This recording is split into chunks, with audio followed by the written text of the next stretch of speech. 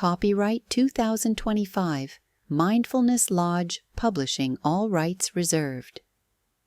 The content contained within this book may not be reproduced, duplicated, or transmitted without direct written permission from the author or the publisher.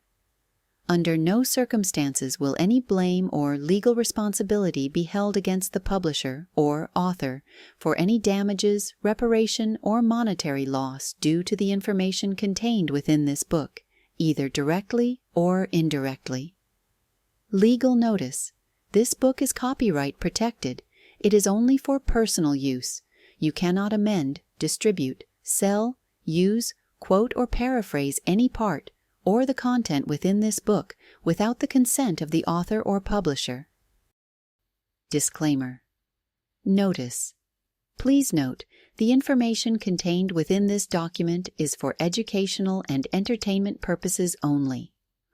All effort has been executed to present accurate, up-to-date, reliable, complete information. No warranties of any kind are declared or implied. Readers acknowledge that the author is not engaged in the rendering of legal, financial, medical, or professional advice. The content within this book has been derived from various sources. Please consult a licensed professional before attempting any techniques outlined in this book. By reading this document, the reader agrees that under no circumstances is the author responsible for any losses, direct or indirect, that are incurred as a result of the use of the information contained within this document, including, but not limited to, errors, omissions, or inaccuracies.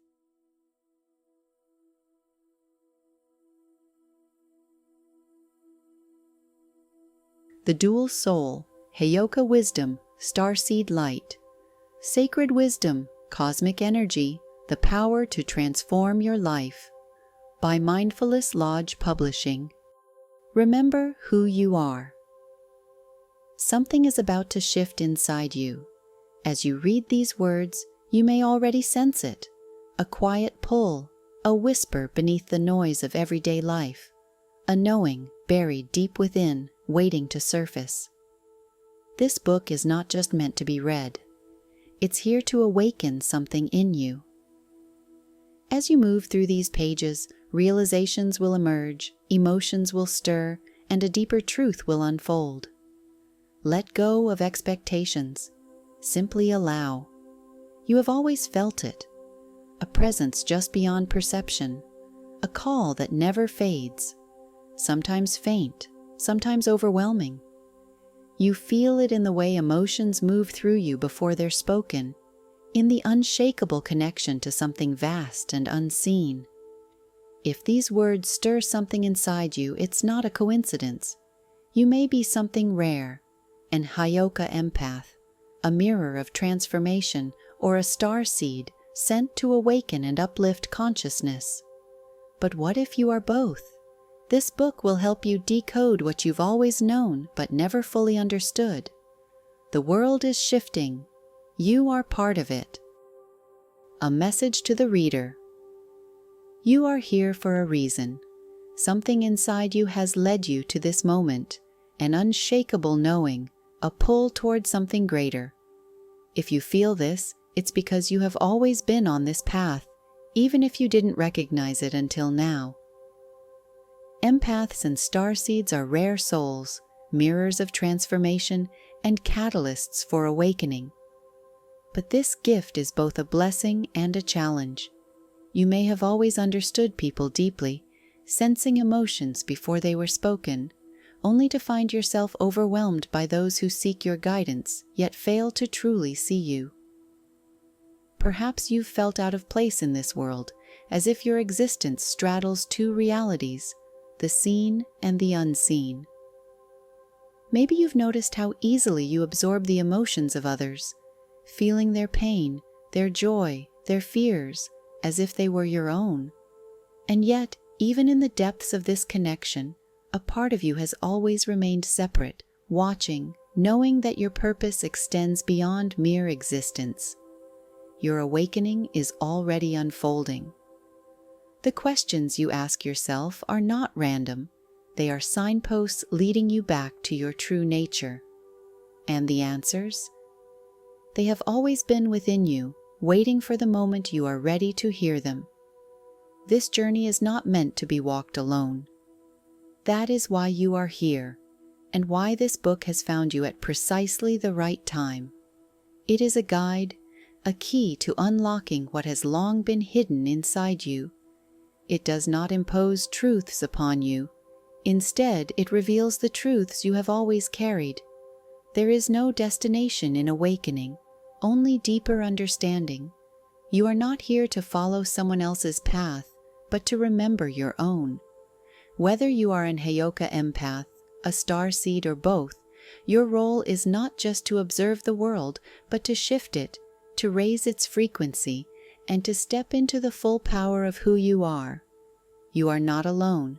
You have never been alone. Trust what you feel. Trust yourself. You have always known. Introduction. I do not ask the wounded person how he feels. I myself become the wounded person. Walt Whitman. Empaths have often been labeled as overly sensitive and told to get a thicker skin. As children and adults, we are shamed for our sensitivities rather than supported. At this point in my life, I wouldn't give up being an empath for anything. It lets me sense the secrets of the universe and know passion beyond my wildest dreams. Judith Orloff, MC, The Empath's Survival Guide, Life Strategies for Sensitive People. Being an empath is a gift, but there are times that it may not seem like it. Empaths may have to deal with a great deal of pain from the deep feelings connected to what goes on around them. If you have ever known that something was going to happen before it did, even if it was hundreds of miles away, you might have empathic abilities. Empaths also sense what others are feeling around them based on the energy that they give off. People often misunderstand the definition of being an empath and believe that it is merely intuition. It is important to distinguish between the two so that you can fully understand what your level of empathic abilities may be.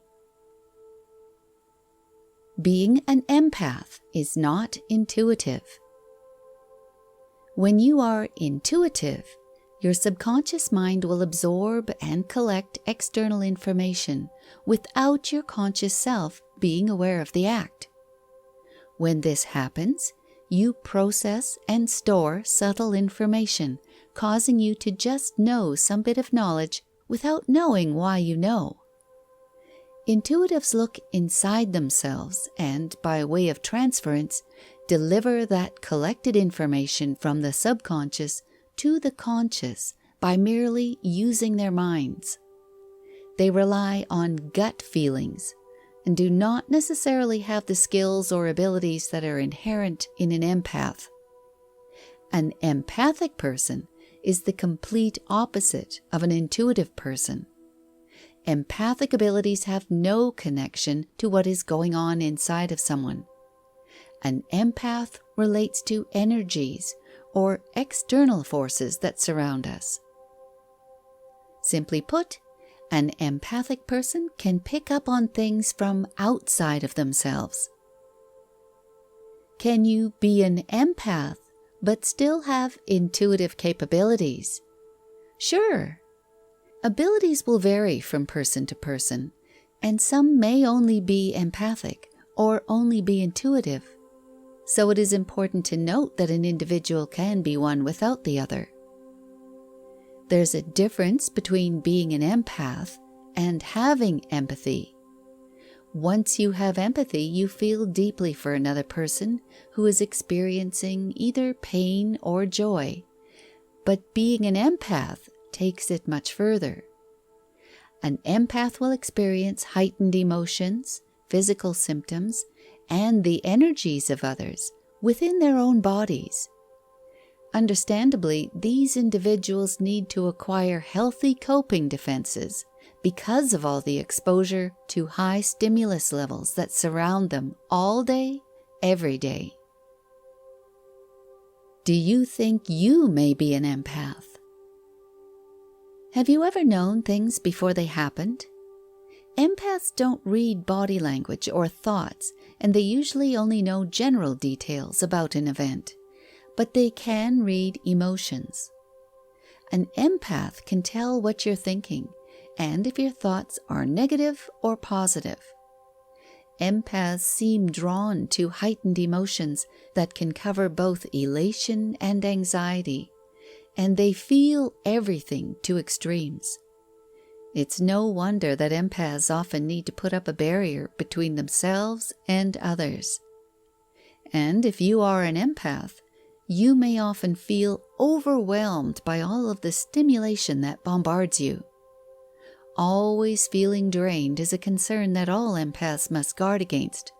And if you want to remain healthy, you need to educate yourself about taking in that energy, symptoms, and stresses of others. If you are an empath, then you don't possess the same blocking filters that other people do against overstimulation. Consequently, you may end up absorbing devastating energies into your body. Have you frequently been told that you're too thin-skinned or that you are overly sensitive? Empaths often experience these hurtful descriptions from others and are ashamed for being sensitive. In reality, your friends and family need to support you more. Have any of these things happened to make you believe that you are an empath? Benefits of being an empath. As an empath, you may quickly discover that you often have difficulties identifying which feelings are yours and which ones belong to those around you. Empaths often have trouble believing that there are benefits to being who they are. Many people in your position feel that their heightened awareness is more of a burden than a gift. But those beliefs are false. It's people just like you who harbor the greatest capacity to change the world for the better. You merely don't know how to use your abilities to their greatest potential yet. Being sensitive can make your life tough. But when the going gets tough, the tough get going, right? You may even feel that no one understands you or gives you the same sympathy that you bestow unto others. However, most newly found empaths focus on their difficulties, and they never travel far enough into self-discovery to realize the prize found within their abilities. Below are the top 9 reasons why an empath should consider their abilities as gifts. 1. Empaths are natural healers. As an empath, you can give the gift of healing energy to others by the use of your voice, hands, or playing an instrument. Because of this, many empaths end up in the pursuit of energy healing because they feel an inner calling. 2.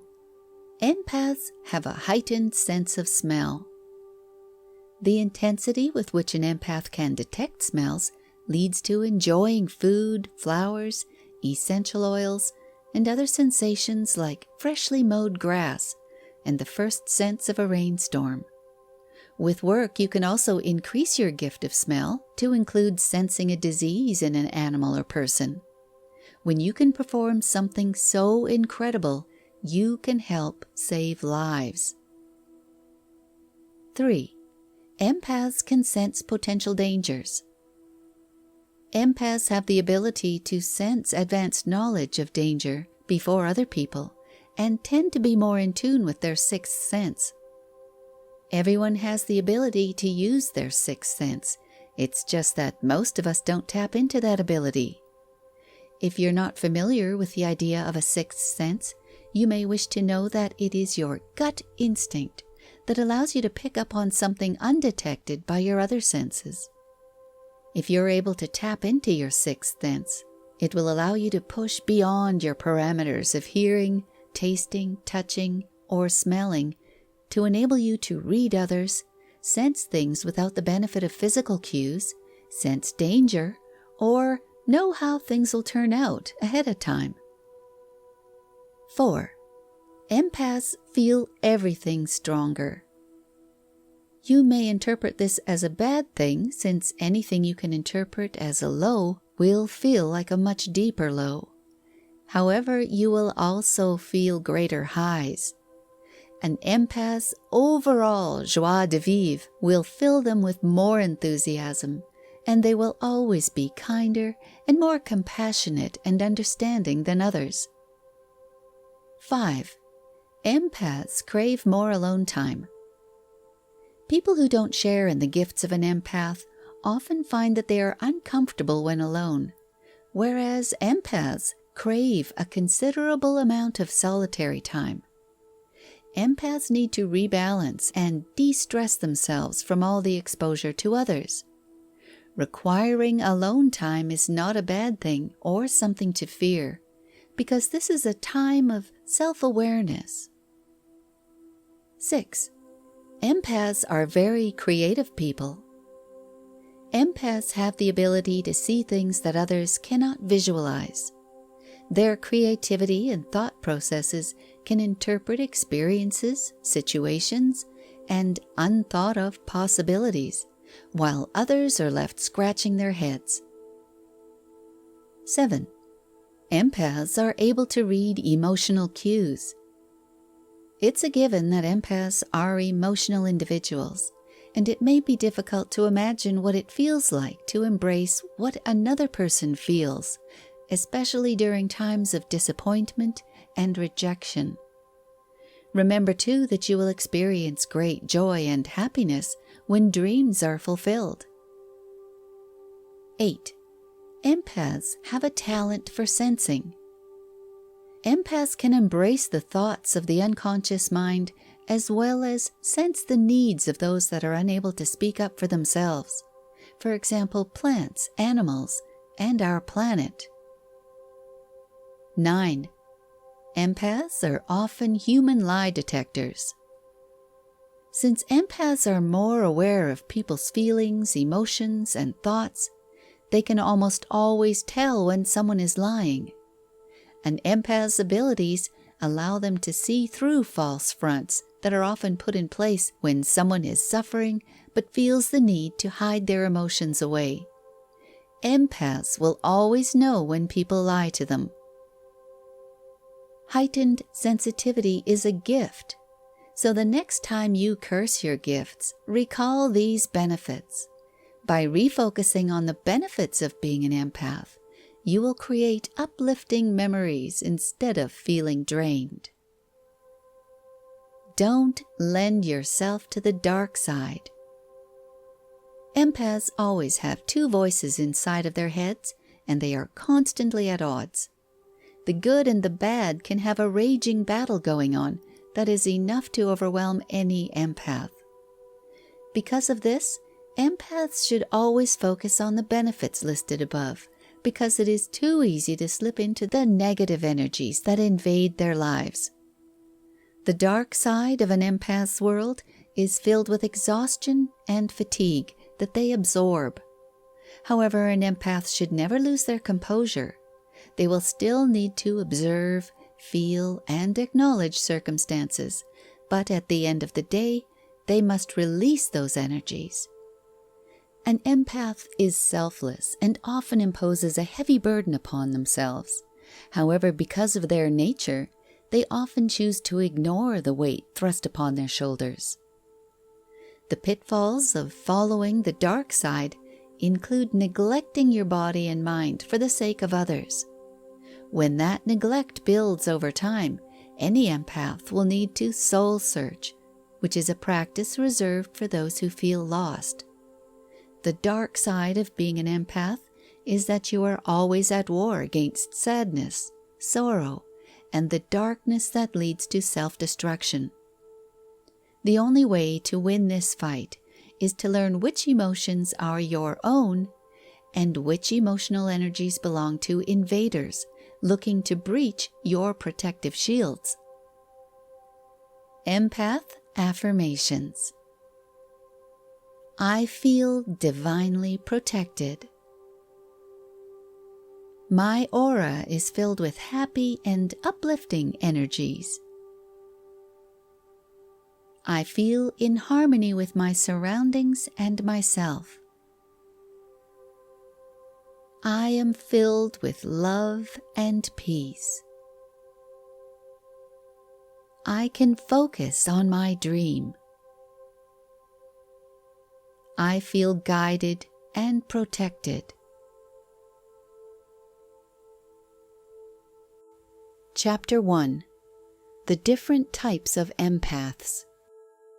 Your vision will become clear only when you look into your own heart. Who looks outside dreams. Who looks inside awakes. Carl Jung.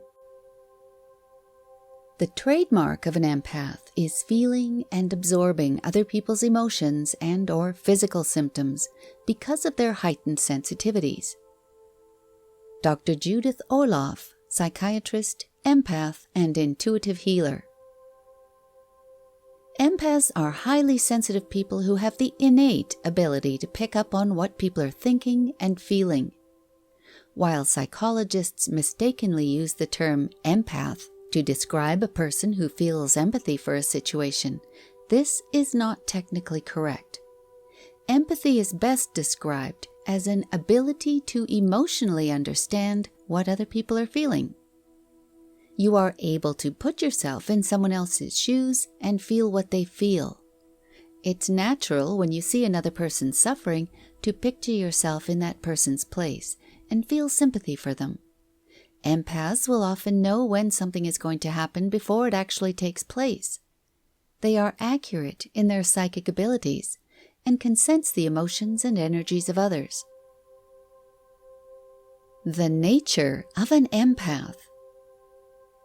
Empaths are highly intuitive, emotionally intelligent, and often big-hearted and generous.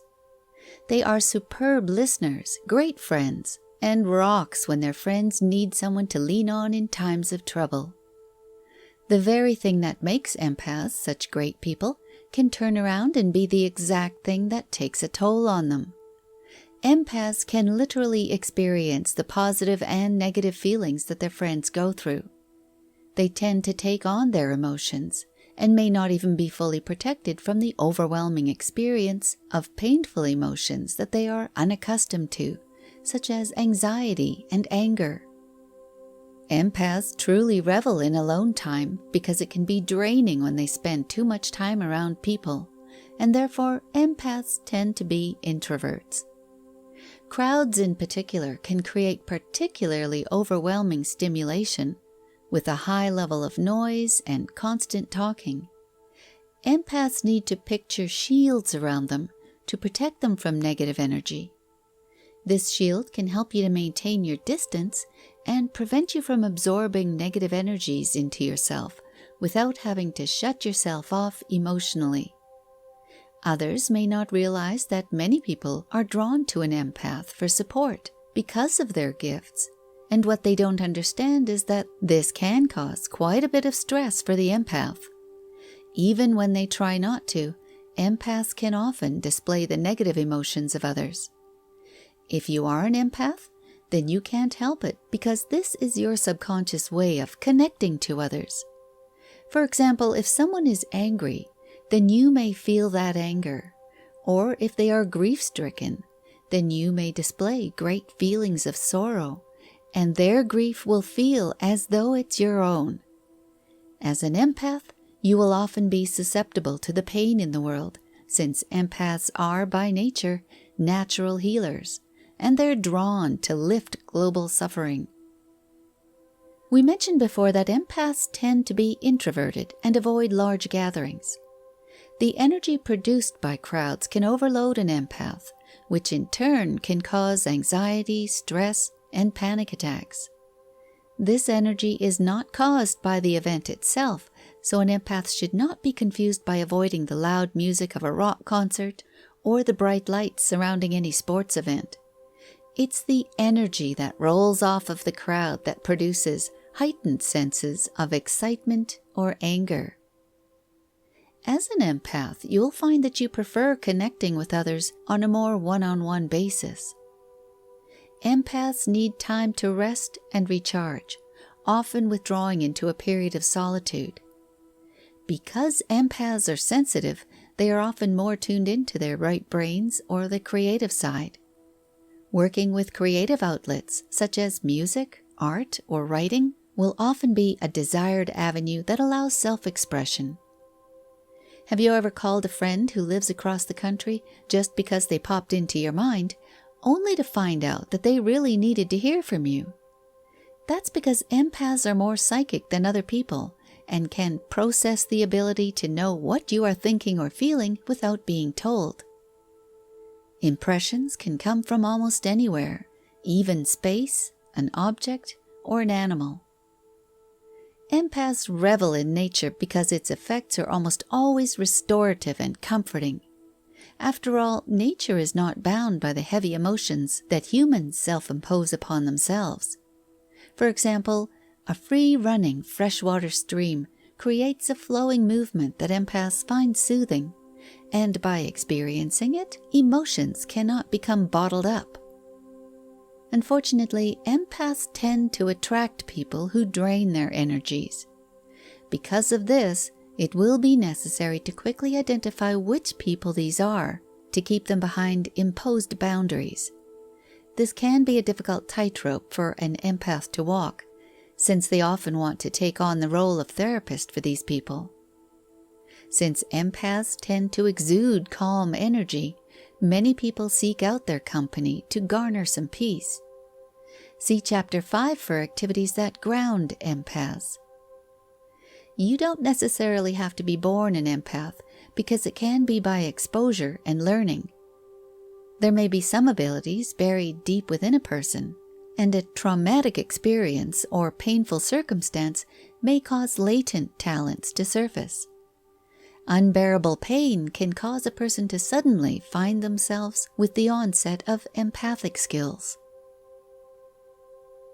Empath affirmation. I will treasure myself. I vow to surround myself with only people who treasure me for who I am. I believe in a better world and will use my sensitivities to create that world for everyone. Today and every day, I will celebrate my abilities of being an empath. Unknown.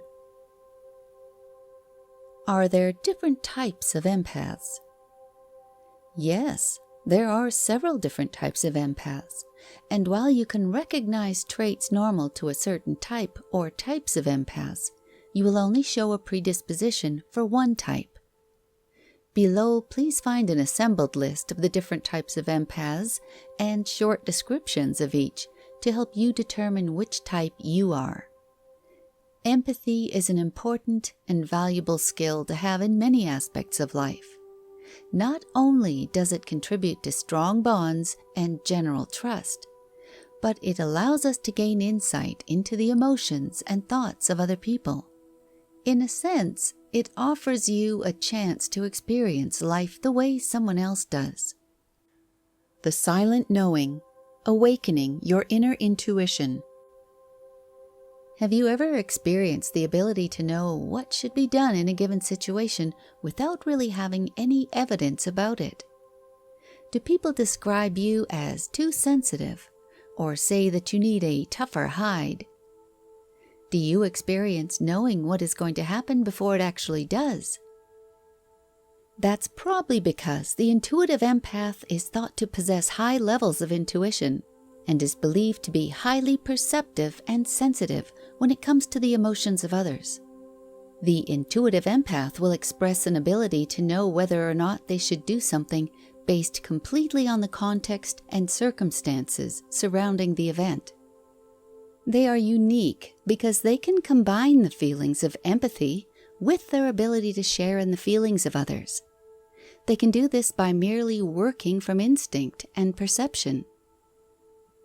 Emotionally, the intuitive empath can become easily drained and may feel exhausted as a consequence of absorbing the heightened emotions of others. Because of this, they tend to be careful about with whom they spend long periods of time and may often seem to be introverted when in fact they're resting. Claircognizant empaths are able to gather feelings based off of an invisible energy field produced by others. This particular ability allows them to read people easily and can prove to act as a human lie detector. Intuitive empaths are often described as having the following traits: a psychic ability that presents itself as knowing, an ability to use telepathic abilities, can receive messages through dreams, may take on the suffering of others, receives gut feelings and can read body auras, often overwhelmed by noises and smells. One of the biggest challenges that an intuitive empath faces is exposure to others and taking on their sometimes complex difficulties. Empaths can find themselves weighed down because of a lack of filters. Fortunately, there are ways that the intuitive empath can manage their challenging gifts by learning about inner guidance. By doing so, they can avoid taking in the pain of others, which could weigh on their emotions. They just have to train themselves to not absorb everything. This can, however, take time to learn. Intuitive empaths often suffer from a strong sense of not belonging, causing them to adopt more introverted practices. They may tend to feel as though they are loners who don't seem to fit in with their peers. Large crowds can also be a problem for the intuitive empath. Being exposed to a lot of people can often leave them feeling overwhelmed and drained. In addition, lots of conversation, loud or repetitive noises or smells can overload them, leaving them feeling like drained batteries. Intuitive empaths have a strong desire to be able to leave under their own power and often choose to drive separately using their own cars for a quick getaway. Because they can feel trapped in awkward social situations, this type of empath will want to avoid the energies of others, preferring to spend time alone by practicing self-isolation. Sometimes the intuitive empath will choose to self-isolate because other people feel uneasy about their knowledge and abilities. Someone that is an intuitive empath must learn how to deal with their gifts so they don't suffer or become overwhelmed by their gift. Touching the unseen, the power of psychometry. The psychometric empath can receive information and energy from photographs, locations, or objects significant to a certain person. Their abilities allow them to form impressions of past events or situations having to do with inanimate objects. These impressions can include images, sounds, tastes, smells, and emotions. In 1842, Joseph Rhodes Buchanan created the word psychometry based upon his idea that all things give off a discharge of energy that can transfer knowledge about its history. A psychometric empath uses a form of extrasensory perception, ESP, that allows them to receive information from an object just by making contact with it. While holding an object, a psychometric empath is able to bring forth facts about the object's past and present, which can include sights, sounds, or smells to which the object has been exposed. Psychics may say that the information is conveyed to them through the vibrations of the object. Through contact, they are able to resurrect parts of the past and allow it to continue to exist in the present, ensuring that the past is never truly lost. This information can be extremely beneficial while an object is passed through generations, thus allowing a family's history to be preserved. Beginning your journey through psychometry. 1. When you begin on your journey through psychometry, begin by choosing a spot that is quiet and free of noises and distractions. 2. Remain seated in a relaxed position and gently close your eyes. Place your hands in your lap and rest them with your palms facing up. 3. Keep your eyes closed and ask someone to place an object in your hands while remaining completely silent. This experience can be enhanced by having several people in the room and not knowing which one is giving you an object. Each person should bring an object that has been in their possession for a long time. Several researchers believe that an object made of metal works best for this exercise. 4. Remain still and let images, feelings, and impressions fill your mind and speak them out loud. Don't allow your mind to process any impressions you receive, but merely say whatever you feel, see, hear, or sense while you hold the object. 5. Your impressions may feel strange and you may not understand their significance at the time, but try not to judge your impressions, even if they seem too vague. Whatever you do, don't try to force the narrative to fit what you think it should be. It may be a struggle while your mind adjusts to seeing the information given off by an object. However, the more you try, the better you will become at picking up on things more quickly and correctly. Never worry about how accurate you are in the beginning, because even the highly practiced psychometrists only have an accuracy rate of 80 to 90%. Go into your sessions confidently, and although it is tempting to do so, don't try to interpret your impressions, to force them to make sense. Your only goal should be to observe all of the impressions and describe them to the best of your ability. Understanding flora empathy, the silent language of plants. If you have a green thumb and the ability to raise large, healthy plants, then you may be a flora empath. Plant empaths are drawn to plants, flowers, and trees, and can communicate with their individual spirits.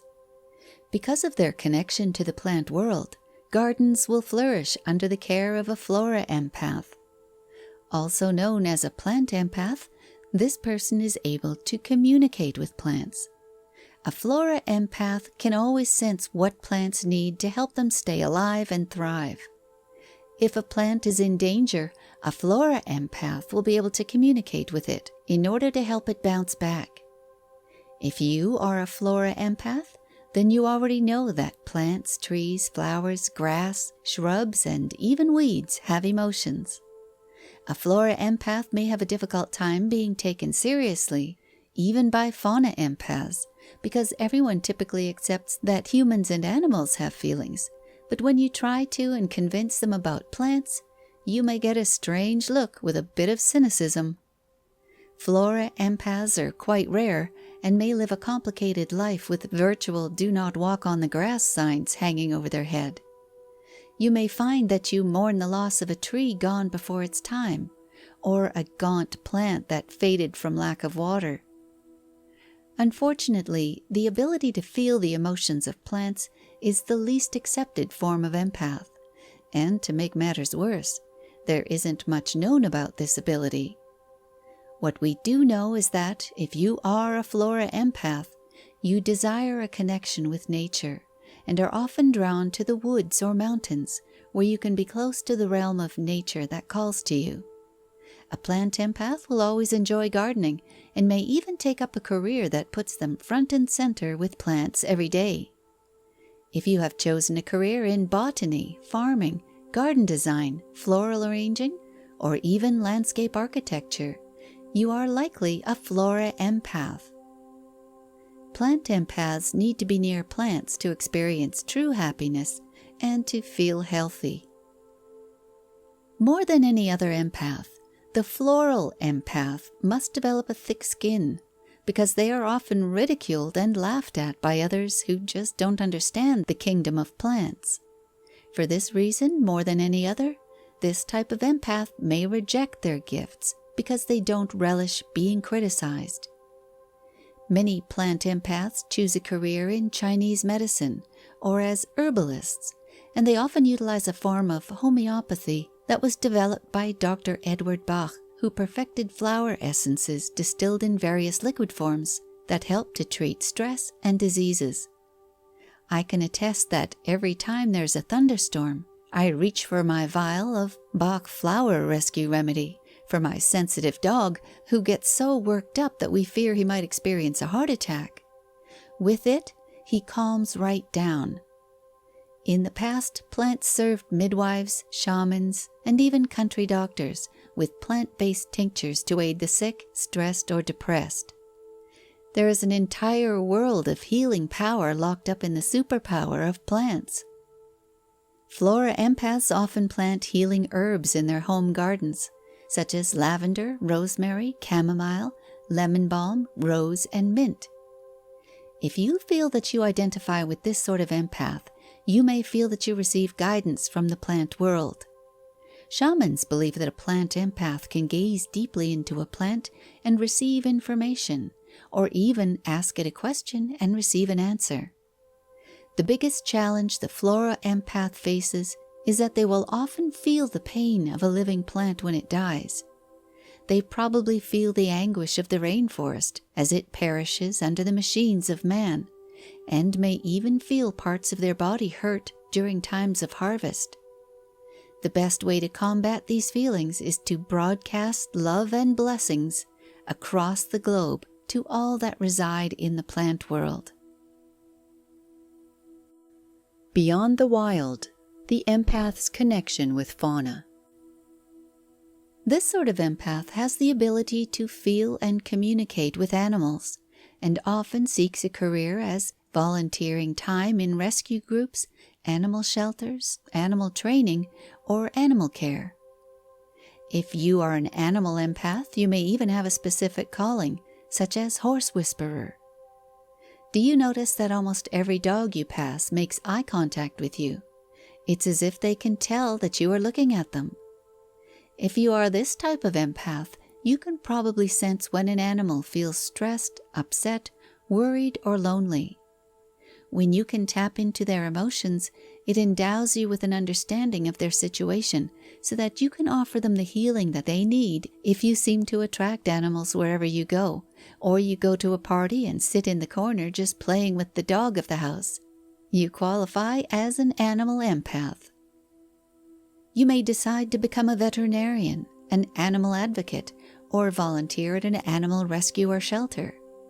A wise animal empath also knows that all animals are also highly empathic, and they, in turn, can feel our emotions. For this reason, many animals make excellent therapy companions for humans who feel depression, stress, and PTSD. When you're upset, you probably notice that your dog or cat may seek you out and try to comfort you. Fauna empaths, also known as animal empaths, can send animals messages. Anyone who is an animal communicator would definitely fall under the description of an animal empath, and can often do so over long distances. Communication is usually opened by the empath, since animals will rarely initiate conversations. Fauna empaths will hear messages from animals that are requesting changes in their lives.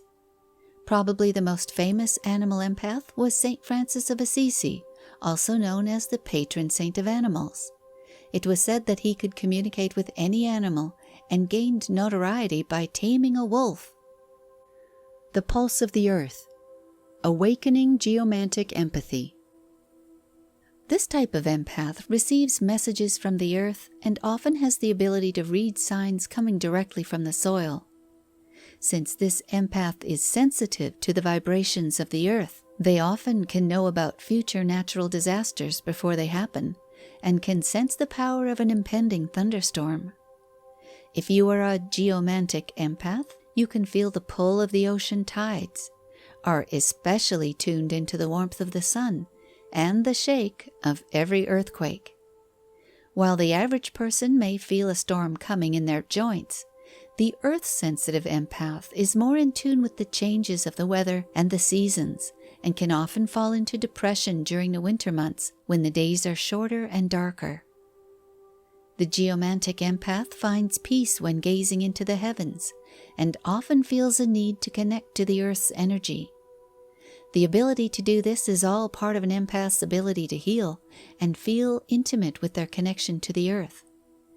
They may experience anxiety, pain, or other health problems each time the Earth is harmed. A past life can cause a geomantic empath to feel compelled to visit a foreign country because the familiar energy of the place can call to them. An event that happens at home while traveling can also grab the attention of a geomantic empath. When visiting sacred sites, they may feel they have a special connection or are drawn to visit there. In addition, they can often tap into the energy of a room just by walking into it. Because of the force that accompanies natural disasters, the geomantic empath can sometimes feel consumed by the sheer power that accompanies hurricanes and earthquakes. Just before any kind of natural disaster, the geomantic empath often describes themselves as feeling off or beginning to shake uncontrollably, so care must be taken to be aware of how the body reacts during times of catastrophe. The Earth empath may also find that they are sensitive to events that happen above the world. For example, solar flares, meteor showers, or magnetic storms, which can have equally painful results as earthbound volcanic eruptions, hurricanes, and tornadoes. If you want to deepen your connection with the Earth, one thing that you need to practice is a healthy diet that is preferably organic or homegrown. Every time you indulge in junk food of any sort, it separates you from the Earth, making you feel disconnected.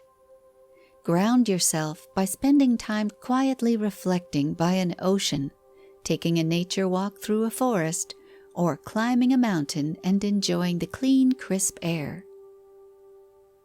Practice earthing. This is a ritual where you lay flat upon the Earth, enabling you to soak up the strength and positivity that our planet emits.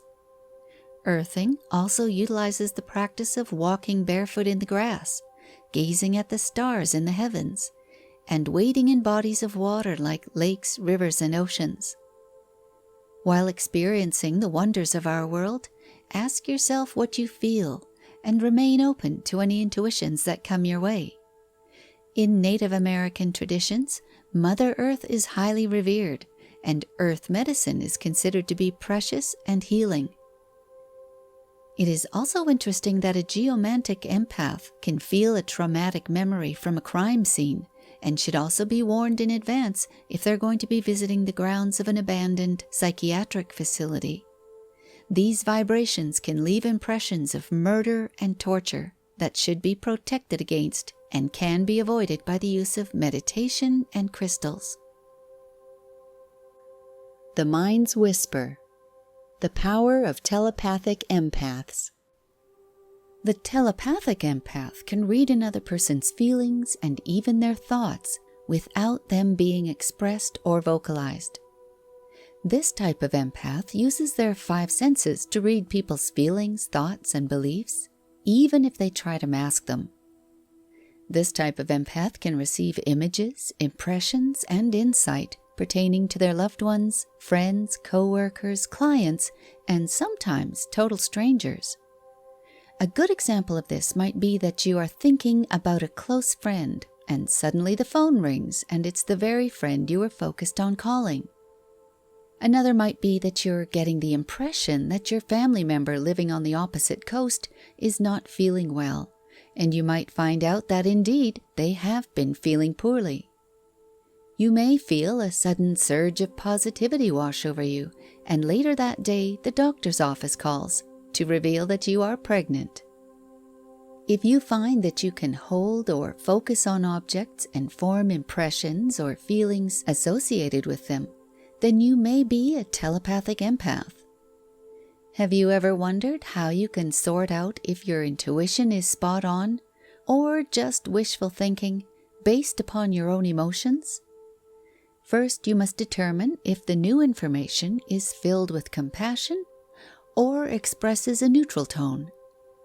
The intuitions can be genuine, However, those intuitive flashes may stand for issues you've currently been struggling with or carry high emotional charges. If so, you should steer clear of them. The best way to determine how authentic the representations may be is to know yourself and any past circumstances that may be influencing your telepathic abilities.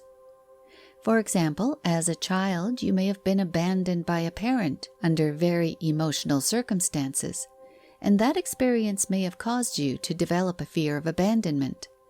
Fast forward to your adult life, and you may still live with a fear that your partner or cherished friend may desert you. You may experience a neutral but matter-of-fact image that your best friend will get a magnificent job offer, but will have to move out of the area to realize a huge opportunity. You personally may not want your best friend to move away, but you may find that the original information you experienced didn't carry an emotional charge when you experienced it. One disadvantage of being a telepathic empath is that if you have a lot of exposure to many people, it can be overwhelming and exhausting. Good grounding techniques are always helpful when trying to diffuse an intense situation. You will find that your intuition may come at you from directions you never even considered. While passing someone in the grocery aisle, someone riding on the same public transport, or even a stranger staying at the same hotel that you are, these people can inadvertently cause a telepathy overload. To avoid this situation, you will need to remain grounded and shield yourself. Make sure that you check out all of the useful tips given to you in Chapter 5 that will help you to shield yourself when needed. A telepathic empath will often pick up information that develops a better understanding of insight and compassion for others. Among worlds, the power of the dream empath.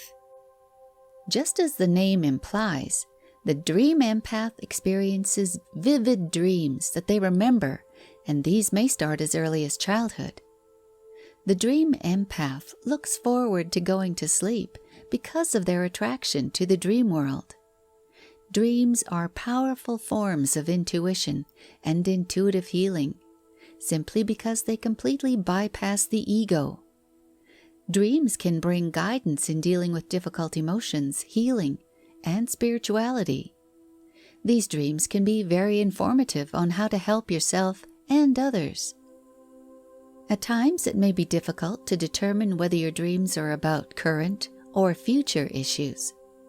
You may even have difficulty separating your dreams from those of someone close to you. Empaths who have synchronicity with the dream world have a heightened ability to access this realm. Dream empaths are likely to have spirit guides who choose to communicate with them while they sleep.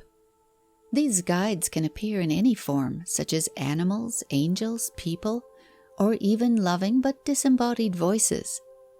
By following their guidance, they can impart wisdom on how to reach goals, lead a more peaceful life, and overcome obstacles that may stand in the way. Not everyone is lucky enough to have a spirit guide, so if you are among the chosen, be sure to listen to them intently.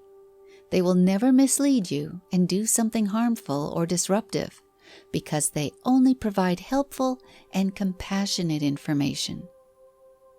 During dream time, a dream empath can travel beyond their own world to other realms, and often will feel more comfortable in dreams than when awake.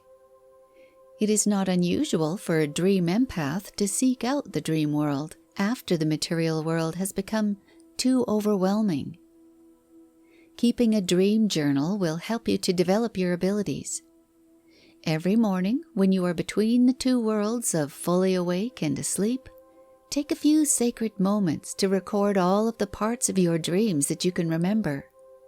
Throughout the day, you can revisit and meditate on the meaning of your dreams and the information that they provide to you. Study how to interpret your dreams and ask yourself every evening before going to bed what the next step is in your career or about the health of your relationship. When you wake up the next morning, See if the dream you experienced applies to whatever questions you asked before going to sleep. Learning from your dreams will help you to gain a better understanding of yourself and those around you. Echoes of Tomorrow, the precognitive empath's vision. A precognitive empath can demonstrate an ability to feel an important event before it transpires. You may experience these premonitions of the future while awake or deeply asleep. In the beginning, these premonitions mostly happen spontaneously, but you can develop a skill with practice that allows you to tune in when you want them to appear. The premonitions you receive may revolve around someone's career, health, or other issues like relationships. Your impressions may show you a friend who has become ill, passed away suddenly, or ran off to get married long before the events happen, or others become aware of them. It is believed that precognitive empaths receive their information from what some mystics refer to as a non-local realm, more commonly referred to as the Book of Life, which has been thought of as containing all of human history. If you are a precognitive empath, you may experience a sudden spike in anxiety or nervousness when the object of your intuition becomes supercharged. Usually, this will be accompanied by a sense of heightened sensitivities. With this sort of precognitive power comes a responsibility to use your abilities with integrity. Often, the information that you receive may just be a probability, but you should never come off as the all-knowing, all-seeing authority on the future. That kind of attitude may frighten some of your friends and family, and there's always a chance that you may be incorrect. The future isn't always fixed. Remember that a butterfly can flap its wings in Central Park in New York City and could change the entire outcome of your premonition. What you need to ask yourself is how to relate the information in a way that is vague but will still help the person. Ask yourself some of these questions first. Is this information that I should share? Is it appropriate? Will it truly help this person to know this information, or will it cloud their judgment? Your answers should always center around helping the person in question. If you are the slightest bit unsure, then you should probably keep the information to yourself. According to Judith Orloff, an American psychiatrist, most intuitives only share about half of what they sense because they deem the remainder as having no benefit. A well-meaning intuitive can sometimes become misguided and reveal things that may scare others. Be mindful not to be motivated by your ego or a desire to impress others with your talents. Your foremost consideration should always be the other person's welfare. That is a prime example of why this particular type of empath should practice constraint and humility. One pitfall that precognitive empaths have to dodge is the misbelief that you cause the events you witness, or you are responsible for stopping them from coming to pass. To be honest, neither scenario is true, and this can be hard to handle, especially when dealing with a death. It is far easier to deal with happy premonitions than those that are sad or deal crushing blows. With practice and grounding, you'll be able to improve upon your intuition and easily play host to a wider range of emotional signals. Waves of emotion, the power of emotional empathy. This type of empath is probably the most common, and it's as if they can look at a perfect stranger and can tell how they're feeling. The truth is that almost all empaths are able to intercept the emotional states of others. While being able to read and feel the emotions of others is a commonality among different types of empaths, emotional empaths are especially sensitive to the emotions of others. If you are an emotional empath, you will feel sensitive to feeling and reading the emotion of others without them having to explain what is happening to them. It can be a dead giveaway if you frequently feel overrun by emotion. You may be beset by people who just love to chatter away, and the empathic person will listen to them. Often you will find that your friends desperately need someone like yourself who will honestly take the time to listen and care about what they're going through. While you are attentively listening, you will be able to read their expressions and note the truth behind what they are saying. There are going to be times when you don't know why you know something, but you just do, and you can tell even from quite a distance when something is happening. Another characteristic of the emotional empath is that they like to daydream, and they do it quite often. With so many emotions bombarding you on any given day, it is difficult to resist the temptation to daydream. If you catch yourself entering a fantasy world, don't punish yourself for it, because being an emotional empath, you probably need the creative distraction. If you consider yourself a free spirit, then you're likely an emotional empath and feel at home on the open road, enjoying travel, nature, and the spiritual pursuit of emotional freedom through meditation. The act of being a free spirit helps the emotional empath to deal with all the heavy emotions that can attach themselves. One of the biggest challenges that an emotional empath may face is to resist acting on the emotions they feel because they may not be their own. Career paths that emotional empaths tend to follow are as counselors, therapists, and entrepreneurs. An emotional empath needs to first decide if an emotion that they are feeling is truly theirs, and if not, that energy must be sent back to where it belongs. Frankly, one of the biggest challenges that an emotional empath may face is when they are exposed to sadness and pain. These feelings can be almost unbearable because the emotions are so strong, and watching a good friend go through any type of pain can break their hearts. The sensory mirror, experiencing the pain of others. A physical or medical empath can experience another person's pain, and that can range anywhere from a tiny paper cut to a huge gaping wound. While being physically connected, this empath can feel symptoms of another within their own body and can instantly tell the entire extent of physical pain that the other person is experiencing. This empath will have a difficult time when being around those transitioning from this life to the next. The physical empath often suffers from chronic fatigue and can suffer from symptoms that doctors cannot explain. Unfortunately, we live in a toxic world, and it seems to only be getting worse. This can create some odd physical symptoms with unexplained pain. For the physical empath, there are things they must do in order to protect their health. 1. No matter what, be kind to yourself and your body. If you panic every time your body develops a symptom, you could cause a nervous breakdown. Instead, tell yourself that you got the message and thank Source for bringing the issue to your attention. Also, indicate that you are listening and the symptoms are no longer needed. 2. Don't assume that every ailment means that you are seriously ill.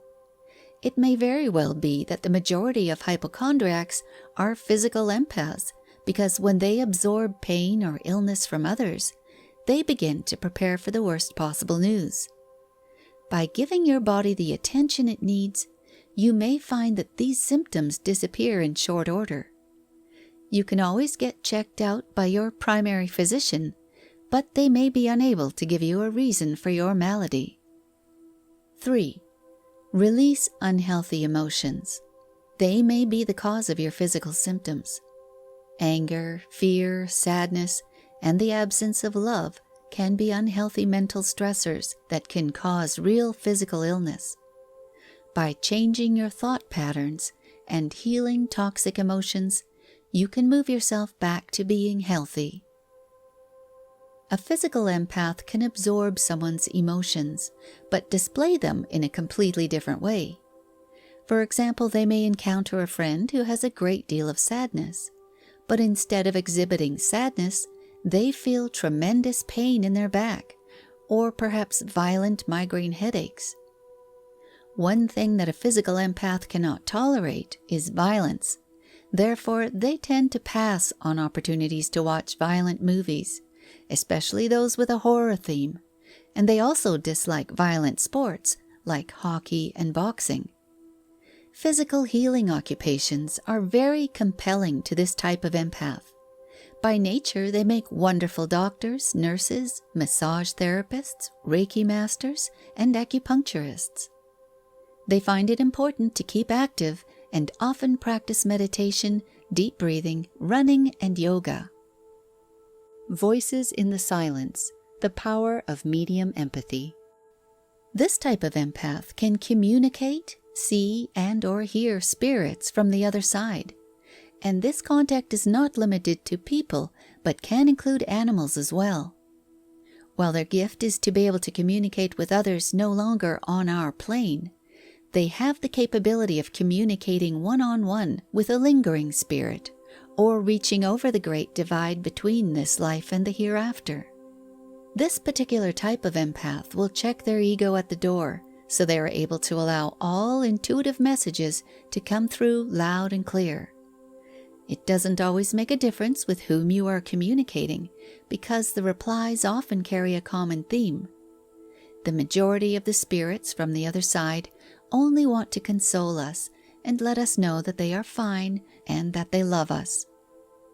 Also known as a spiritual empath, this person will have strong ties to spirit guides, angels, and other non-physical entities. Besides having the ability to see or hear a spirit, some medium empaths have the capability of channeling. Channeling involves a medium allowing a spirit to influence the words spoken or written in messages. Some mediums can specialize and only channel angels who typically relay messages to teach faith in the spirit. Consulting with a medium can be therapeutic for people who grieve, but unfortunately, some of these mediums are con artists, while others are authentic.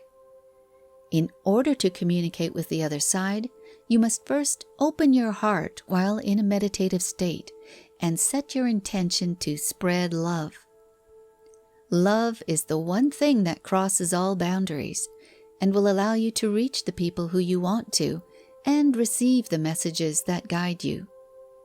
This particular type of empath should be proficient at keeping themselves separate so that they are not inundated with spirit contact at all times of day or night. Protective bubbles can be enforced by the use of crystals or talismans. It is imperative that this type of empath remains shielded, grounded, and calm. One extremely important thing they have to understand is that they have the right to say no. If there is a suggested experience that makes you feel uncomfortable, you have the right to refuse it.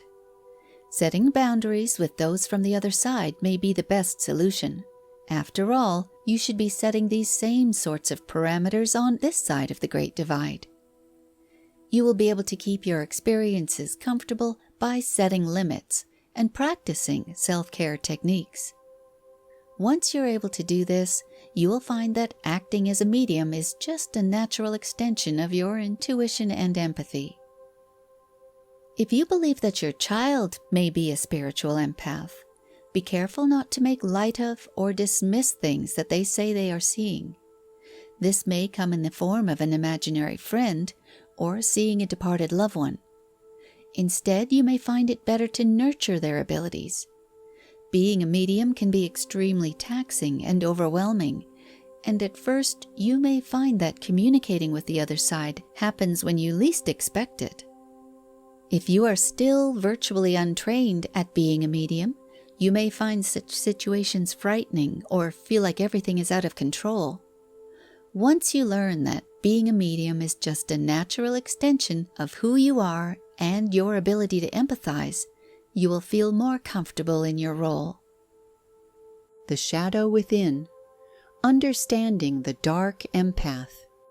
What exactly is a dark empath?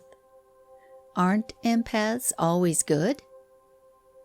While all empaths can connect with the emotions of others to help and show them the light, there are others who represent the dark traits of narcissism, Machiavellianism, and psychopathy.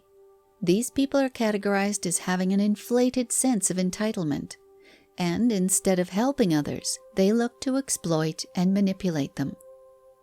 While the dark empath is completely opposite to any other type of empath, you may be surprised to hear that some may represent a bit of both types. However, they are all classified as empaths. The characteristics of a dark empath tend to fascinate us because, on one hand, they can be kind and compassionate while showing emotional connections, while on the other hand, they can be thought of as cold, since the traits of the dark empath can rise to the surface. 7 key traits define this personality type. Let's see if you know anyone who fits these traits. It is important to remember that just because you have a friend who may display one of these traits, a true dark empath will need to have at least 3 or 4 before they can be pegged as a dark empath. 1. Behavior. Dark empaths tend to be more extroverted, showing behaviors that are highly open. They will demonstrate exceptional social skills, and although they can seem gentle and open-minded, dark empaths are never pushovers. Between an empath and a dark empath, there is one key difference that sets the two apart. A dark empath will often use their connection to exploit vulnerability, as opposed to the empath who always uses their connection for encouragement. To put it simply, if they have an opportunity to manipulate someone, they will, because who better to understand the emotional states of others than an empath, albeit a dark one. 2. Opportunistic. Display narcissistic and neurotic tendencies.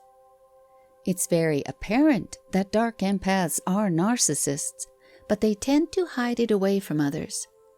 When someone takes things too personally, the criticism and the negativity directed at them can cause tremendous pain, making them overly sensitive to rejection, and being told no can be like a knife to the heart. A dark empath considers pride as an essential tool for survival, and in order to protect it, they may display a superiority complex. Although it's highly unlikely that they would commit acts of violence, some passive aggression is not beyond their wheelhouse. As a result of unprocessed emotional pain or trauma, the dark empath may display neurotic tendencies coupled with depression, anxiety, and phobias. 3. Dark empaths tend to be talented. Not everything about the dark empath is negative. Many of them tend to display remarkable talents and rarely give up on their goals. Because dark empaths are dedicated and possess an ability to make quick decisions, they often make top leaders who can understand and connect with others. 4. They love to wield power. The dark empath craves power, and they always want to be in charge. However, from time to time, the dark empath will also sit back, displaying participatory leadership. While they absolutely despise following the lead of others, it may be a project in which they don't wish to lead. Even though the dark empath will let you know in no uncertain terms who's boss, they can often still bring out the best in others. When it suits them, they can inspire, motivate, and lead, resulting in a team that works together to achieve goals. 5. They manipulate emotions. Dark empaths are exceptionally skilled at emotional manipulation. This in particular is what can make them dangerous, because for them, empathy is a tool. It can be a dangerous combination when someone can understand others and twist that ability to get what they want. Even though the dark empath may not set out to intentionally harm others, they certainly have the capability to leave some deep emotional scars. 6. Experts of the guilt trip. Basically, a guilt trip is just another form of emotional manipulation, and dark empaths excel in the required skills. Since dark empaths lack empathy, they may easily use their abilities to shame others. Empathy is just leverage to get others to do what they want. Unfortunately, the dark empaths rarely use their abilities to display affection or love, like other empaths who do so willingly. 7. They delight in malicious humor. Dark empaths love to play jokes on others who target weaknesses and insecurity. Unlike a dedicated empath who always works to aid someone in pain, the dark empath will work to exploit it. They may use other people's suffering as a way to make themselves feel superior by employing hurtful jokes or put-downs. You might believe that the dark empath is rare, but now that you know what to look for, you may find that dark empaths are closer than you think. You can even find them represented in film and literature as mysterious, evil characters who, as it turns out, have hearts after all. My best example would be The Grinch That Stole Christmas, but there are always others that exemplify this example, such as Robin Hood, who steals from the rich to give to the poor, or a family of vampires who only drink animal blood and abstain from humans. The one thing that all dark empaths have in common is that they can build or destroy on a whim. After reading this, do you know a dark empath? Perhaps they are your best friend and you never realized how they have manipulated you in the past. Now that you are aware of how they operate, what will you do in the future to head them off? We're just getting started. There's even more ahead. By now, you've begun to recognize that the Heyoka is considered the most powerful of all empaths. Living in a way that is entirely unconventional and deeply transformative, a Heyoka has the rare ability to challenge perceptions and trigger profound self-reflection in those around them. Their very presence can bring emotional healing, breaking down illusions, and revealing deeper truths. But before we dive into the next chapters, where we will explore all the characteristics of this extraordinary empath, take a moment to reflect on yourself. You are likely more empathic than you've ever realized. So ask yourself, have you been underestimating the depth of your sensitivity? In the test on the next page, you will uncover how deeply you feel the world around you. The test is divided into 5 sections, designed to explore the full spectrum of your emotional perception. Understanding your empathic nature will support you on this journey of self-discovery and help you make the most of what's ahead. The empath test. How deeply do you feel? There is no actual written exam to determine if you are an empath like the one you may take at school. There are, however, traits that all empathic people share. Be honest when you evaluate yourself regarding the categories found below that describe the 6 core traits. As you go through the statements, use the thermometer below to gauge how deeply each one resonates with you. The more a statement heats you up, the stronger its connection to your inner experience. Turn to page 40 now and take the test. It's time to see just how deeply your empathic nature runs. Now, take a deep breath and find your space. Wherever you are, make sure you can focus. Pause the audio and answer without overthinking. Your truest answers come effortlessly.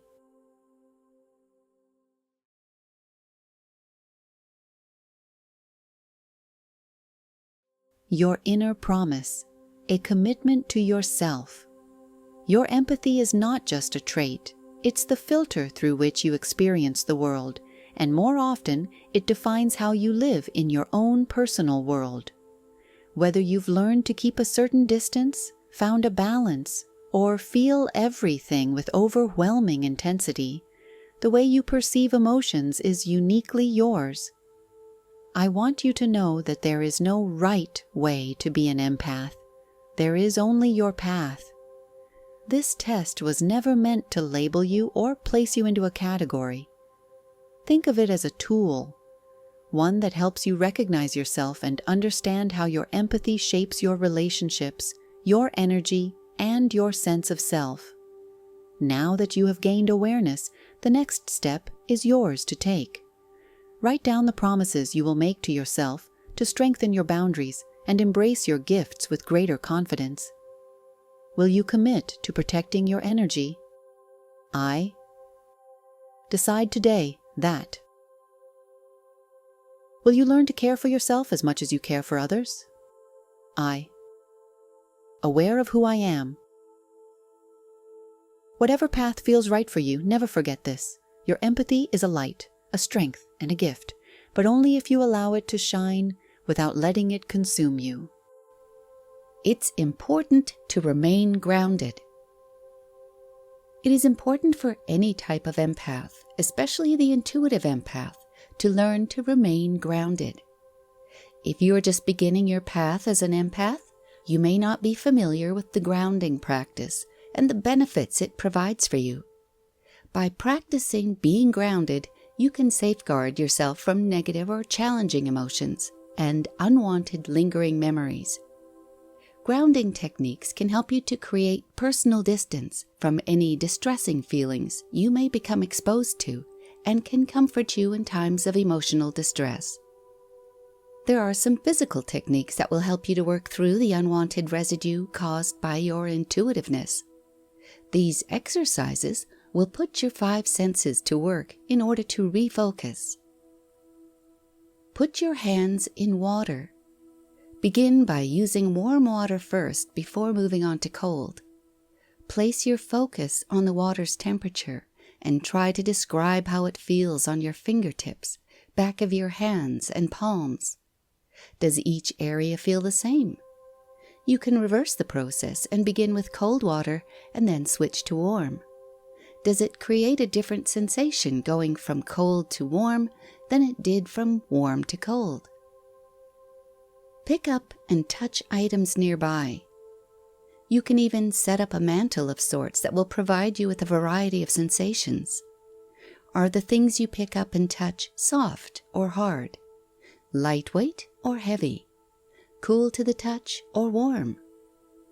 As you hold each item, focus on the color and texture of each. Describe any colors specifically instead of generalizing in terms of red, green, or blue, but instead think about burgundy, fuchsia, navy, turquoise, lime, or hunter. Just breathe. You can practice mindful breathing by just focusing your breath as you slowly inhale and then exhale. Take the time to experience each breath as it fills your lungs and chest, and think too about how it feels when you exhale it. Practice mindful eating. Take small bites of food or gently sip a favorite beverage and let yourself enjoy every morsel or drop. Think about how it tastes and learn to allow yourself to experience how things taste and smell. Take a mindful walk. Learn to concentrate on each step. You may even try to count them. Take note of how it feels to place your foot upon the ground and then lift it off. Hold a piece of ice. How does it feel initially? Take notice of how long it takes to begin melting and how the initial sensation of the ice changes as it begins to melt. Relish scents. Everyone has fragrances that they find more appealing than others. It could be a bar of soap, a scented candle, a favorite cup of tea or coffee, or herbs and spices that you like to incorporate into your cooking.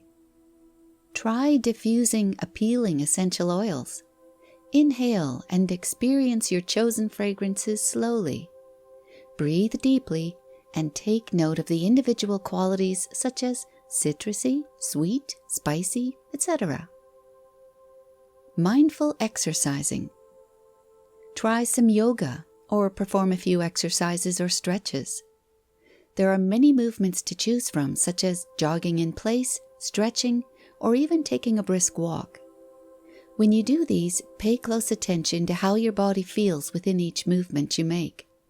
As your hands or feet touch the floor, how does it feel? Take time to listen to your surroundings.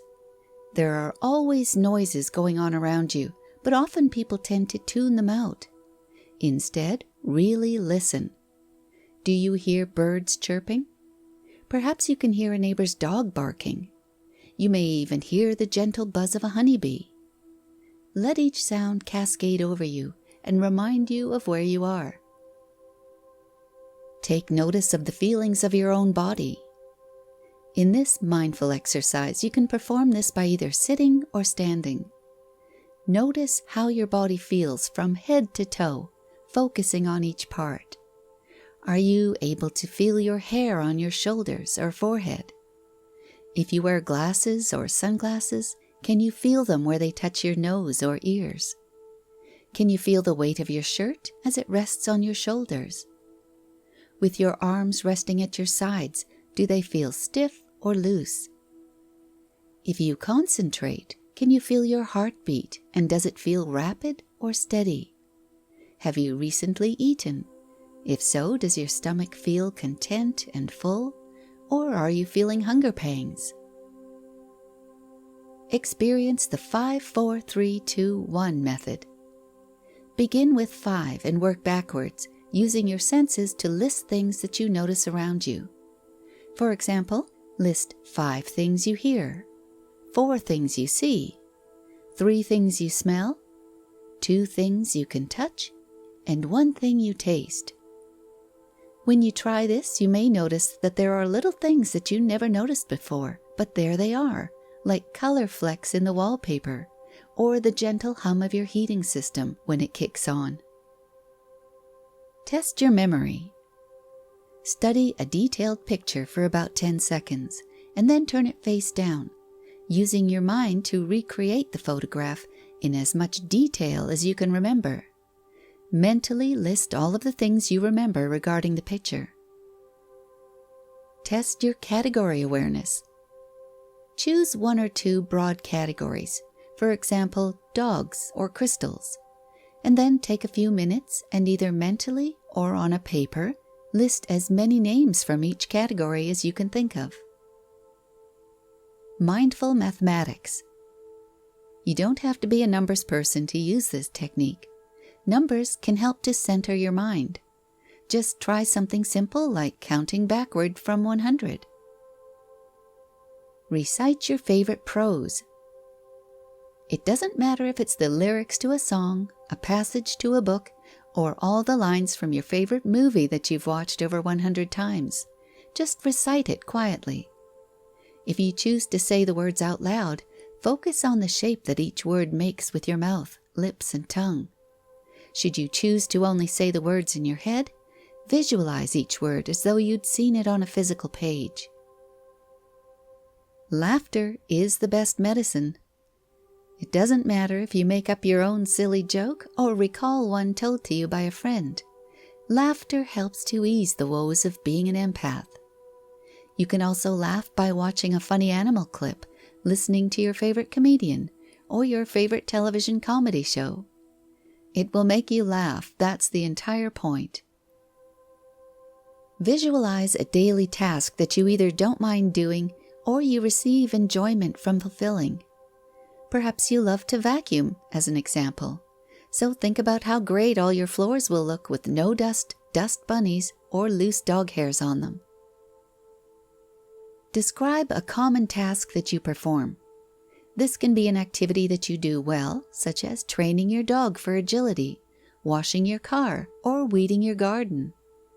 Take yourself through the process and break it down into small steps, as if you were going to train someone else to perform the task. If it's painful, push it away. Bundle up unwanted emotions and put them into a virtual bubble and send them off into the universe. Perhaps you hear a theme song on TV that puts your teeth on edge because you dislike it so much. Quickly change the channel. The lesson here is that the show is still on, but you don't have to listen to it. Describe your surroundings in great detail. Wherever you are, spend a few minutes letting your surroundings sink in and note what you see. While employing your 5 senses, be as detailed as possible. For example, you may think, the green bench feels very warm to sit on here in the sun. The surface feels rough, but yet there aren't any splinters. Next to the bench are some yellow fragrant flowers, and fluttering around them is a brilliant orange monarch butterfly. In the distance, I can hear 2 distinct dogs barking, and the air has the crisp flavor of autumn. Imagine hearing the voice of someone you love and trust. If you're experiencing being upset or distressed, picture someone who has always provided a positive influence in your life. Now picture their face and summon what their voice sounds like. Envision them lending you support and telling you that right now, this moment may seem difficult, but you will persevere. Always practice self-kindness. Be compassionate to yourself and focus on saying things such as, "You're strong and empowered." Repeat it aloud or in your head. Hug your pet. Pets are very sentient creatures and seem to always know when you need some extra attention. Just sitting with them can make you feel better, and if they are able to be petted, do so, because it will help to lower your blood pressure and ground you. If they have fur, try to focus on how it feels underneath your fingertips. If you have a smaller pet that you can hold in your hand, such as a hamster, then concentrate on how they feel in the palm of your hand. If you aren't at home, you can still visualize your pet and how they always comfort you in your times of need. Make a list of your favorite things. You may not have cream-colored ponies or crisp apple strudel on your list, but come up with some categories that mean a lot to you. For example, you can list things like songs, movies, books, or flowers, and then list up to 10 favorite things in each category. Picture your favorite place. We have all had that vacation destination that sticks in your minds. Or perhaps you go somewhere every day that is your favorite place on earth. When you picture this destination, what colors do you see? What sounds do you hear? Are there any special smells that you associate only with this one place? Recall the last time you visited there. Who were you with? What kinds of things did you do there? How did you feel while there? Plan an activity. This may be something you do alone or invite a friend or significant other along. For example, go out to dinner at your favorite restaurant, take a walk somewhere that holds a special meaning for you, or visit a museum, special event, or aquarium and watch the fish swim. You can add to this event by focusing on what you might wear and add in some jewelry for a special touch. Plan when you will go and anything you may need to take with you. If you are spending an afternoon in the park, you may want to plan a picnic. Hold something that comforts you. Besides your pet, there can be items that give you comfort, such as a super soft blanket to snuggle under to watch television, a favorite t-shirt that seems extra soft to the touch, or a smooth quartz crystal that brings you comfort. Think about how any of these items might feel under your fingers. If you're spending a nice evening at home curled up on the couch, make sure that you put on those extra soft socks and enjoy the feeling that the fabric provides on your skin. List positive influences in your life. Write down 4 or 5 things that you've experienced in your life that have always brought you joy. Visualize each of them and remember how you felt at the time. Listen to music. It doesn't matter if your favorite music is movie soundtracks, 80s rock, or classical music. Just put it on and listen to it as if it was the first time you heard it.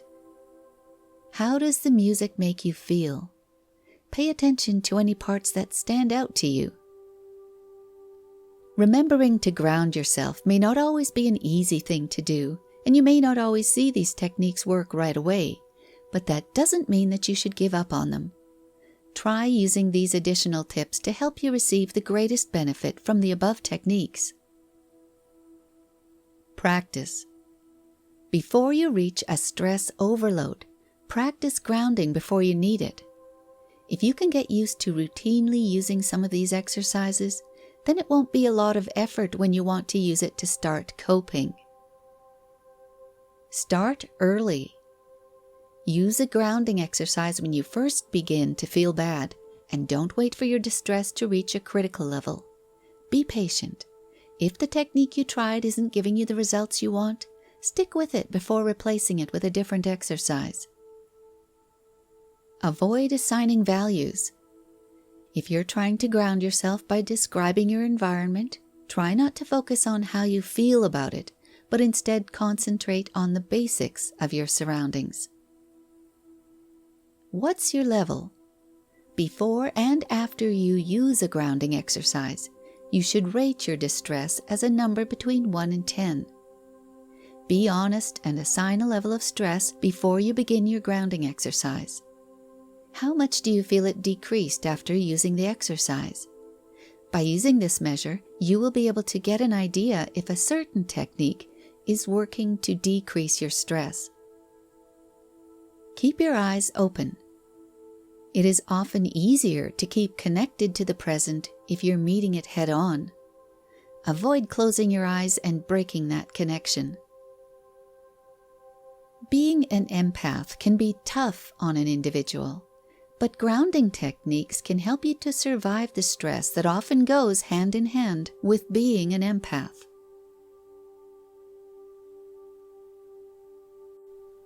Things to openly avoid. Empaths are often overwhelmed by over-the-top behavior, so it is advisable to stay away from certain people or things that will drain you. Remember to focus on your needs as an empath. Avoid overwhelming situations. Anything like loud noises or yelling can overwhelm even the most grounded of empaths. Set limitations within your own home if necessary that limit anger. It may be a little difficult to explain to your significant other that they can't yell around you. However, you can remind them that they can express anger without yelling and arguing. Empaths who are exposed to yelling matches may feel as though they have been repeatedly hit and can leave feeling drained for days on end. Avoid narcissists. The definition of a narcissist is someone who believes that the world revolves around only them. They feel entitled and bask in endless praise. Unfortunately, they throw their weight around, wanting to manipulate the people around them to support their selfish goals. Don't expect anything from them because they are selfish, and for heaven's sake, don't fall in love with one. Avoid rageaholics. This type of person deals with all conflict by attacking, controlling, and accusing people. They feel like they have to yell to get their point across and often behave worse when engaging their family. Avoid victims. People who play the victim card are mentally draining for an empath to be around. Victims never take any responsibility for the difficulties that invade their lives and always have a poor me attitude. Empaths often fall into the trap of trying to help them solve their problems. The problem with the victim is they will never have all their problems solved. Avoid drama queens. Drama queens can drown an empath with too much information and stimulation. The best advice is to never get caught up in their drama. They become energized if you react to their drama, but lose interest quickly if you stay calm. Avoid control freaks. Control freaks feel completely qualified to tell you exactly what you need to do, whether you want to hear it or not. Their unwelcomed and unsolicited advice is very draining to an empath. You cannot tell a control freak what to do. Just thank them for their advice and move along. Avoid non-stop talkers. Honestly, everyone finds these folks a drain, but empaths especially so. Just because empaths are incredible listeners doesn't mean that they should have to listen to an all-day dissertation. They do not take subtle clues, so just excuse yourself. The most reasonable excuse is to tell someone that you have to go to the bathroom. Avoid passive-aggressive people. Even though these folks sugarcoat their hostility and tend to smile when they're angry, that doesn't mean that the empath can't see right through them. Your best defense is to recognize their patterns and address their behavior in a non-threatening manner.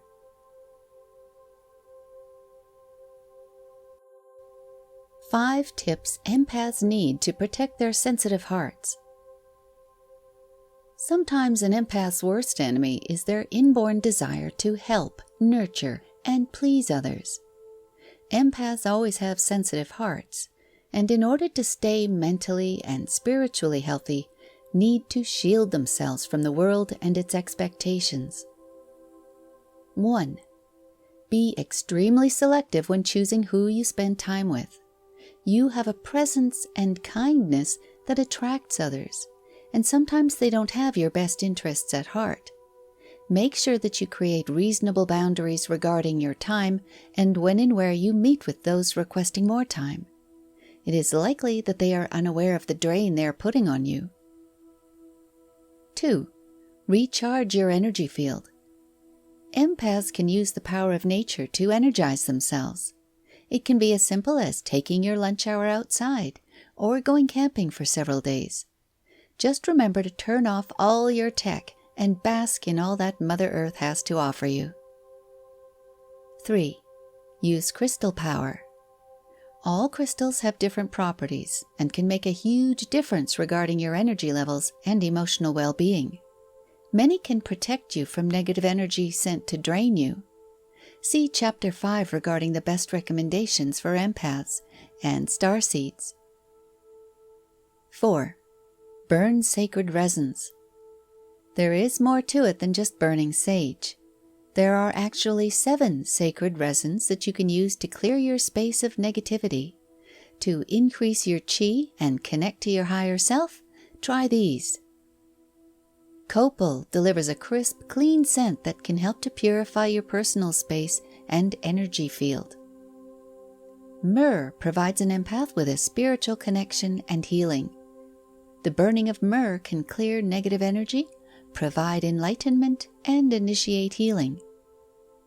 Pinyon pine delivers healing protection and has the ability to nurture an empath. This resin can invoke spiritual strength, and it is capable of creating a peaceful environment. Frankincense brings protection and heightened spiritual awareness. It is also believed that frankincense will enhance intuition, which makes it perfect for empaths. Benzoin is commonly used in churches as incense, but it's best known for providing purification. Amber will provide healing and protection and can shield the user against infection. Amber will directly affect personal energy. Dragon's blood can clear negativity and provide protection when used in your space. Its pleasant fragrance will soothe empaths when they are overwrought. 5. As long as you don't suffer from ophidiophobia, a fear of snakes, you can tune into the power of snakes. Kundalini is a serpent meditation which is a feminine energy found at the base of the spine. When an empath tunes into the power of the snake, they can transform. When using the serpent meditation found below, an empath can recreate themselves. Don't feel intimidated. Begin slowly and build up the amount of time you spend on this technique. Only increase in increments that feel comfortable. Serpent meditation. You can either sit in a chair with your feet flat on the floor, or sit comfortably on the floor with your legs crossed. In your chosen position, keep your spine straight, relax your stomach, and then close your eyes. Using mindfulness, draw your attention to your breath and allow it to slow to a natural rhythm. Be patient because this may take a few moments to achieve. Begin at the base of your spine and try to visualize your breathing as emanating from there. While you slowly breathe in and out, picture your breath entering and exiting this area. Continue repeating this process while you focus on the base of your spine, and for just a few minutes, give this your full attention. If you are able to stabilize your concentration, then your next step would be to visualize a small black cylinder replacing the base of your spine. With this visualization in place, picture a small red baby snake, not a cobra, coiled around this cylinder. It should be looking up, and its mouth should be open. Throughout the course of your meditation, you may notice the snake's body moving with a rise and fall movement. Do not constrict this movement as long as the tail continues to be coiled around the cylinder fixed at the base of your spine. It is perfectly normal to experience the snake floating alongside your various chakras. If this does happen, you can continue this visualization using the new chakra location as your base in place of the cylinder. You can become frustrated if you try to meditate too much at the beginning. Begin easily with small sessions and build up to longer periods. When you are ready to end your meditation session, ease out of it slowly and place one hand over your heart and the other at the base of your spine. Thank the serpent for any wisdom it imparts, and then blink your eyes open and return to your world with a renewed sense of energy. Chapter 2. The Heyoka Empath. You must have chaos within you to give birth to Dancing Star. Friedrich Nietzsche. If you have determined that you are indeed an empath, you may be struggling to try to figure out what kind of empath you are. The Heyoka empath may be just the right fit and is the most powerful and rarest of the empaths. What is the Native American origin of the word Heyoka? Originally, Heyoka was created from the culture known as the Sioux, both Lakota and Dakota people of the Great Plains located in North America. The meaning is a sacred clown, satirist, and jester who tends to react, move, and speak in the opposite way of their peers. It is believed that tribal members who experience visions of thunder beings are known as the Wakinyan, and are the only members of the community allowed to take on the ceremonial role of the Heyoka. The Sioux often describe the thunder gods as hurling lightning to earth and depict them as wearing a pair of large horns. The most well-known medicine man in tribal history, who referred to himself as a Heyoka, would be Black Elk. He stated that he was visited several times during his childhood by the thunder beings. The Sioux often described the Heyoka as possessing a backward nature, meaning that they often performed tasks contrary to how others would execute them. There are many examples within Sioux lore that describe the Heyoka in their backward manner. They may speak backward. They tend to wear their clothes inside out. They may choose to ride a horse backward. They may wash themselves with dirt. They may say the opposite of what they mean. They may express joy with deep sighs and moans. Accounts tell of Heyokas that would complain about how full they were when in fact food was scarce. If it was freezing, they would complain about being too hot. There's a famous Native American quote regarding a Heyoka. Quote, "He was always running around with a hammer trying to flatten round and curvy things, soup bowls, eggs, wagon wheels, etc., thus making them straight." End quote. John Fire Lame Deer. For the Native Americans, the Heyoka symbolizes both a mirror and a teacher, and can display a unique way of asking important questions while using a puckish manner instead of a serious tone.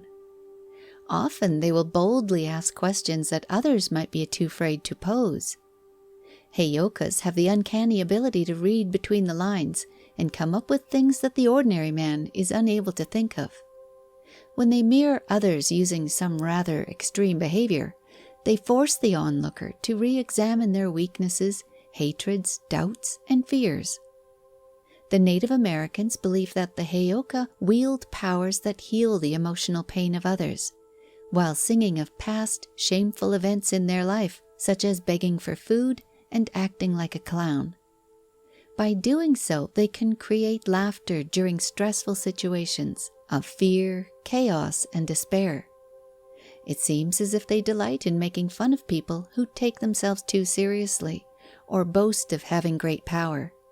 In other words, they use light energies laced with humor to open up people's minds, allowing them to heal. The Heyoka also has an important place in creating tribal codes. Because they're not bound by tribal constraints, the Heyoka can openly violate cultural restrictions, and by doing so, they help to establish customs, rules, and guidelines for ethical behavior. This is a handful of people who can ask why in regard to sacred knowledge, authority, or those council members in charge of power and authority. In the words of Black Elk, only those who had visions of the thunder beings of the West can act as Heyokas. They hold sacred power and share some of this with all the people, but do so through funny actions. When a vision comes from the thunder beings of the West, it comes with terror, like a thunder story. But when the storm of vision has passed, the world is greener and happier. For wherever the truth of vision comes upon the world, it is like a rain. The world, you see, is happier after the terror of the storm. Black Elk. Throughout Lakota mythology, the Heyoka is also referred to as a spirit of thunder and lightning. It is said that they use the wind as sticks to beat upon the drum of thunder. The Heyoka laughs when sad and cries when happy. In pieces of Lakota art, the Heyoka is often pictured with horns, marking them as hunting spirits. In some recorded visions, the Heyoka has appeared as a horse, a dog, a frog, a dragonfly, a swallow, a snowbird, and a nighthawk. Ways to determine if you are a Heyoka empath. This type of empath can act as a mirror to reflect the emotions of others along with their traits, the good and the bad. While Heyoka empaths are known to be wise, they can have a bit of childishness about them too.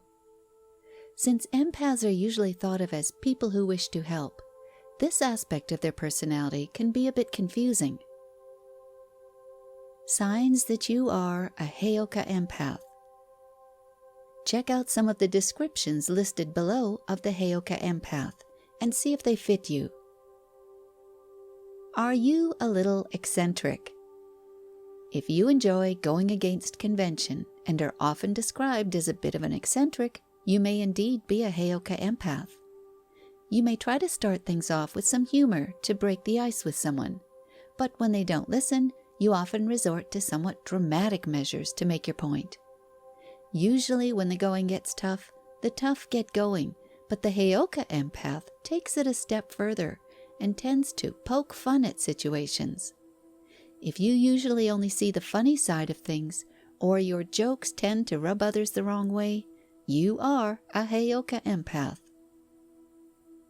Do you have a great sense of humor? It isn't a coincidence that a Heyoka empath, or sacred clown, according to the origins of Native Americans, has a fantastic sense of humor. You may have been the class clown, or the guy who always has a silly joke at the ready, but people just cannot resist your comedic presence.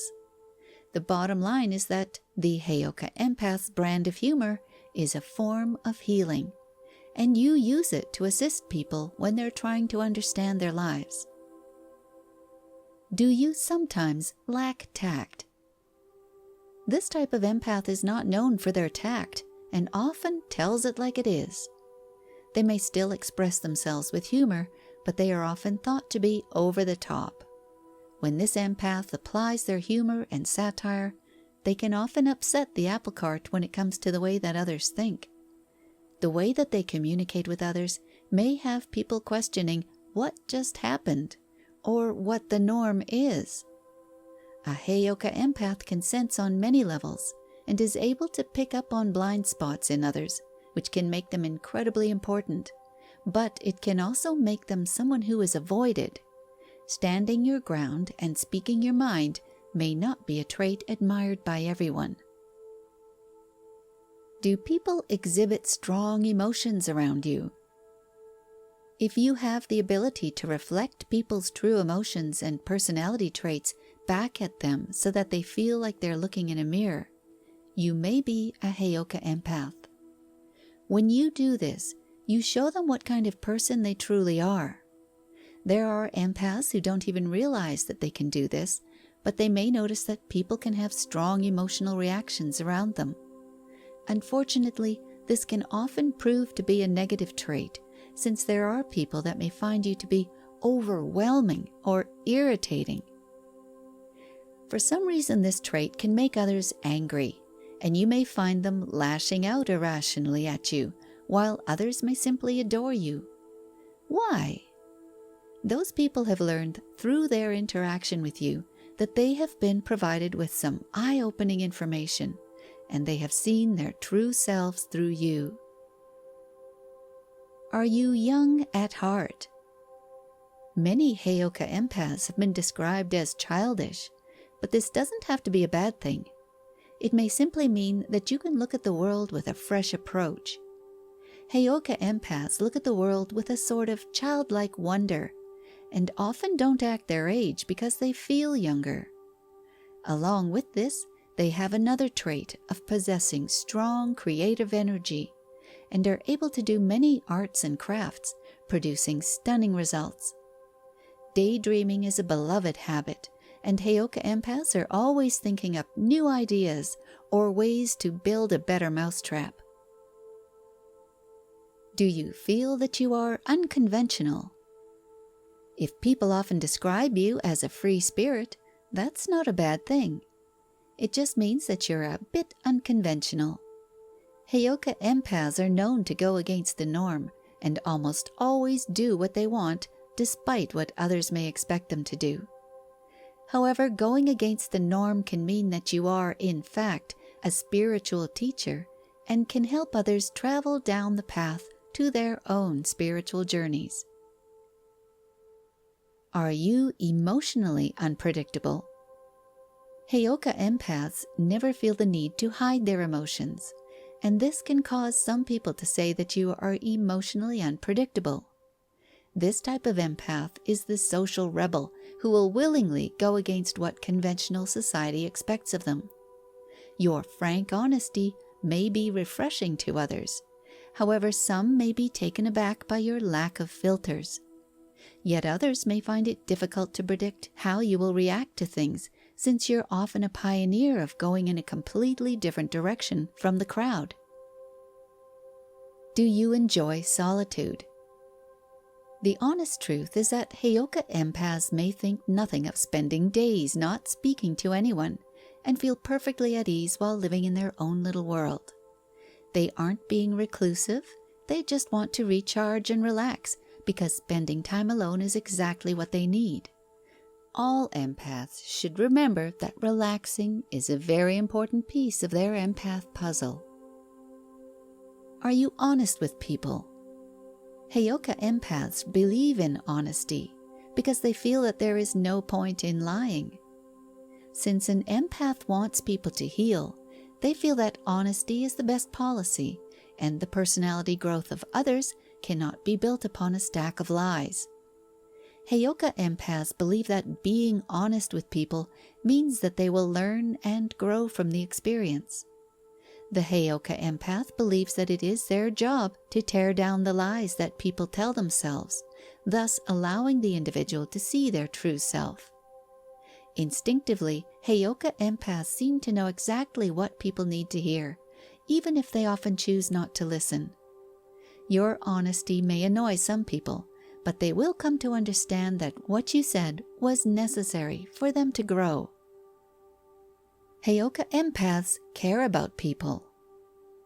In general, most people care about others because that's just how decent people think. However, the Heyoka empath will care about every person deeply. Even when meeting strangers, the Heyoka will instantly connect with them and feel their emotions. This is what sets the Heyoka empaths apart, because they want to help and heal everyone they meet, no matter how fleeting their encounters may be. Even though some people may not understand you all the time, deep down, they know that everything you do is because you care. Heyoka empaths can sense energy.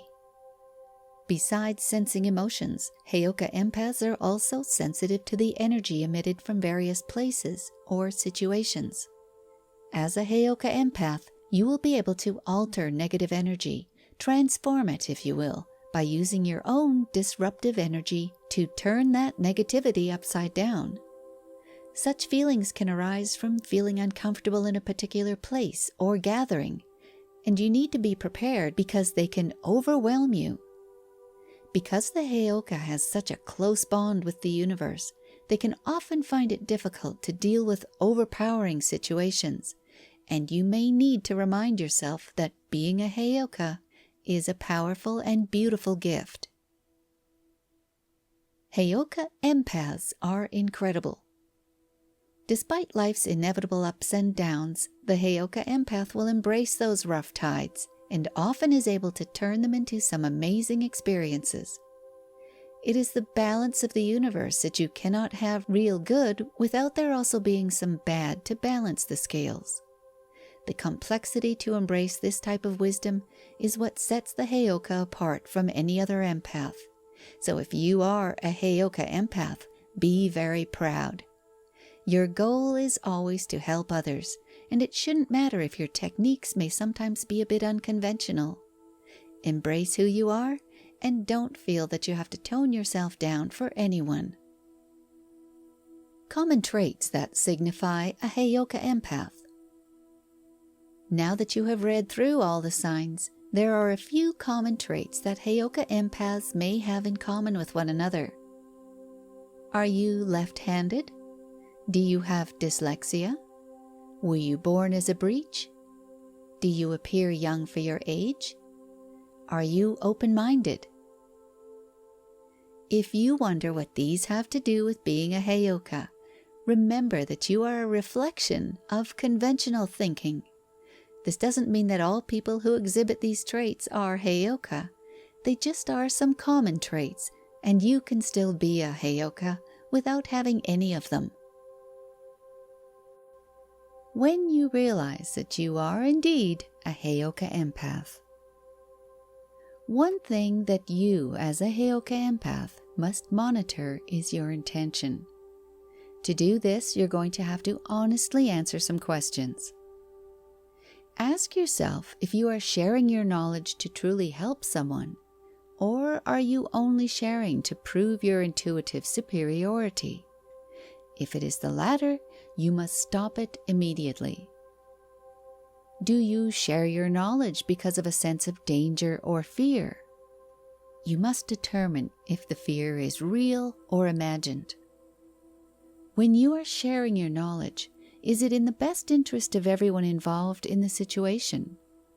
If it doesn't fit the situation, then keep your information to yourself and thank the universe for sharing the knowledge with you. Superpowers of the Heyoka empath. While there is little information available regarding the Heyoka empath, you should be aware that this is the most powerful type of empath. If you're a Heyoka, or have interactions with a real Heyoka, then the experiences you have come to cherish can be difficult to describe to others. Before you know it, the Heyoka will shift the energy in a situation that can transform pain into laughter. Their talents will bring people back into balance merely by showing them the opposite of what caused them to get stuck in the first place. As a new Heyoka without much experience under your belt, You may feel confused when others around you feel angry, anxious, or distressed by things that have been hidden deep down inside, only to be pulled out into the light by you. Be prepared, as the Heyoka superpowers include the following. All-encompassing vision. If there is hidden symbolism, then you can bet that Heyoka empaths will see it, because they have the ability to see things that others cannot.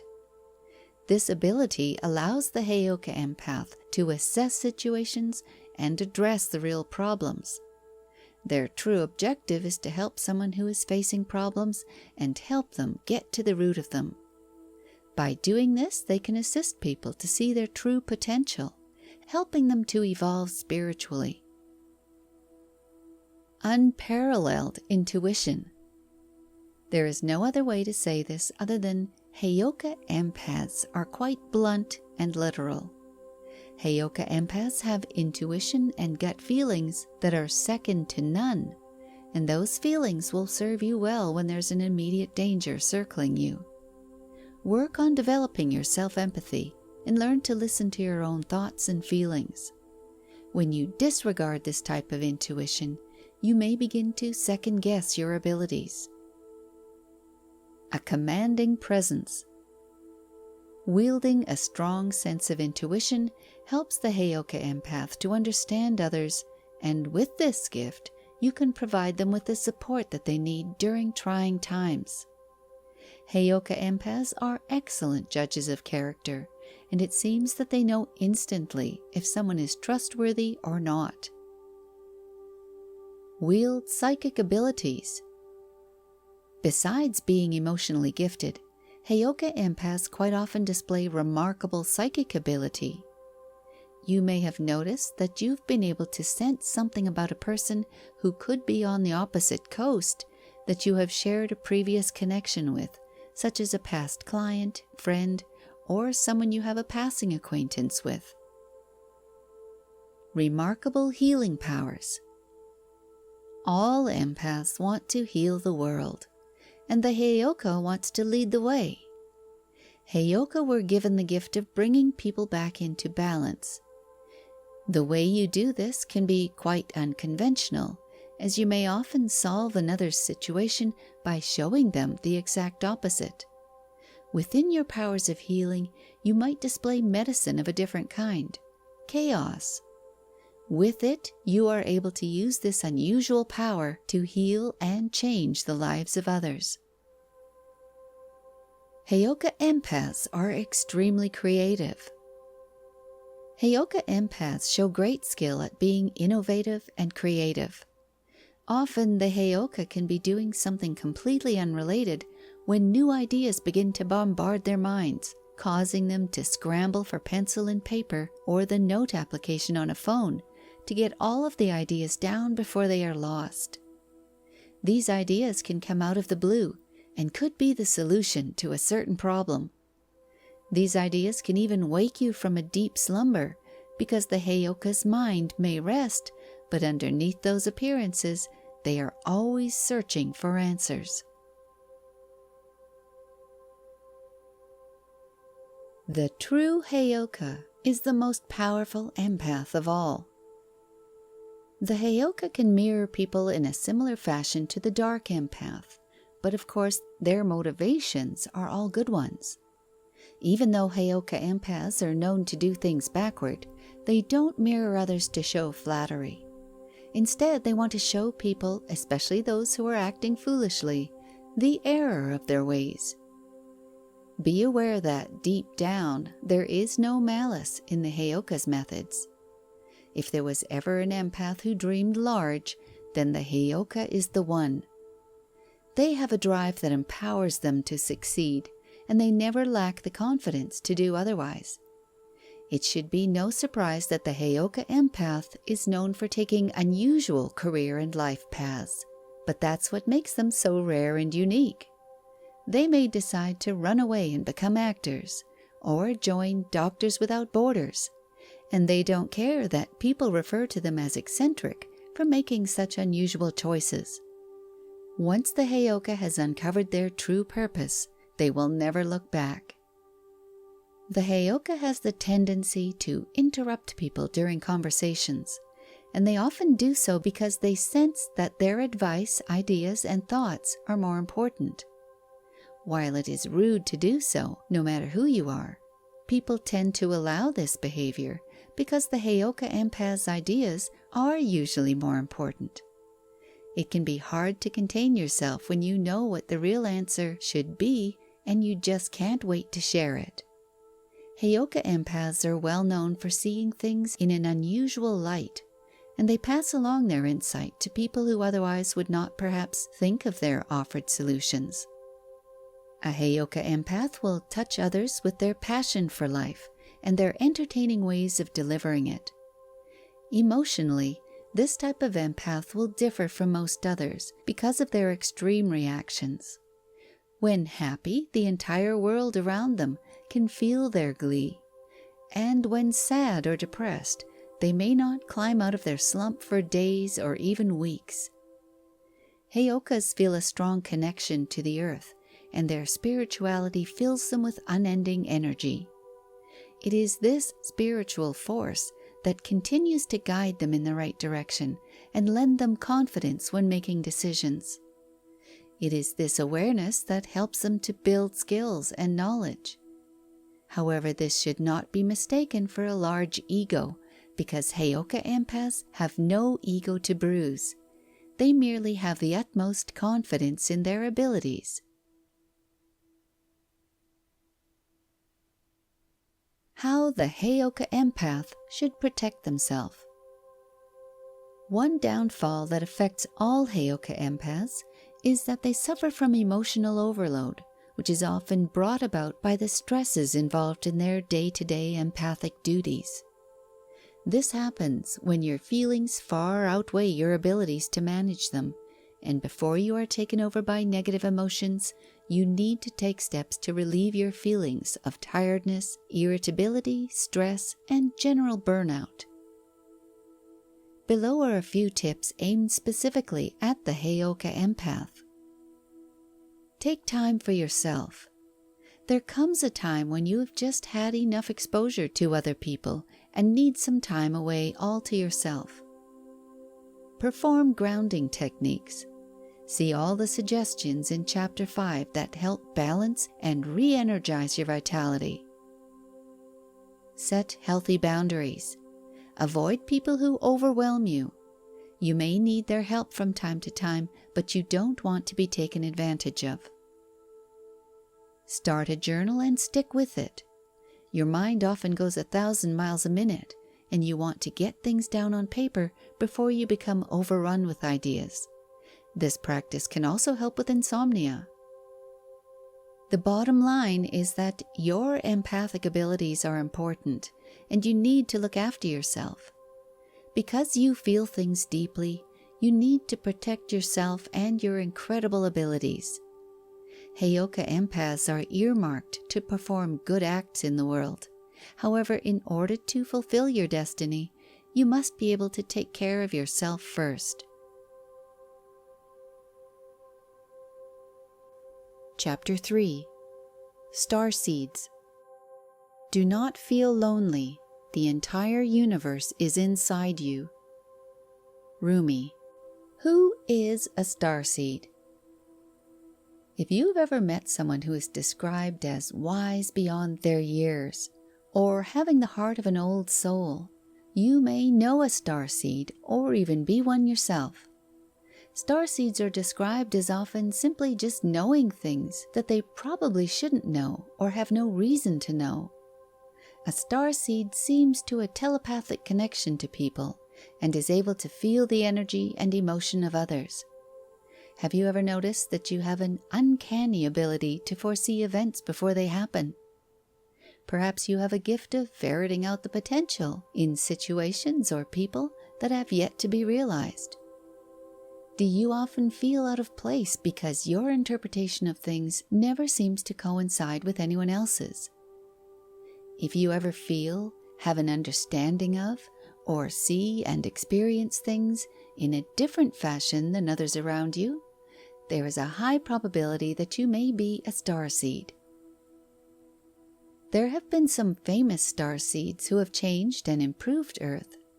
Just look at what has been achieved by Abraham Lincoln, Leonardo da Vinci, Einstein, Galileo, Copernicus, Mozart, and Nikola Tesla.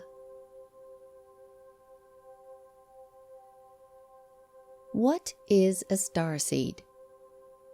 A starseed comes from the universe, faraway galaxies, or star systems, and without knowing their true origin, has settled on Earth and taken on human form. A starseed is a gifted soul who displays an integral harmony with Earth, often possessing highly evolved gifts to offer the planet. Starseeds are born in human form and live life among us, but they have a specific mission to carry out during their time here. Each starseed has a predestined path to follow that will lead them to an awakening. When this happens, they will embrace their mission to help others, guiding them along the way. Starseeds are special in many different ways. For example, they often have extraordinary intuition and wisdom. These particular individuals may also have a number of psychic or healing abilities, along with a broad range of other talents. When a starseed is young, they may feel as if their gifts are a burden that only brings uncertainty, or they may feel distanced, like they don't fit in, even if no one has ever rejected them in any way. While they may be subtle, starseeds often display physically unique features that might make them feel subconscious or like they stand out, such as longer necks, alien-like shaped faces, or uncommon birthmarks. Surprisingly, there is a frequent link between being a starseed and having an unusual birthmark. What the starseed yearns for is the longing to be understood and accepted by those who surround them.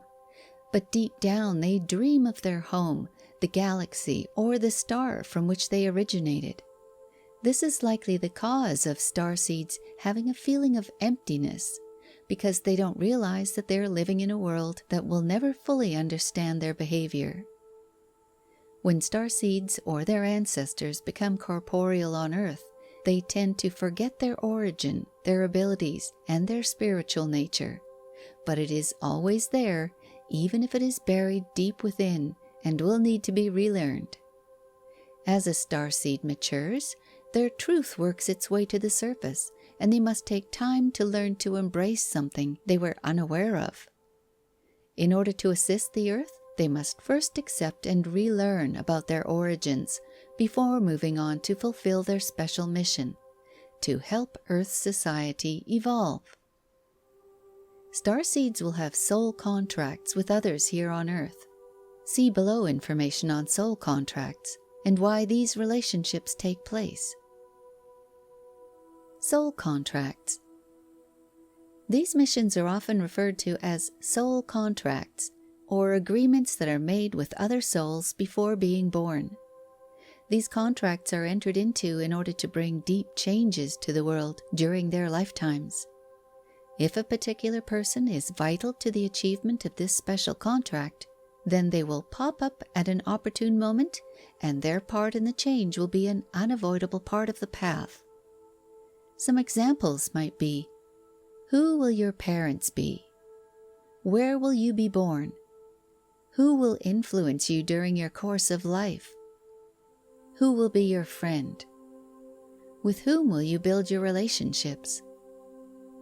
People come into your life with the purpose of teaching you about yourself, and they try to answer questions about who you are and who you are meant to become. When these people come into your life, they change you in a particular way. In fact, you'll never again revert to who you were. With their guidance, you will be able to learn about love, how to relate to others, and how to embrace your future path. Soul contracts help you in the following ways. They help you to heal. Soul contracts help you to discover your real path or destiny. With their help, you find those parts of yourself that you have either lost or require healing. Remember that all these relationships are predestined and carry lessons that you need to learn for your life's journey. Be forewarned that these contacts can carry some extreme emotions that may sometimes cause you pain. At first, they may seem like they exist just to injure you and add gas to the fire, but their real mission is to help you to gain awareness of your wounds so that you may find a cure for them within yourself. You may even find that you'll end up repeating these lessons just so that you can practice that which you have learned. They teach us about love. Our soulmate relationships are made before the participants ever meet and are likely the most powerful connection that two souls can make. These cosmic partnerships are powerful and show the path to unconditional love. Our soulmates can bring challenges that we need to face just so we can reach our full potential. Sometimes tough love is necessary to grow. You may find that you have a more complicated path with several soul contracts for your life, teaching you to reach your highest potential through many difficult lessons. On the bright side, after several encounters, you will learn to speak more from the heart instead of giving a voice to your fears. They assist us with embracing our path. Our relationships often mirror the energy we carry. Since we project what we believe in, our contracts can show us how limiting this thought process can be. Our soul contracts will challenge you, stimulate your growth, and help you to put aside anything that may limit your capacity to learn. Your path may not always be the easiest to walk, but that is how you learn and grow. These relationships are important for you, not only because they offer love and support, but they can also teach you to let go of things that distract you, putting you back where you need to be emotionally, mentally, and spiritually. They improve our future connections. Every person who you encounter will teach you important lessons that will shape your future and how you relate to others. Each soul contract carries with it the potential to transform you and direct you toward your destiny. When you allow the transformation to take place, you will no longer hold on to previous patterns. Some relationships will teach you how lovable you truly are. They teach us that it's okay to let go. Each contract you have exposure to teaches you about your purpose. Each time you learn more, you become more empowered and move closer to your true path. Even if this person only stays with you intimately for a short time, they still have a purpose in your life. Once that purpose is fulfilled, the contract is ended and each of you can move on. The point is that the lesson you've learned will remain with you going forward. However, if it is no longer needed, then you will be able to let go. Do you believe that you are one of the starseed types? There can be many signs that will indicate that you may be a starseed, and there are even small tests you can take online to find out if you are one. There are some signs that you can look for in order to tell if you are a starseed. Perhaps you recognize one or more of these attributes. Signs that may show you that you are indeed a starseed. You always seem to have a deep disconnect between yourself and the people who surround you, or with society as a whole. Starseeds are often thought of as different, odd, or strange, and even though you may keep to yourself, somehow you manage to stand out from those around you. You may feel that your energy is in contrast to society. You tend to stay away from conversations that center on negative topics or gossip. You may even do everything within your power to avoid social situations because even among friends, you feel uncomfortable. The nuances of society, the economic system, the educational system, religions, and cultures all seem odd and foreign to you. You may struggle with the concept of superior authority figures, and you often find that you question their rationality or directions. You are extremely creative and find that you have a deep interest in subjects that may seem out of the ordinary. While you may find that you have difficulty expressing yourself through the spoken word, other ways help to get your point across. You are aware that your past lives were not spent on Earth.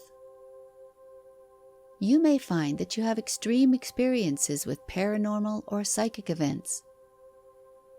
You may experience DNA symptoms such as lucid dreaming, a light sensation in your limbs, ear popping, or the occasional high-pitched ringing in your ears.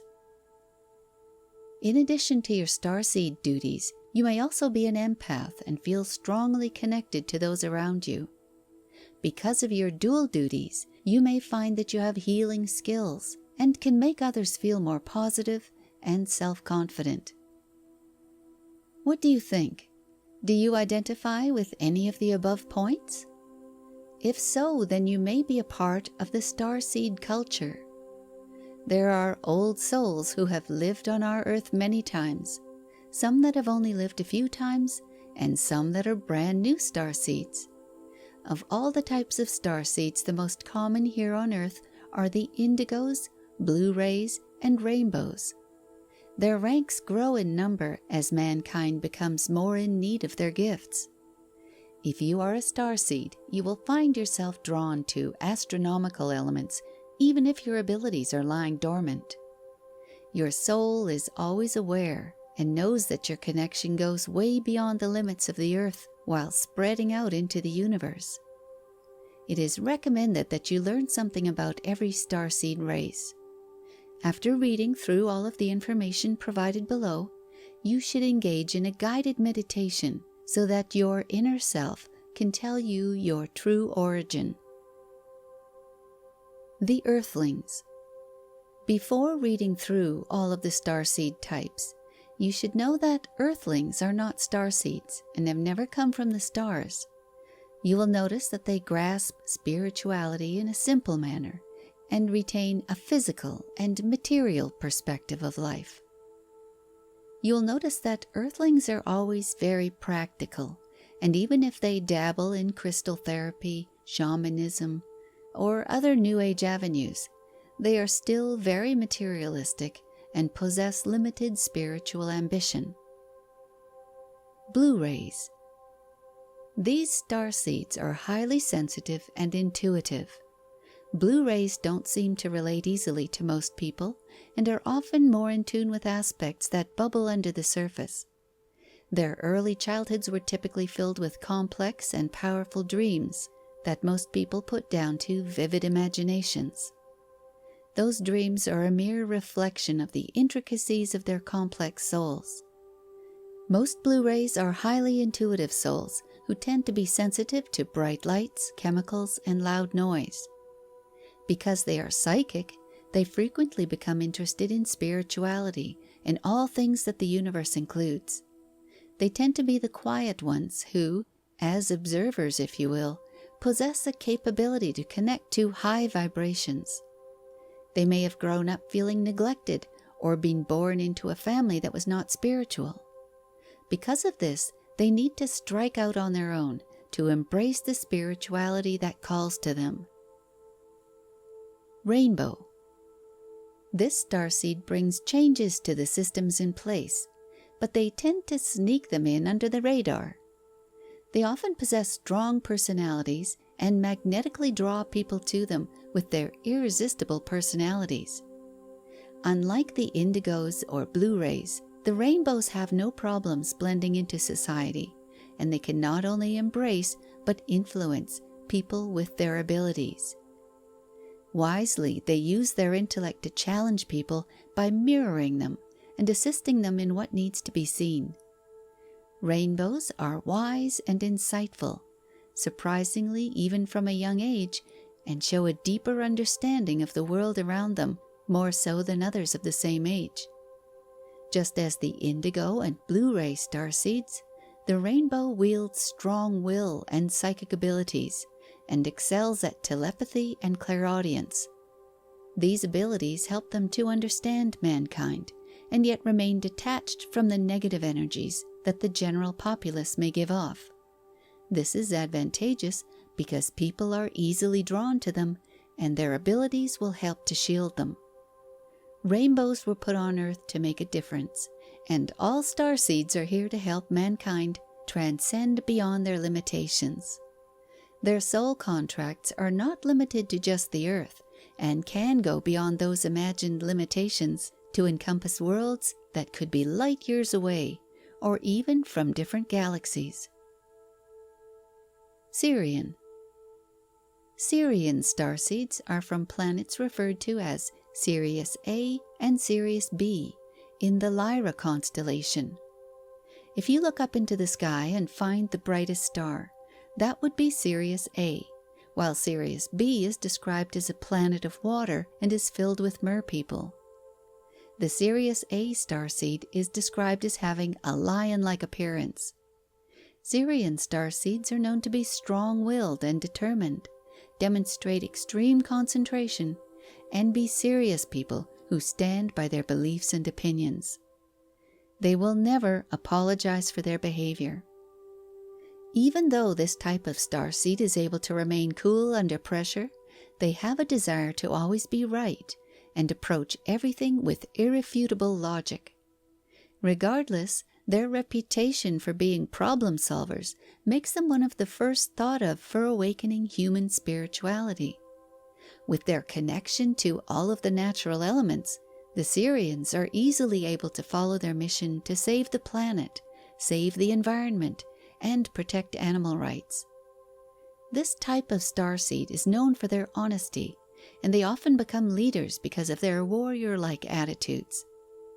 They have a great disdain for people who demonstrate dishonesty and will hold it against them for eternity, never forgiving them for their underhanded nature.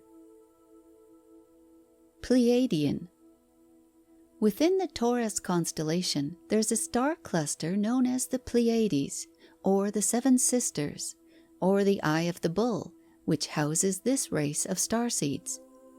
Pleiadian starseeds are known mostly as the record keepers of the Earth, and are often described as tall, slim, and long-limbed.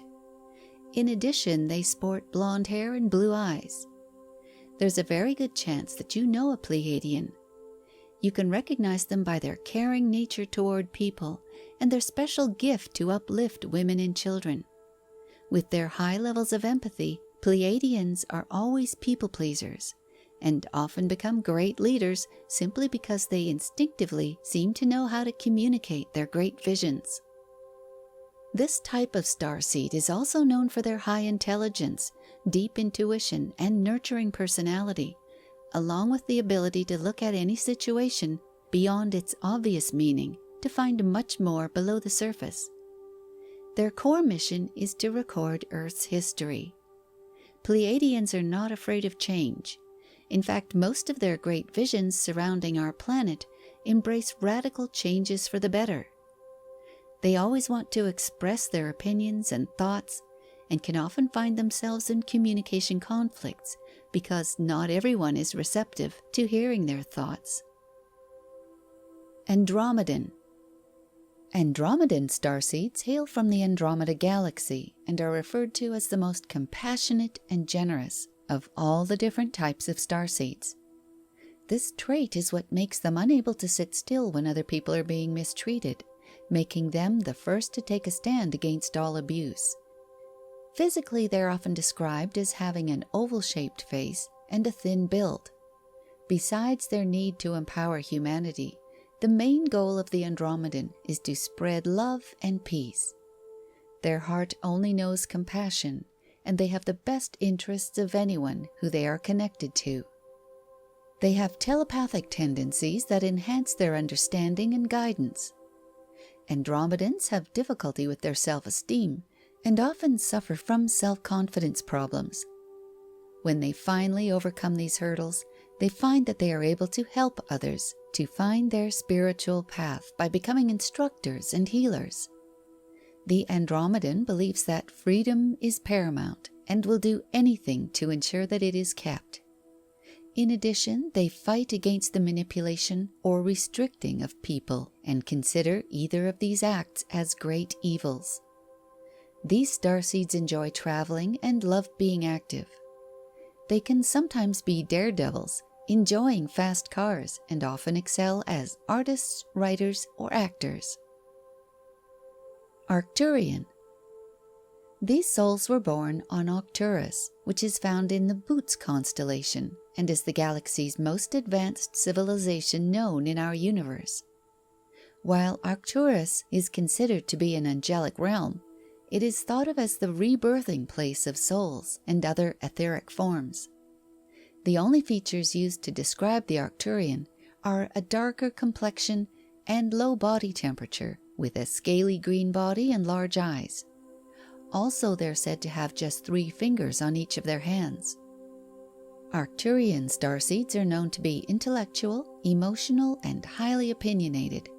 However, they are also described as withdrawn and stoic. Their high levels of wisdom make them ideal to serve as spiritual shamans, but don't be fooled, because if there is an injustice, they will never guard their tongue. Be prepared for their blunt honesty and their deeply involved conversations. Their main mission while they have a presence here on Earth is to bring spiritual healing and grounding to humans. Because of their characteristics, no one will ever be able to pull the wool over the eyes of an Arcturian starseed. They know instantly when someone isn't being honest with them. Arcturians are highly driven beings and often serve as shamans and healers, bringing awareness into the tribe known as humans. The most well-known psychic of our age, Edgar Cayce, was known to say that the Arcturians are one of the oldest and most civilized races in the galaxy. It is actually rare to find Arcturian starseeds on the Earth's surface, but when they are, they can be found in professions that relate to metaphysics and healing. Lightworker. There are some starseeds who are not originally from any galaxy, star, or planet, but who originate from a variety of realms. Their sole mission is to shed light upon the world. In other words, they live to help people to reach their maximum spirituality lifetime goal. Lightworkers spend inexhaustible hours teaching humans that their maximum spirituality can only be achieved in one way: by living up to the code of utmost kindness. Lightworkers are by far the gentlest of souls and only know love and humility. These starseeds have no common features, but their mission is to spread light, love, and goodness. They are unable to pass judgment on anyone because they refuse to see anything but the good in people. If anyone is looking for the bringer of inner peace, then they should look no further than the lightworker. They spread only positive vibes, no matter where they go, and with only the slightest effort. Speakans, Alpha Virginis. Speakans are the embodiment of light and do not resemble a traditional body when we think of a being here on Earth. They originated in the constellation of Virgo on Spica, and because of their difference in body mass, may take longer than most starseeds to reincarnate.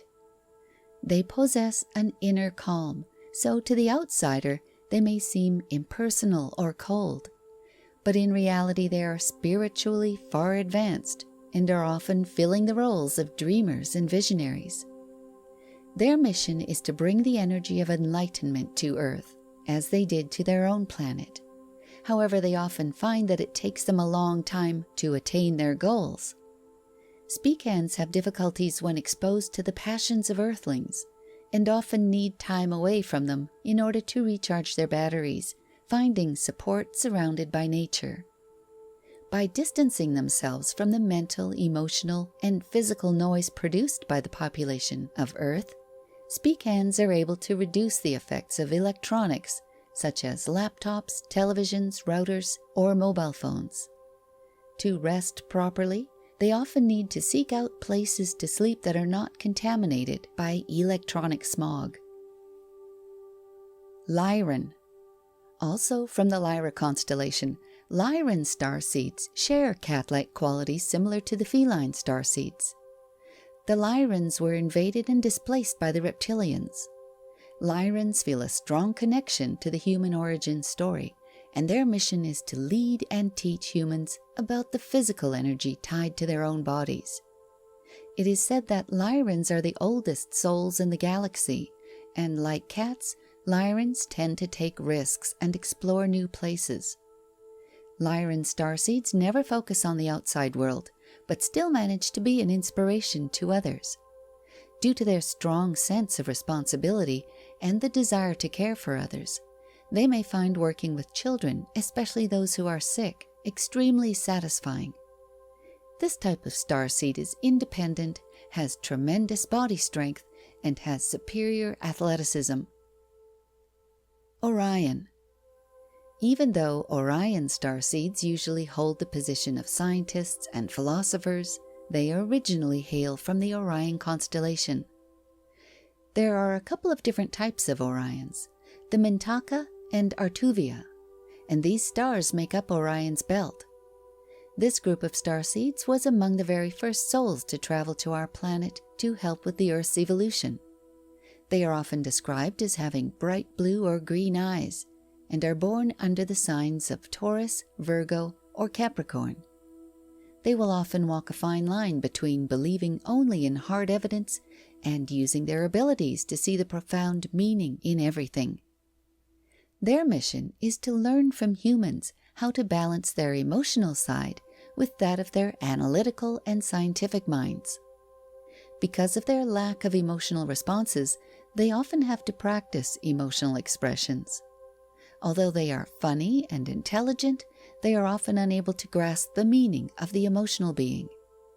Often they can be torn because, as much as they love science, they also admire the abstract and still enjoy various hobbies. Orion starseeds have a joint main mission to make people aware of how the world works. They are curious beings who seek understanding through science and research to share with the human race. An Orion starseed has the ability to act equally, using both their mind and their heart, as they work toward a society governed by peace and compassion. Their fondest desire is to help people to see the world as a better place. The Mintaka Orions have a very perfect talent that allows them to see the light within everyone, even if it is very small. Avian. Avian starseeds look basically like any other human, but can exhibit bird-like features or mannerisms. They come from a dimensional realm that is detached from the physical realm, and they exude more energy than humans. They have been tasked with the mission of guiding humans through a more spiritual way of life. The avians are one of the few types of starseeds that work with another starseed group.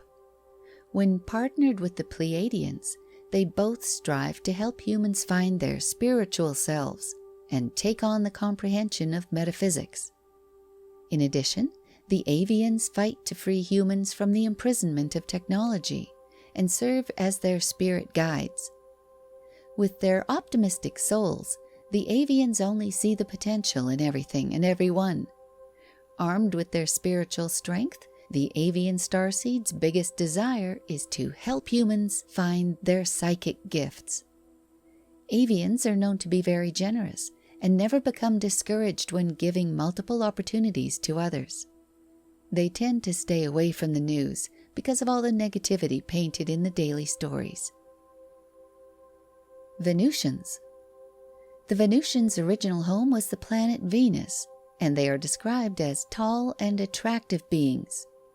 When this being adopts human form, they tend to remain in a higher spiritual realm, but at times need to ground themselves to remain and continue their good work upon the earth to fulfill their mission of offering love and compassion on earth. It is often said that the Venusians have a great interest in learning every detail about ancient civilizations, both upon the earth and in outer space. In addition, they have an insatiable desire to know about New Age metaphysical phenomena and how these connect the universe with the divine. Polarian.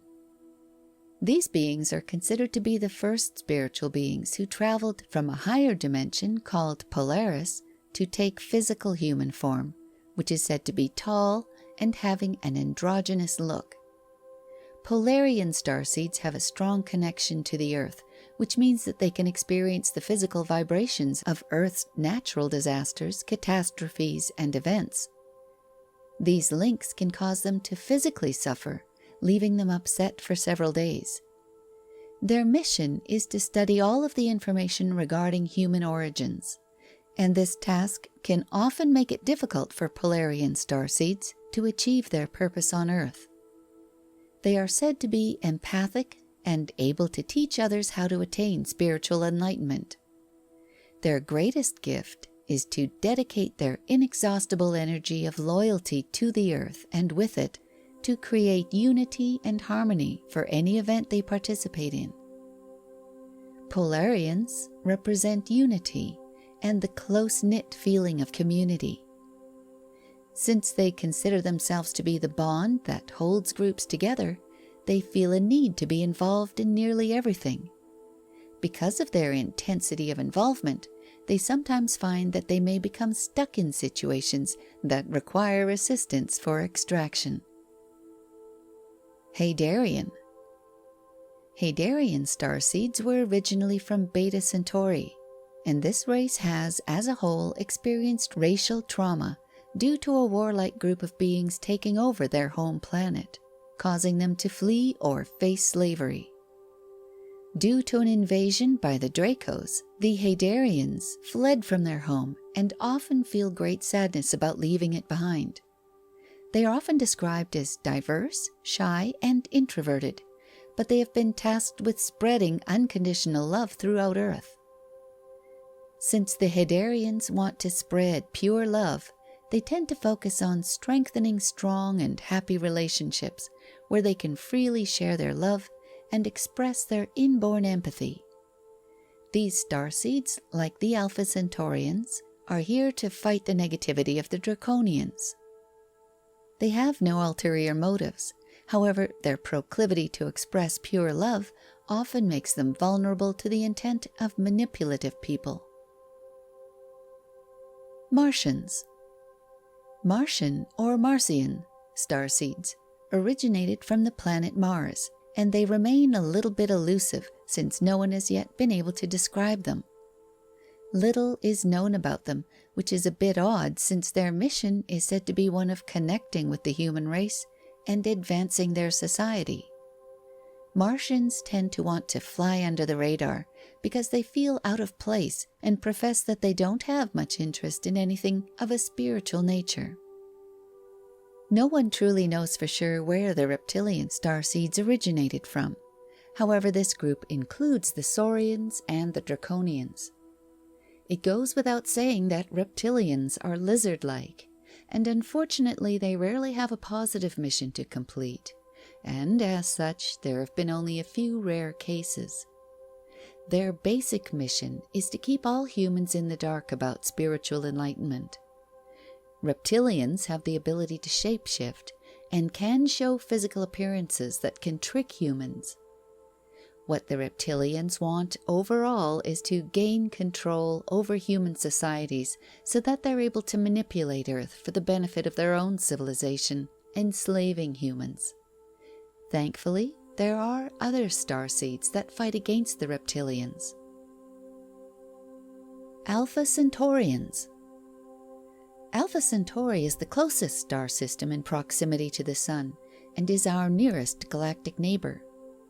For this reason, there are a large number of starseeds on our planet who originated from this star system. They had several reasons to migrate to Earth, but one of their missions is to serve as the Earthlings' protector against negative starseeds, such as the Draconians, see below. Earth needs the Alpha Centaurians because they are known to be analytical problem solvers, along with having a burning desire to protect others against injustices. It should be noted that they focus on physical safety and comfort, and tend to put these desires ahead of all emotional needs. The contributions made by the Alpha Centaurians are necessary for the good of the planet. However, they need to work on balancing their physical focus with emotions and feelings. Draconian. The original realm for the Draconian is the Draco or Dragon constellation. Along with their low body temperatures, they are described as lizard-like in appearance and are very attracted to heat sources. Draconian starseeds are a bit more complex than some of the others because they carry within them a sort of chameleon switch that can go toward good or evil intentions. These beings tend to be drawn to technology, math, and science, but can twist these for either intention. Draconians can be driven by evil intentions, and when they are following evil, they will demonstrate poor qualities like selfishness and being money hungry. They can be manipulative and feel threatened by anyone who seems more powerful. Dracos are most familiar with energies that are based on fear and relate well to feelings of anger, depression, jealousy, chaos, and confusion. Note that not all Draconians are bad, and when they are in spiritual alignment, they work to unite humans to a common goal and fulfill the needs of humanity. Positive Dracos are emanators of peace and often seek to protect Earth and its inhabitants. Maldek. The Maldek starseed is one of the only beings that originated from a dark past and is said to have come from an extinct planet of Maldek within our solar system. What little observation has been gathered has no common appearance from this race of starseed. It has been recorded that the Maldek were originally an advanced civilization dependent on robotic technology. Because of their dependency, the Maldek became lazy, sick, and their quest for power led them to a spiral downfall that destroyed their home. The few that survived made a final journey to the Earth because it was the planet most like their own. Like anyone with a dark past, the Maldeks outgrew their dark beginnings, and their presence on Earth is to guide its residents, the humans, to avoid the same mistake they made centuries ago. They may be able to rest once they're able to educate the population of Earth to find a balance between technology, spirituality, life, and science. Nihal. The Nihal originated from the constellation Lepus, or the Hare, which is located below Orion's belt and on the left side of Sirius. Many of the beings who originated from there have become indigos, and they are often endowed with powers of telepathy. Nihals are thought of as rebellious and are described as often bothered by neurological problems because their DNA has proven difficult to adapt to the Earth. Agarthan beings. These beings originated from inside the hollows of Earth, from a civilization called Agarthan, which is an otherworldly fairy realm buried deep within the Earth. Their features tend to be described as tall, thin, and elf-like. This starseed also has deep connections to the Earth's cycles and events, and is very protective of the environment. This is their mission. Lemurian and Atlantean. Similar to the Maldek, but originating from Earth, the Lemurian and Atlantean starseeds belong to two lands that showcased advanced cultures and technologies. They are generally described as being overly tall and showing animalistic features within their human appearance. The Lemurian and Atlanteans were both committed to innovation and development. However, they did so at the expense of their culture. Unfortunately, their greed ended up leading to their demise, and after the final destruction of their lands, those who were left fled to other territories on Earth. Those survivors have been tasked with teaching humans how to wield advanced knowledge without destroying their planet. Both of these intellects, still harboring their advanced innovation, were able to flourish here on Earth and now serve to help humans to build and create. Where are you from? After reading and studying these descriptions from the different starseed types, did you feel like you had more in common with some more than others? Perhaps something has stirred inside of you, sparking a sense of belonging. Whatever you experienced, it is important that you take some time to acknowledge it and do a little meditation in the hope of obtaining more details. Take a deep breath and try to remain blank for several minutes to see if you can get any glimmer of previous lives that may detail the birthplace of your soul. Reconnect, remember, return. A meditation for starseeds. Close your eyes and you will see clearly. Cease to listen and you will hear the truth. Be silent and your heart will sing. Taoist proverb.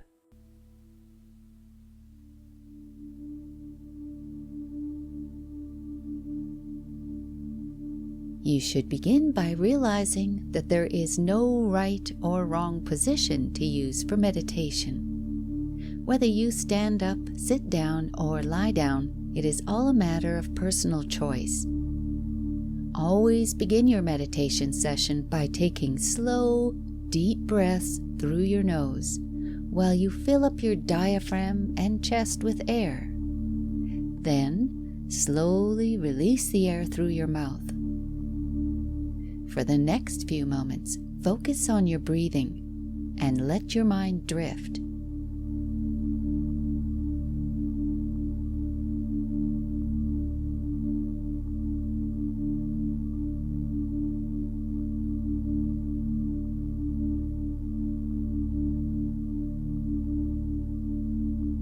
Now bring your attention back to this moment and focus your full attention on your inhaling and exhaling.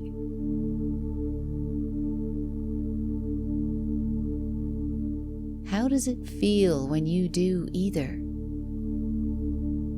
Are there certain sounds that you associate with each breath?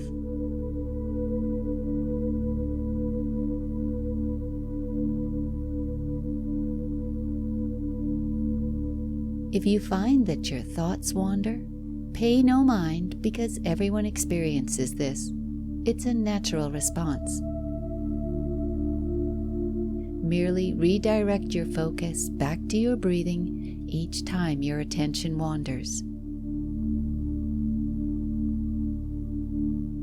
Eventually, you will be able to shift your full attention to a body scan instead of merely breathing.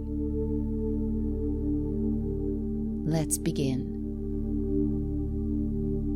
First of all, this may be an exhausting journey and it may take time for you to get to this level of connection. But afterward, you will find it easier to return and connect with your dimensional body.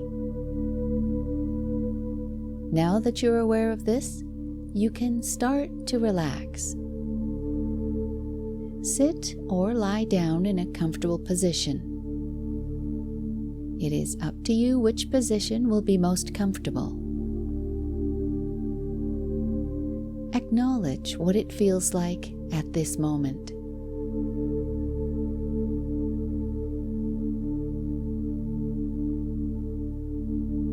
Close your eyes and concentrate on the pure energy that is all around you.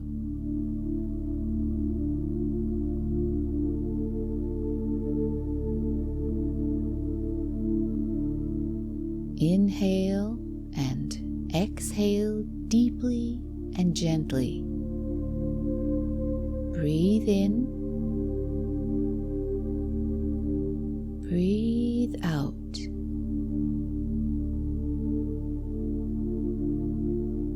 Breathe in.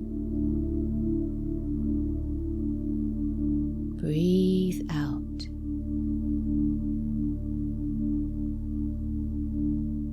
Breathe in. Breathe out.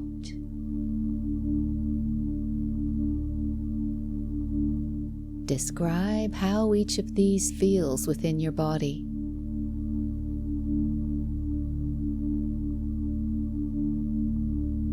Now return your breathing to normal. Breathe in. Breathe out. Breathe in. Breathe out.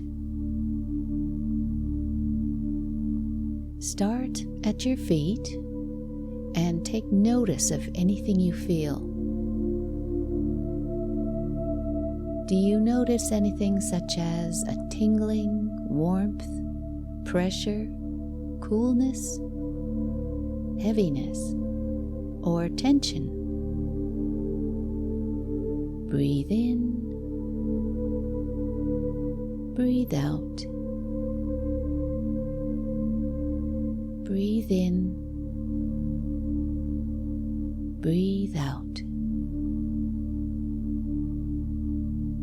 While you are observing, does anything change?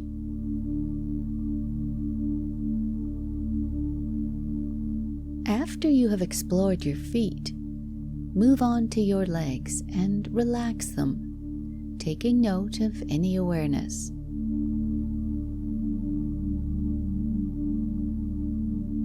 Do you notice anything? Breathe in. Breathe out. Breathe in. Breathe out. After your legs, move your attention toward your back. Breathe in. Breathe out. And your butt. Have you experienced any energy or changes? If so, what do you notice?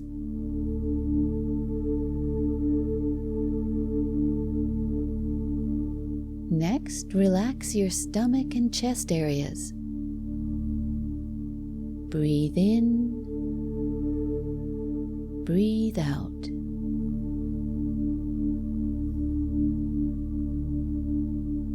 While concentrating on these areas, observe your breath as it flows in and out.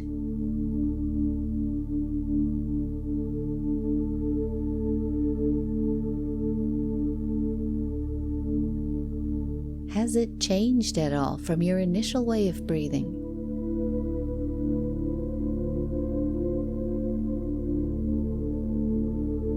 Can you feel your heart beating?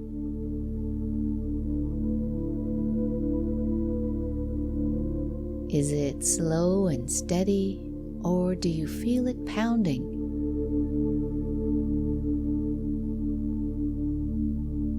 If you are feeling tension anywhere or sensations of pain, take a step back and try a quick visualization exercise. A quiet beach or a tranquil meadow will do.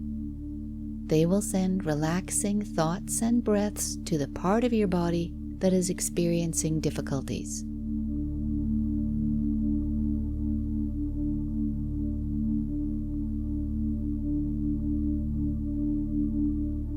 Once the areas of your stomach and chest are resolved, move on to your hands, arms,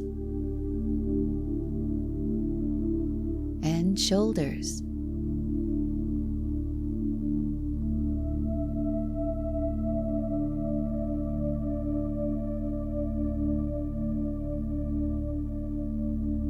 Can you sense the air around you? Breathe in, breathe out.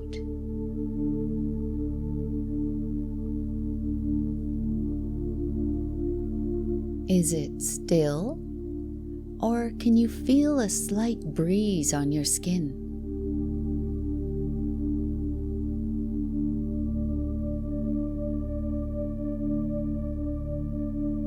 Take note of any sensations you are experiencing.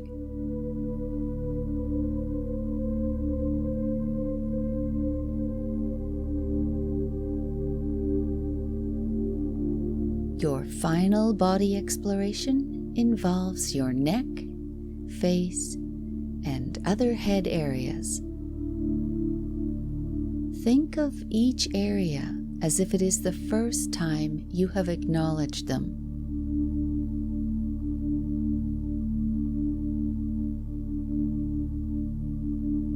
Take an inventory of your throat,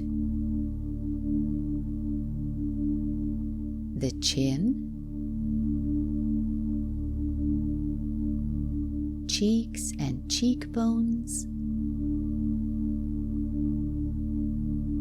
lips, teeth,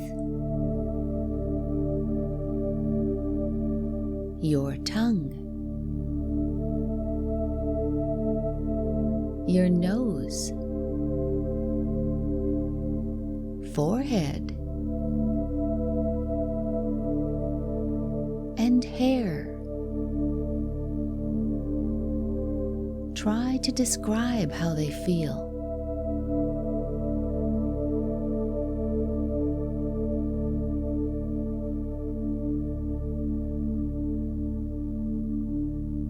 You have finally reached the top of your head. Now relax every part of your body and concentrate on the energy that surrounds you. By the end of this step, you should feel your entire body in a state of relaxation.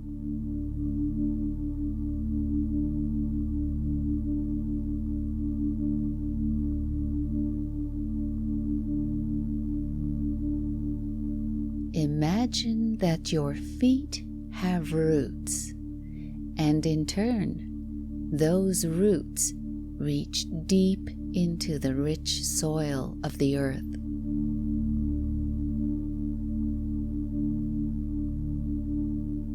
Concentrate and feel the connection with Mother Earth as she reaches out to heal your body.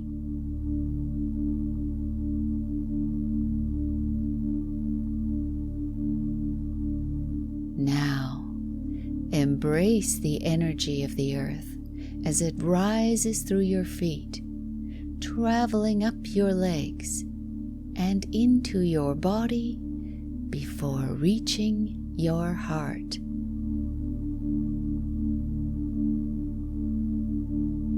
When it connects to your heart, picture that energy turning into a golden sparkle or tiny firework.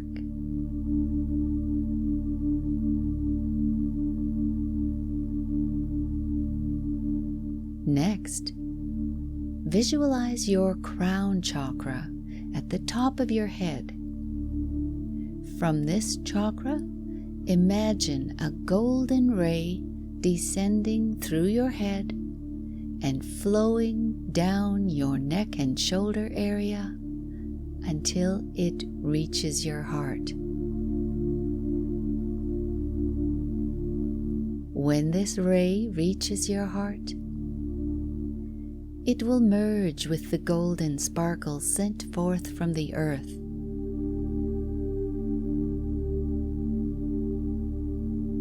This connection will allow you to visualize a screen in front of you. And upon this screen, you will focus your attention and call upon your higher consciousness to manifest before you.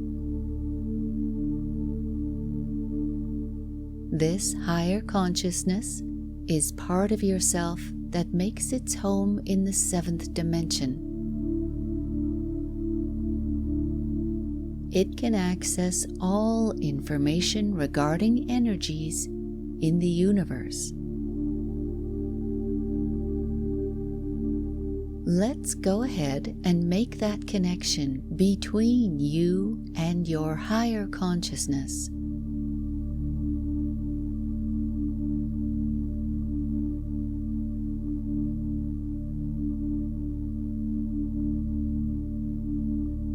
With a connection to your higher consciousness established, ask it to bring you to the cluster of stars from which you originated.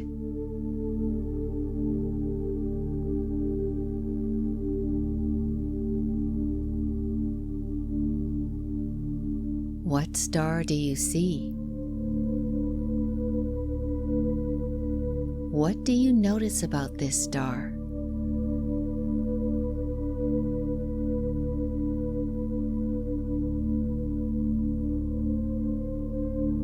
Once you can see this star with clarity, you will be able to make contact with your original starseed family. This is the moment where you want to solidify your connection to your cosmic family. And afterward, your higher consciousness will return you to the planet Earth and place you back into your body.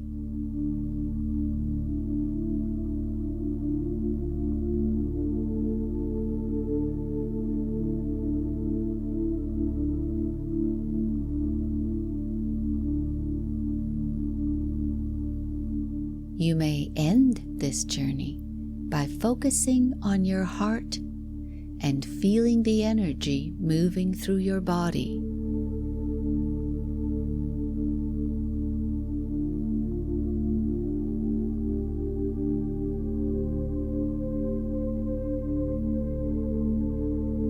At this point, remember to thank Mother Earth for allowing you to live on this wonderful planet while you continue on with your mission.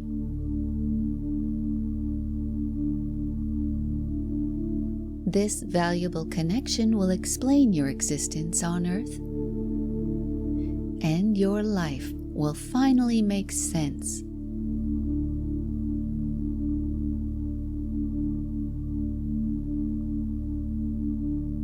Inhale deeply and slowly drift back to full consciousness. Don't move. Just let the awareness take over.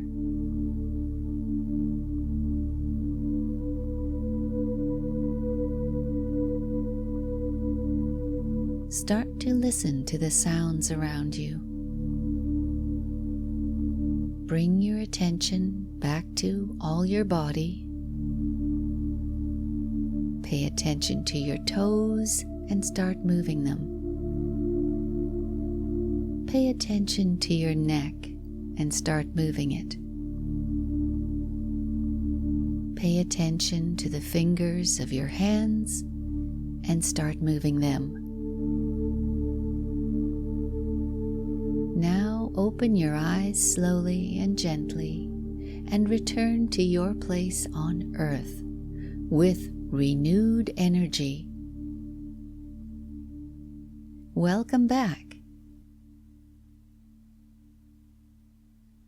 This important connection will enable you to build a better life to serve those in the human race who you came here especially to assist. Your soul remembers. So do you believe that you are a starseed? You may be wondering which starseed you are. Most people don't acknowledge their psychic abilities and therefore never realize that they are a starseed. Emotions run high in our world, and many of our societies deem it as detrimental to be too emotional, so it can be easy to deny what others perceive as weakness. It may be difficult to pigeonhole your starseed type, since being a starseed is not solely based upon the descriptions above. These are only guidelines, and there is always room for other qualities or exceptions. Use your most outstanding characteristic to find yourself and build upon that. A starseed must never lose sight of their purpose. No matter how hard you try, however, your abilities will always come forward sooner or later. Signs and stages of a starseed awakening. While going through the different types of starseeds, you can tell that most of them can retrace their origins from otherworldly realms. All of them hold some impressive powers and are able to wield them for the greater good. Well, most of them. With very few exceptions, starseeds are here to serve humanity and to fill the world with knowledge, goodness, and kindness. It's no secret that starseeds often feel lost, displaced, or in search of their destiny. These are not lost souls, but they are merely trying to find themselves, and often they don't initially understand why they feel displaced at social gatherings and unable to connect with normal humans. Recognizing the awakening stages for the starseed. Once you feel the starseed within you awaken, you will need to be aware of the various stages to prepare you for what lies ahead. The life-altering experience. You will likely experience something life-altering that will give your starseed abilities a jump start. It can be anything from a near-death experience to a job change. Everyone will experience these sorts of events, and some are easier to cope with than others, obviously. But whatever it may be, if you are a starseed, it may awaken your dormant self. Change of beliefs. This can be a turning point in your life when you begin to perceive things in a different light. This may be a time when you discover reality and begin to see things for what they truly are. Once the veil is lifted, you will no longer believe in the misleading concepts presented by societies and civilizations. Instead, you'll be able to guide yourself based upon your own beliefs and power. While you go through this change, you may feel some discontent with what you're doing with your life. You could feel stuck in a job or relationship that crushes your soul. If you experience this, you may need to change your circumstances. Spiritual awareness development. When your spiritual horizons broaden, you can become hyper-aware of your surroundings and the people who fill that space. With this growth of awareness, you will have the ability to anticipate danger more readily. During this stage, you will experience lucid dreams that you perceive as real, and you may also develop psychic abilities. You begin to pay more attention toward love and beauty. When this stage begins, you'll start to see the beauty in all things. It doesn't matter if something has always been thought of as ugly and unlovable. Now that your awareness has been awakened, you will only see the beauty, and that is what will make the difference for you, for humanity, and for the world. You will begin to develop more spiritual power. Once you get to this stage, you will feel your spiritual powers grow, and this will set you on your path towards love and compassion for others. The effort you must put in to help those around you diminishes, and you're able to develop a larger understanding of the fear and insecurities of the humans you've been sent to assist. When you bridge the gap between you and your higher self. In this final awakening stage, you become acquainted with your higher self, which will open a sense of clarity within you. When this happens, your mental fog clears, and you will find your true mission in life. The stages above are the starseed stages of awakening, and if you recognize that you are in the beginning stages, halfway through, or have recently completed them, then you are finally finding your starseed roots. Don't panic, because the starseed awakening is a gradual and gentle process that helps the starseed to walk their spiritual path of self-exploration. Some steps may seem abrupt, but the truth is that any major change in your life can seem traumatic. Once fully awakened, a starseed will be able to rid themselves of any fears or limiting behaviors that may haunt them. 1111 phenomenon. Many starseeds will feel a sense of urgency or a feeling that there is something important about to happen. It can feel like you're supposed to be remembering something, but you're unable to recall what it is. Rather like the Remember All reference from Harry Potter and the Sorcerer's Stone. If you're seeing the time 1111 appearing before or during a starseed awakening step, see above, you should know that the number 11 often will appear during these times, and it can bring a familiar feeling when it takes place.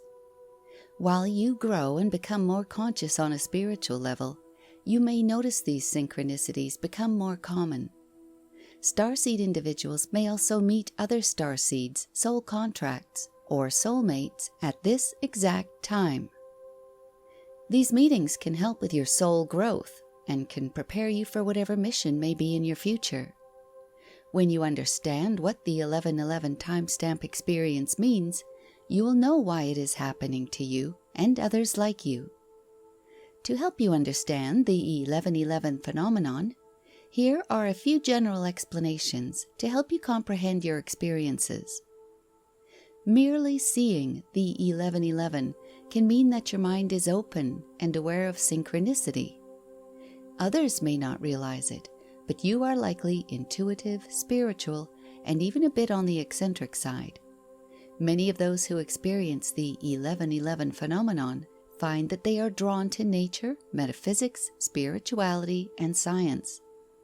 If you are one of those people who like to make wishes when you see 1111 on a clock, then you may believe that this special sequence of numbers will tip the scales regarding your wish.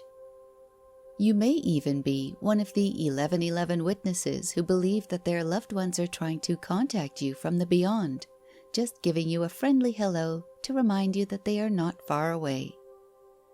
If you don't have either of these beliefs, you may think that there is just some fun-loving sprite trying to alter your perceptions to be in the mix. No matter if you believe in these or other explanations, you consider them to be the truth. When next you witness the 1111 phenomenon, take careful notice of the first thing that enters your mind, or one just prior to the event. 1111 may simply be the universe, your spirit guide, or even an angel sending you a personal wake-up call or a personal call to arms. You can choose whatever metaphor feels right to you, but for now let's just consider this as pure energy. Everything is composed of energy, and it happens every second of every day because energy never stops. When you experience the 1111 phenomenon, it merely reminds you that everyone is connected and unified. Any time that you see 1111, you should always stop for a moment and be thankful for the moment that has been gifted to you. While this happens, remember to send love and light back out into the universe. If you do this, you will always get back more than what you release. 1111 will always remind you of the balance, the power, and the potential of the energy that surrounds you. If you are having an 1111 experience, this could mean that your starseed DNA is being activated or elevated. Your DNA is encoded prior to your birth and can be triggered by certain codes or frequencies that are caused by the number 11. Your starseed mind will awaken or change all because of the exposure to the 1111 frequency. Especially if you are a light worker, 1111 may have been pre-coded into your DNA, allowing you to become a physical body on planet Earth. If you are a light worker, you have special duties here on Earth that have to do with the raising of consciousness within the ranks of humanity. Everyone can make a difference, but sometimes you just need that personal exposure to 1111 to activate your inner humanity. If you believe that you are experiencing this phenomenon for a reason, but you don't know why, then you should take time to meditate in order to ask your higher self, spirit guides, or angels to guide you in the right direction to bring the answer to light.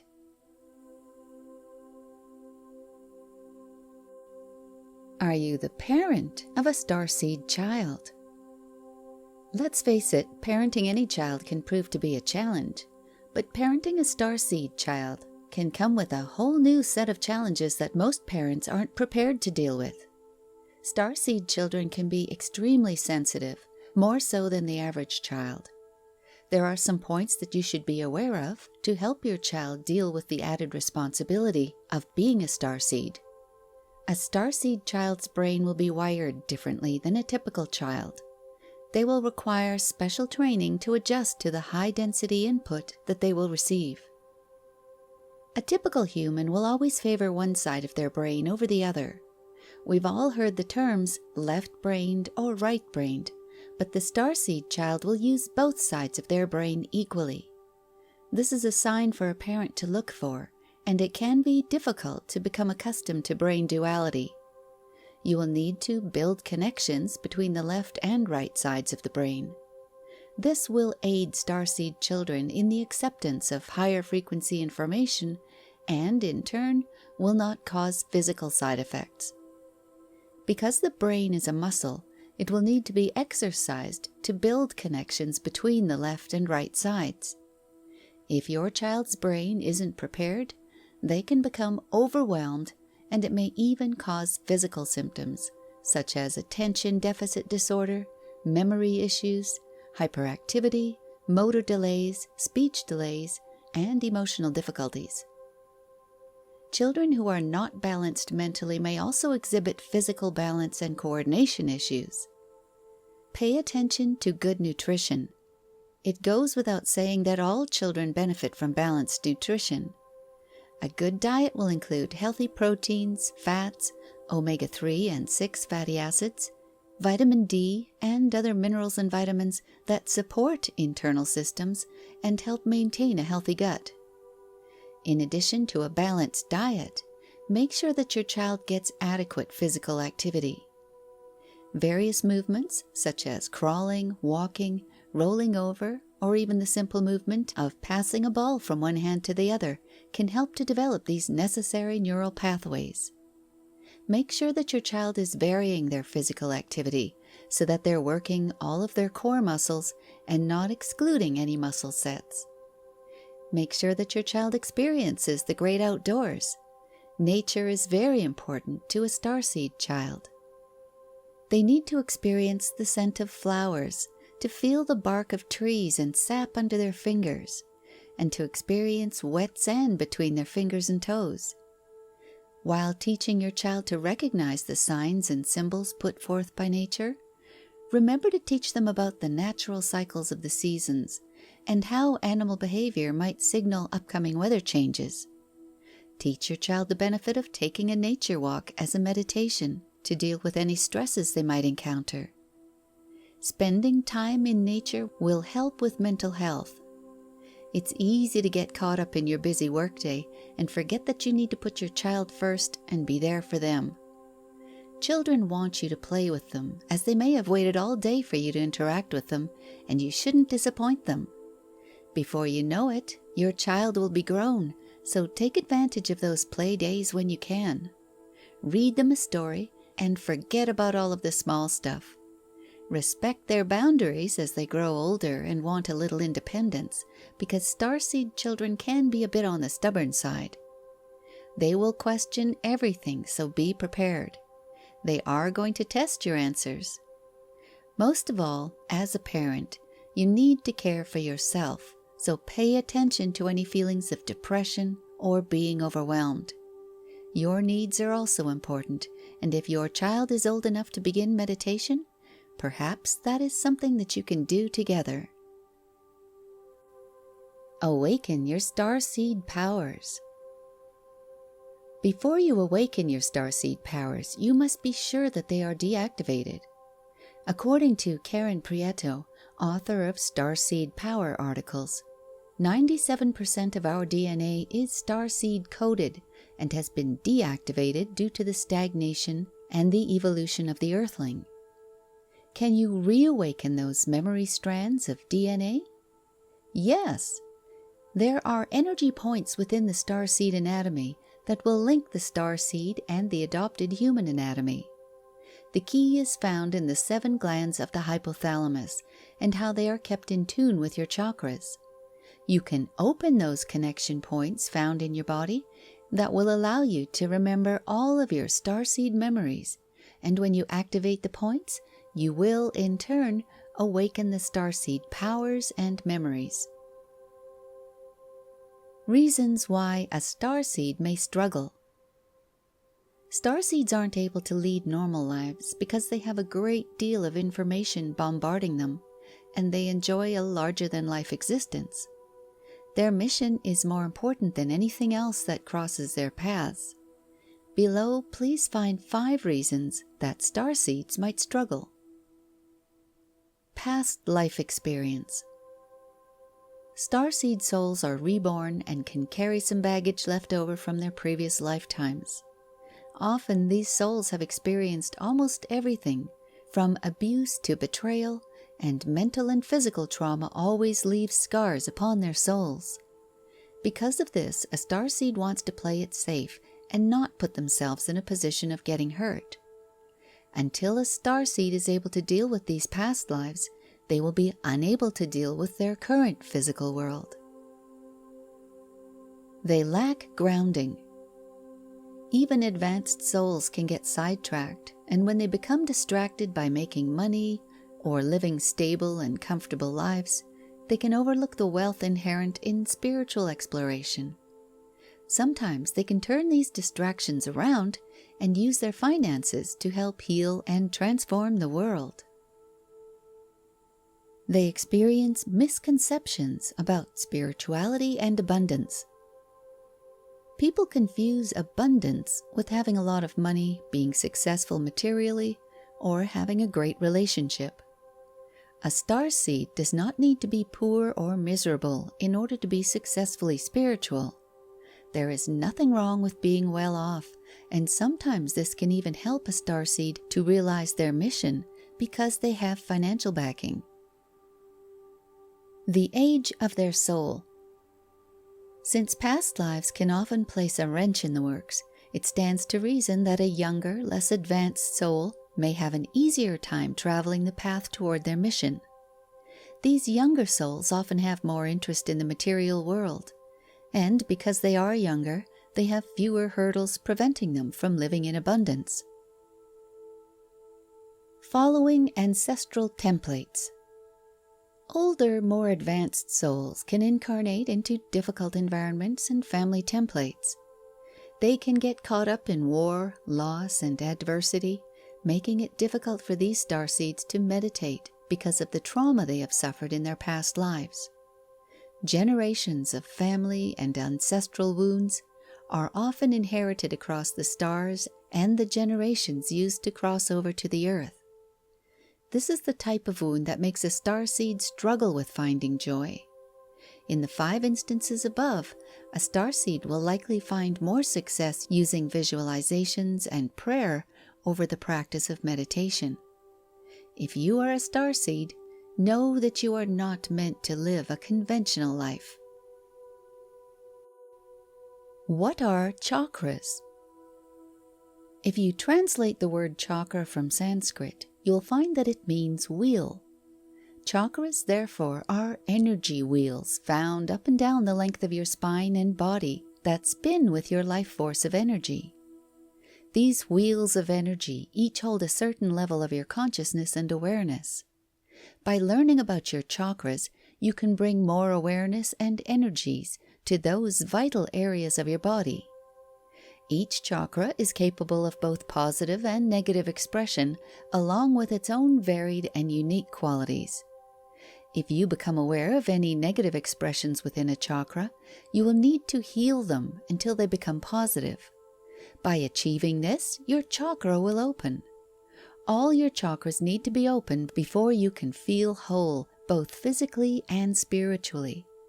Your chakra areas are where your life experiences are stored, and until all of them are opened, you will be unable to access your past life experiences. Understand your chakras.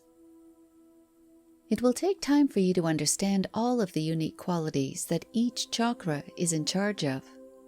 Your chakras hold your energy, which allows you to express your creativity, acknowledge your self-worth, show love for yourself and others, always speak the truth, follow your inner guidance, and feel connected.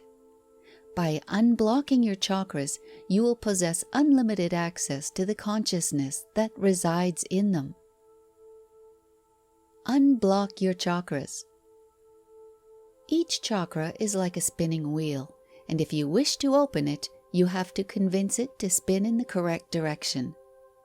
Clockwise is the direction that you want your chakras to follow, and having them spin in that direction will allow you to connect with consciousness and allow positivity to flow through your body. If a chakra is spinning counterclockwise, it can block your energy and create resistance. Keeping your chakras unblocked is very important to keep your life in balance. Without the proper flow, you might experience feeling stuck, unmotivated, or low energy. Opening and activating your chakras can be achieved through breath, sound, and movement. If you are still feeling stuck, seeing a skilled energetic healer could help you to recognize destructive behavior patterns that could cause your chakras to close down. Activation points. When you begin to activate, you should begin with the Earth Star and the Soul Star. The Earth Star. The Earth Star is your connection with the Earth, and it is located below your feet at a depth of 15 centimeters. It has been compared to an invisible root system that ties you to the Earth, keeping you grounded. The star of the Earth helps you to integrate your life and your experiences so you can adjust to your evolution of existing as an Earthling. This allows you to develop the awareness you need to expand upon your empathy regarding others, to support your mission in a balanced fashion. The Soul Star. This activation point represents the connection with your soul and can be found above the head at approximately 15 centimeters. The Soul Star allows you access to living your life in the present moment and incorporates that ability with your consciousness that inhabits the realms of other dimensions. Being a starseed can be confusing because you were originally part of several individuals that made up a single consciousness that can thrive in other dimensions. But they are not beyond your reach because the Soul Star aids you in connecting with them and expanding your consciousness. These 2 points gain the name of stars because when visualized they appear as tetrahedral, 3-dimensional shapes, with 4 faces, straight edges, and rather sharp corners that are formed within a sphere. The 12 chakra system. The Starseed energy map. I'm sure you're already familiar with the 7 chakra system, but to fully understand the energy system of starseeds, you need to know that they often operate within an expanded 12 chakra system. Starseed DNA uses a different kind of energy system that connects with your chakras. This system links their physical and energetic bodies to both cosmic and earthly frequencies, allowing them to access higher consciousness, communicate with their star origins, and fully integrate their mission on Earth. Foundational chakras, physical body and Earth connection. Earth Star Chakra anchors your energy to the Earth's core, providing deep grounding and stability. Foot Chakra governs adaptability and resistance to change in both physical and energetic realms. Knee Chakra balances personal power with humility and adaptability in life's journey. Central Body Chakras, emotional and energetic regulation. Root Chakra governs survival instincts, security, and stability in the material world. Navel Chakra represents life force energy, creativity, and connection to physical existence. Solar Plexus Chakra controls willpower, self-confidence, and personal energy balance. Middle Heart Chakra manages deep empathy, love, and emotional connection with others. Upper Heart Chakra connects to higher compassion, divine love, and spiritual growth. Communication and intuitive chakras, bridging expression and higher perception. Throat chakra governs self-expression, truth, and the ability to communicate authentically. Nape chakra serves as a psychic gateway, linking to higher dimensions and protecting against negative influences. Third eye chakra enhances intuition, inner vision, and perception beyond the physical world. Higher chakras, cosmic connection and spiritual mission. Crown chakra connects to divine consciousness, spiritual enlightenment, and universal awareness. Causal chakra acts as a bridge between the physical self and the soul's higher guidance. Soul star chakra provides access to soul wisdom, past life knowledge, and interstellar connections. These chakras are the bridges a starseed must cross to activate the DNA lying dormant in their body. You will have to determine what is active and what still needs to be activated by checking your chakras. You have to wait until you are at least 12 years old, because this is the earliest age that you're able to see any information brought over from other experiences or other lives without being influenced by your 12 years of new information. Any time before the age of 12 is not a wise time to try to obtain this information, since the chakra system will not yet be well developed. You will need to know the vibrational level of chakras and their individual frequencies. Don't assume that just because a chakra has low energy, it will have a low vibration, because that would not be true. A chakra can have substantial energy and still demonstrate a low vibration. You will need to map your chakras to know the power levels found in each one. Let's explore the individual chakras a bit so you can recognize the signs of imbalance. Foot chakra. The foot chakra offers resistance to changes. You can experience physical symptoms when energy imbalances have reached an advanced stage.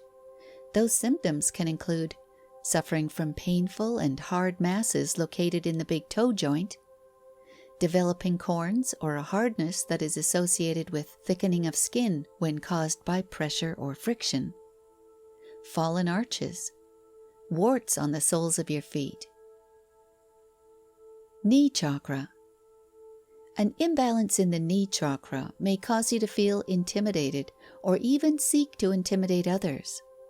The physical symptoms you may experience when this chakra is out of balance include arthritis, which can include osteoarthritis, lupus, rheumatoid arthritis, or gout. Baker's cyst, which is a swelling located behind the knee area that is full of fluid. Cancers that start in the bone or spread into them. Osgood-Schlatter disease, a painful swelling on the upper part of the tibia, located just below the knee joint.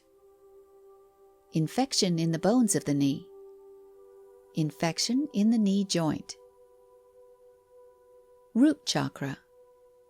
When you experience a failure to make decisions or difficulties when dealing with matters such as money or work, you may be experiencing a blockage in the root chakra. This blockage can also appear to form depression, laziness, or a lack of direction or goals. The physical symptoms you may experience when this chakra is out of balance can include health issues in the adrenal glands, health issues in the rectum or pelvic tissues, a lack of healthy bones or bone marrow. Navel chakra. A blockage in the navel chakra can cause a lack of willingness to live, dissatisfaction, disharmony with your relationship regarding the earth, family, or people. Physical symptoms that you may experience when this chakra is out of balance can include problems in the prostate, uterus, ovaries, or fallopian tubes, bladder issues, intestinal blockages, appendicitis, reproductive issues. Solar plexus chakra. You may experience negative emotions such as anger, fear, anguish, resentment, or anxiety.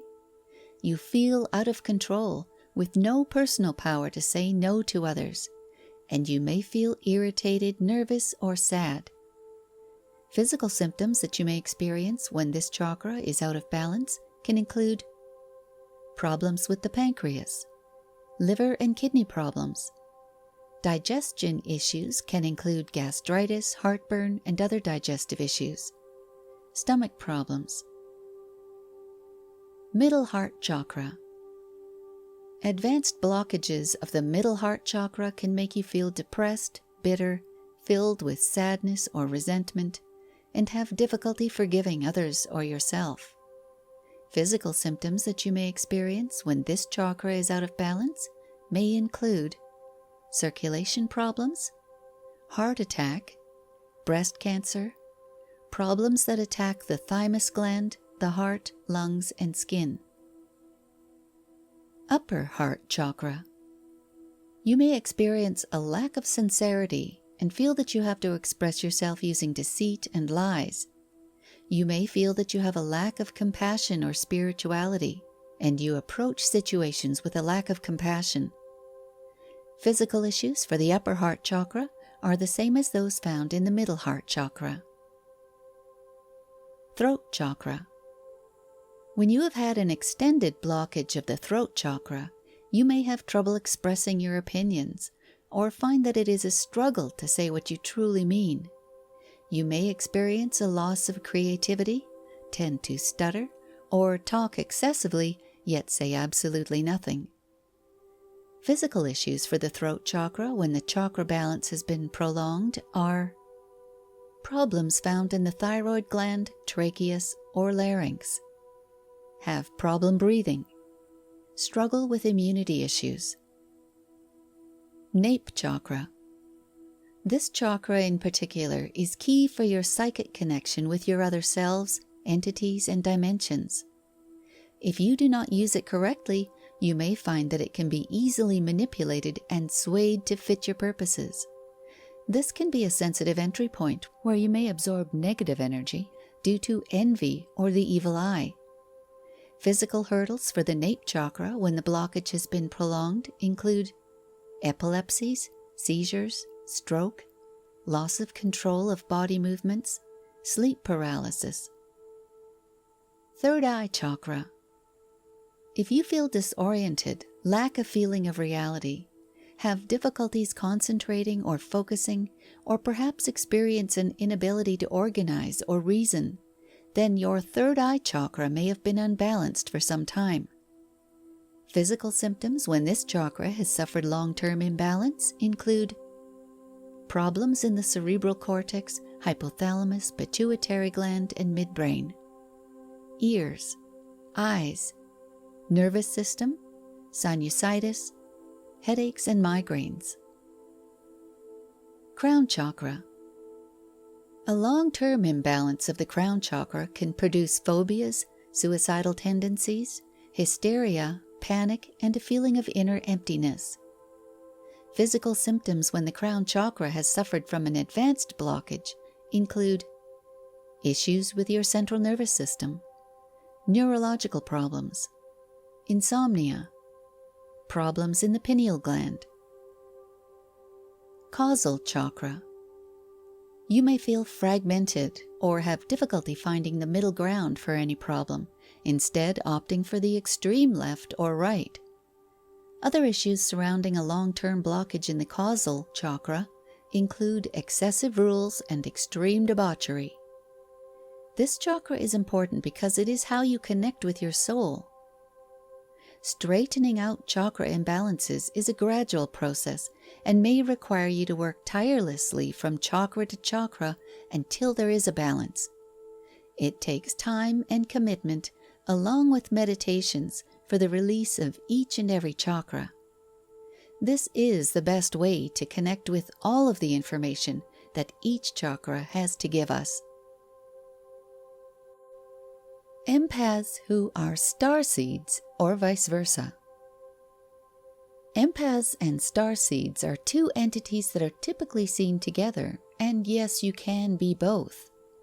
Starseeds also display empathic abilities similar to the empaths that we discussed previously. Both are sensitive to energies around them. Both can pick up on emotions, thoughts, and feelings of others. And both need to practice self-care, including grounding and protection. Since both the starseed and the empath can take on the stresses of those around them, they must practice how to deal with negative energies that can affect them. While you can be both, and sometimes these terms of empath and starseed tend to be used interchangeably, there is no direct connection between the two. Empathy will occur when you feel what others feel. However, there are many different levels of understanding, and you can be in tune on any of those levels. Starseeds may display empathic tendencies, but while empaths think more about what others around them are feeling, a starseed might simply be attuned to spiritual needs. The empathic starseed. Starseeds who are also empaths find that they are highly sensitive to energy, and being caught in social situations can make them feel extremely uncomfortable. When they find themselves around many people, they will feel overwhelmed and may even suffer from panic attacks in crowded places. The empathic starseed prefers solitude or a one-on-one conversation. If you believe that you are both a starseed and an empath, then you will likely recognize and identify with many of the following traits.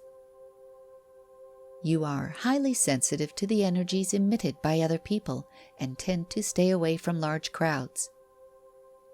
You feel at home among and are drawn to nature and animals. You are creative. You do not differentiate between people you know and those you do not, because you show the same amount of empathy and compassion to both. You demonstrate an ability to make others feel at ease. You have been called an old soul, and you often feel set apart from others. You have experienced a past life as either a starseed or an empath. You frequently feel overwhelmed in public places or large crowds. Animals always trust you, and even if you've just met them, you experience a strong connection with them. You have had past experiences of taking on the emotions of others, or you can feel their pain. Sometimes those emotions will manifest instead as a pain in your body. You have been described as intuitive, or you may be able to sense when something is off. You have psychic abilities and may be sensitive to pure energy. You often feel like an outsider and are unable to fit in with any age group or find common ground with it. You are unable to develop personal relationships with anyone who is not themselves a starseed or empath. You often experience a desire to go home, even when you are at your own home, and just cannot get comfortable. You may become easily depressed or addicted. You tend to fight for the underdog. You require a great deal of solitude. You find that others want to dump their problems on you, even strangers. You disagree with and question the way society works. Your dreams may feel off-world. You cannot stand clutter. You find routine imprisoning and love to wing it. You may feel fear or experience emotional blocks. You always speak and want the truth. You are spiritual. Above all, you cherish your freedom. You desire to lead people, demonstrating acts of love and selflessness. You may feel that the world is too bright and loud. You remember demonstrating psychic abilities as a child, but may have been told that the actions were wrong or immoral. You may remember suppressing abilities that others ridiculed you for. You are often able to see the bigger picture long before others. You have a strong sense of intuition. You find philosophy, sociology, and psychology fascinating and love to study anything that requires deep thought. You find that people cannot keep up with your thought processes. If any of the above traits seem to define you, then there is a very good chance that you are a starseed empath. There are many things on the list that indicate that empath starseeds struggle to remain on Earth and stay in their limited physical body. Empath starseeds are highly sensitive beings, and because they pick up on the emotions of others, they tend to struggle frequently because their energy fields become drained from all of the exposure. Despite all of this, the empathic starseed is vital for the healing of Earth, and they need to discover their abilities as soon as possible and understand that there is nothing bad connected to the abilities.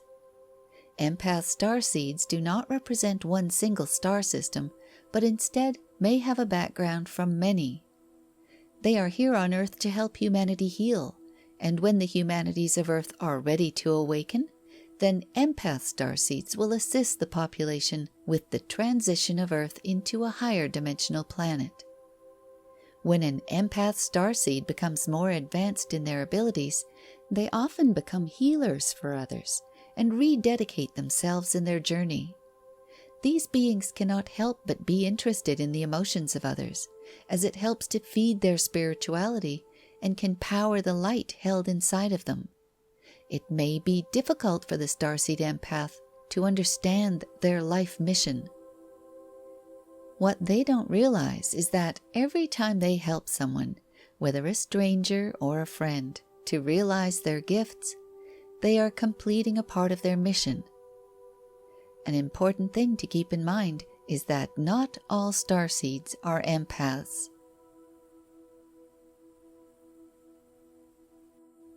Chapter 4. Spiritual Awakening. Seek wisdom, not knowledge. Knowledge is of the past, wisdom is of the future. Lumbe Proverb. If you are unfamiliar with spiritual awakening, you may be interested to know that the notion of it has been in existence for centuries and spans a number of cultures and religions found around the world. Practitioners often refer to it by other names like nirvana, bliss, or enlightenment. Spiritual awakenings can unnerve you initially, but they also cause you to ask questions such as, "Who am I?" or "Why am I here?" or "What am I supposed to do?" You may feel lost, but can also experience sensations of wonder and excitement. A spiritual awakening can snap your eyes open to where you feel very much alive. Carl Jung, the world-famous psychiatrist, made the idea of a spiritual awakening popular in the Western world around the year 1944. The ability to rise to a higher state of consciousness is an integral part of being a human. What is spiritual awakening? This terminology is used to describe different spiritually related incidents. To use a generalization, spiritual awakening is the act of embracing new revelations, breakthroughs, or spiritual enlightenment that affect one's spiritual life. The idea of spiritual awakening is popular in both New Age and other religions. Salvation brings forth a primary spiritual awakening. Salvation, however, is much more than an awakening. Salvation is an ascension from spiritual death to spiritual life. Before the concept of salvation, we were all considered to be born into sin and blinded from seeing the light.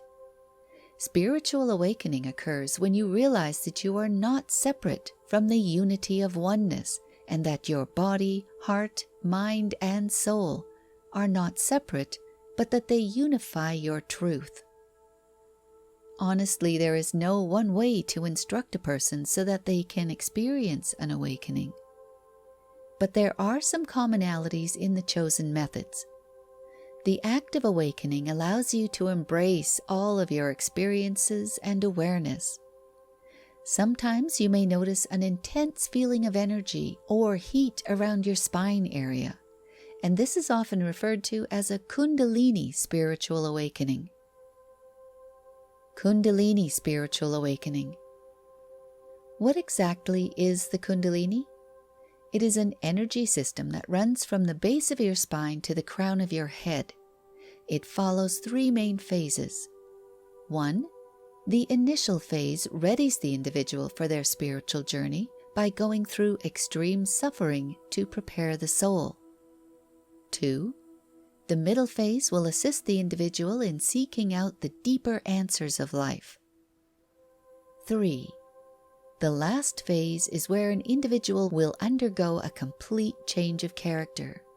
For example, instead of having doubts, they will trust the divine source and will allow events to happen without interference. So when energy rises from the base of your spine, bottom chakra, and travels to the crown of your head, crown chakra, you are able to feel sensations of energy running through your back and carrying over throughout the rest of your body. Other Kundalini experiences that people report experiencing are feeling tingly sensations in their spine, a warm glow, or even small jolts of energy that can give them shivers. There is nothing to fear from these feelings because they are merely energy. Any energy of this type will show you where on your spiritual path that you are stuck and where your energy flows freely. By honing in on where things cease their natural flow, you can embrace Kundalini or any other energetic experience and apply it to open anything that has stopped flowing. Basically, when you know yourself, you are able to release anything blocking your path to awakening. Kundalini yoga has been used for centuries, and when you participate in a class, you may find that you get a little energy rush after a class or a session. There's nothing wrong with that because shortly afterward it dissipates. The only exception to this is when you experience a bigger energy shift that may have opened or shifted something within. This practice of Kundalini yoga is sacred and is designed to assist one in the self-realization process. It can be an intense experience when you have a sudden awakening and feel unsettling and dramatic. This type of yoga can be especially eye-opening for those who have only experienced small openings and have never experienced a rush of energy pouring through their bodies while eliminating egos and clearing old ideas, habits, and/or karmas that have been blocking the energy flow. Kundalini awakening is not all that different from spiritual awakening because, let's face it, energy is in everything, and it doesn't have to move a certain way to kickstart your awakening. Don't get caught up in a certain kind of awakening sounding better than another, since the ego tends to get tripped up in following a discipline that you don't need. Instead, turn your attention inward, calm yourself, and embrace the changes that are taking place. What can cause a spiritual awakening? There doesn't have to be a life-altering incident for a spiritual awakening to begin, as there may be an everyday, boring reason or no reason whatsoever. There are a few common causes that could spark your spiritual awakening, such as changing jobs, moving, or an inspirational vacation. You can expect life-changing events to cause the awakenings as well. So if you experience something like a divorce, a near-death experience, or losing your job, these may be catalysts of opening your spiritual door. When you sit back and take a good hard look at your life, you may notice things that are placing you on a path toward awakening. You should know that the spiritual awakening process can feel confusing and overwhelming. Below, find some recognizable signs that you are either about to begin a journey through spiritual awakening, or you are already on that path. You feel detached from things that you used to enjoy and disconnected from people who are often the center of your life. When the truth of your life is turned upside down, you may think that you have been living a lie. A spiritual awakening can cause you to change your spiritual beliefs and perhaps adopt new ones. It could mean that you quit your job to pursue a lifelong dream, or examine and change your religious beliefs. Your priorities will change. Are you experiencing more vivid dreams? Spiritual awakenings can affect not only your waking life, but your dream life as well.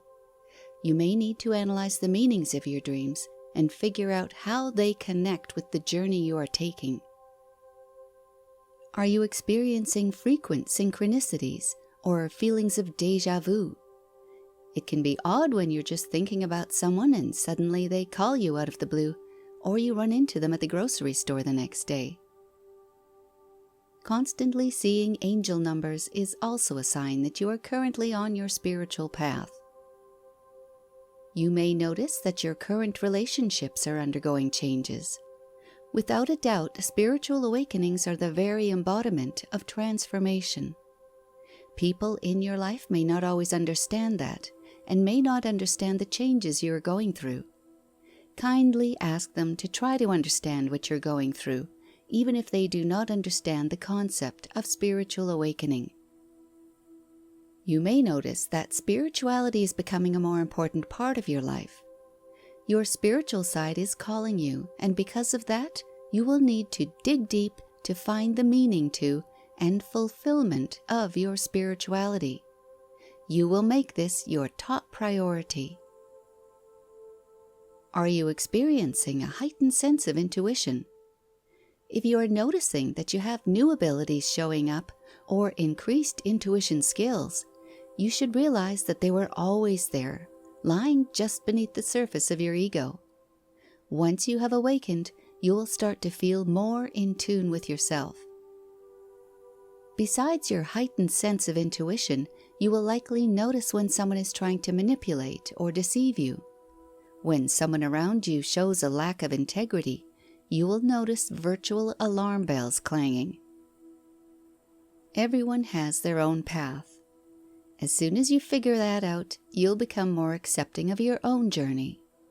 With this knowledge, you will understand that convincing people doesn't matter anymore. Realize that every living thing is worthy.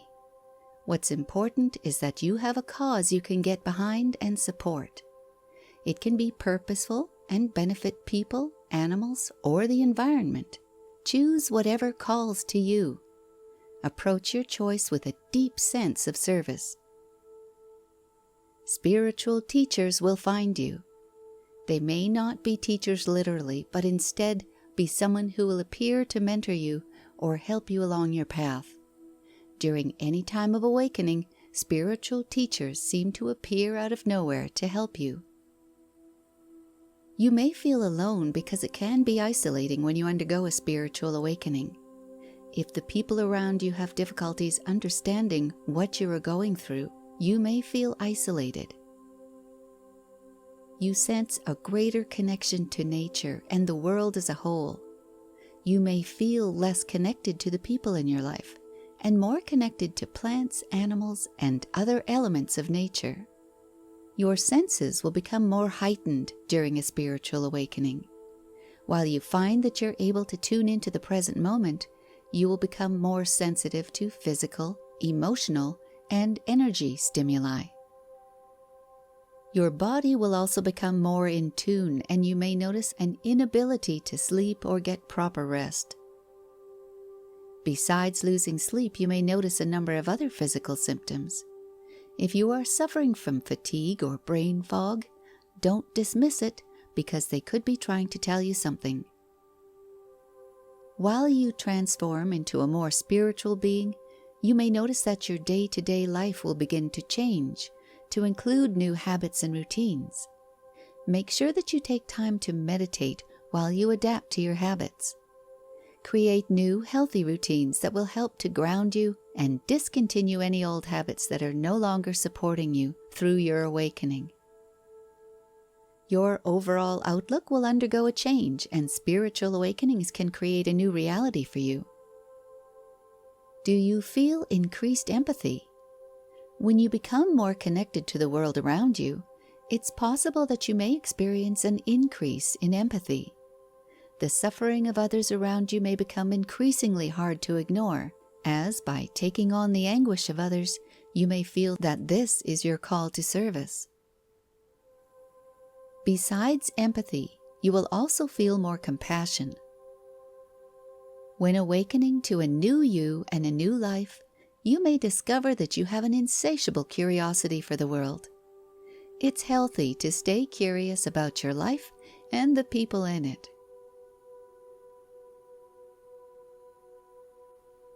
The different stages of awakening. Spiritual awakening doesn't simply happen all at once, and it is the first step on a long path to enlightenment. The process of enlightenment follows many stages. The spiritual awakening. At the beginning of your spiritual journey, you'll question everything you once knew. You may struggle at first, but you will find that you will need to clear unnecessary things from your life. You may not want to at first because some habits may be tough to give up. It may be hard to let go of some relationships in your life, and old belief systems can feel comfortable, like old pairs of sneakers. However, once you clear out some of the antiquated things from your life, you will find room to embrace the new. Otherwise, you may end up feeling like something is missing. It isn't unusual to feel lost, confused, or depressed during this initial phase. The dark night of the soul. This second phase may sound a bit ominous, and it is, in fact, the lowest point in the spiritual awakening journey. While your soul starts to recalibrate, it strips away all of the ego. Once you hit rock bottom, the only place to go is up. The sponge. Once you have reached the bottom of the dark night of the soul, you are ready to begin your ascent. This third phase is all about experiencing and exploring. You branch out and try new things that interest you, such as hobbies, relationships, and more. These experiments help you to figure out what speaks to your spirit. The Satoru Self. During this stage, you will learn to recognize and honor your true nature and accept your gifts, skills, and talents. The Soul Sessions. You may feel like you have reached your final destination, but there are still a few steps toward complete enlightenment. Soul sessions can take quite a bit of time because you're building an actual structure for your life. This will carry you through considerable patches of trial and error while you consider various strategies. This can take years or even decades to work through, and all the while, your soul will continue to grow and heal. Finding the routines and rituals that work for you is a process, and you should not be discouraged when it doesn't take place immediately. The surrender. Surrendering is the second to last step in your awakening process, and it is all about releasing any remnants left over from your old beliefs. This is the step where you can banish anything left in your ego that keeps you from your truth. After such a long time in search of your soul, you will have finally come to know what works for you and what you release that holds you back. During this step, you can finally release any leftovers, allowing you to step into the power brought on by your spiritual awakening. Awareness and service. You have reached your final destination, and by that, it means that you now are fully aware of your divine self. Everyone's journey is different, and obviously, some journeys will take longer than others. By reaching enlightenment, you will be able to not only serve others, but will find a life of happiness. The journey isn't an easy one, but it is well worth it. Along the way, you'll find others who you connect with and are easy to talk to. You will need to remain grounded throughout your journey and develop your spiritual workout, which should include meditation and mindfulness. Spiritual awakenings will change your life for the better. Finding your spirituality. No matter how many people you question about the meaning of spirituality, each one is bound to give you a different answer.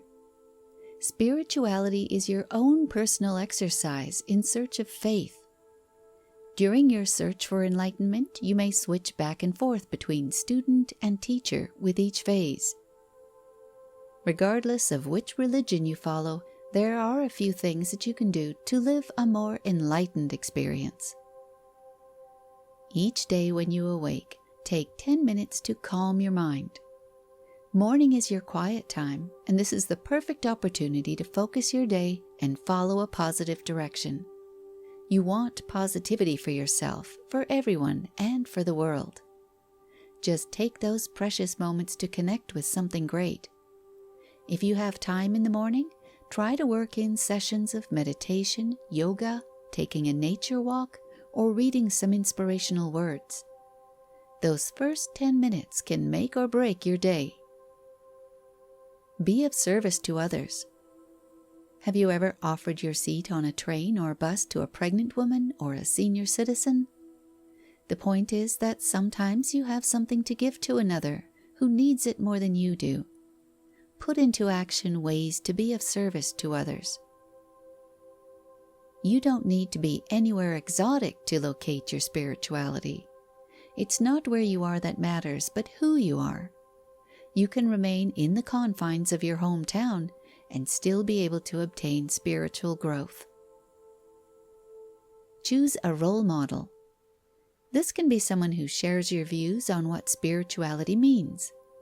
You don't need to change yourself because you are a great contribution to the earth. Your individual spirituality will help you to discover and embrace your spirituality. Keep things simple. Your spiritual success story will not be achieved by the accumulation of money, fame, or power, but instead by faith. Always leave a few moments in your day to forget about your long to-do lists for work and home. Silence your electronics and embrace simplicity. Find spirituality in your dreams. Sometimes you may experience the craziest dreams, and you may wonder what on earth they mean. Your subconscious goes to work every night when you close your eyes and enter rapid eye movement, REM, sleep. While a lot of people consider dreams to be crazy and meaningless, others believe that dreaming is important to our spiritual existence. The key to interpreting your dreams is not to necessarily seek out their literal meanings, but rather any symbols or emotions that the dreams invoke. So here are some common dreams and what they could mean. Dreams about your teeth falling out. There are many theories about what this could represent, but the most popular belief is that your teeth represent self-esteem and confidence. It could also represent insecurity, shame, loss, or grief. If you think about it, anyone would be terribly embarrassed by their teeth falling out. One possible thought is that you may be dealing with shame, but remember that it's mostly about what you feel when you dream about it. If you continue to have this dream, it can represent something that you're struggling with or having trouble working through. It is important to get to the root of the dream, so remember to ask yourself what emotions the dream brings up. Are there any memories that this dream resurrects? And what does it feel like? Is there something going on in your life that makes you feel powerless or that you have no control over?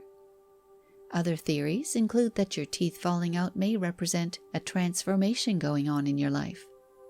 It may not always mean something bad and could merely be a sign of growth. You may be experiencing feelings of grief or loss. And lastly, you may have some real-life dental issues. Dreams about falling. One of the most common dreams people have is about falling.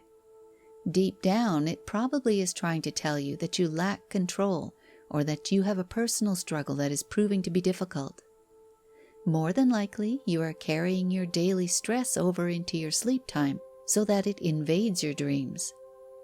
It may sound strange, but ask yourself how it felt to be falling during your dream, and then compare it to any current issues taking place in your life. Do you notice any similarities between the two? Dreams about being chased. The simplest comparison to explain this dream away is that you are on the run from a problem that has invaded your life. You may fear the situation, or you may be trying to avoid it. Either way, your subconscious mind is trying to tell you to stop running and to turn and face your problems. By doing so, you will be able to work past whatever is stressing you out, and you will be able to achieve a more restful sleep. Dreams about pregnancy. This dream actually has nothing to do with you or someone you know being pregnant. Pregnancy dreams represent something in your life that is changing or growing. It could be personal or professional as well. For example, you may be in a relationship that is ready to go to the next step, or you may be up for a huge promotion at work. Take time to scrutinize your life to see if there's something brewing that would cause this sort of dream.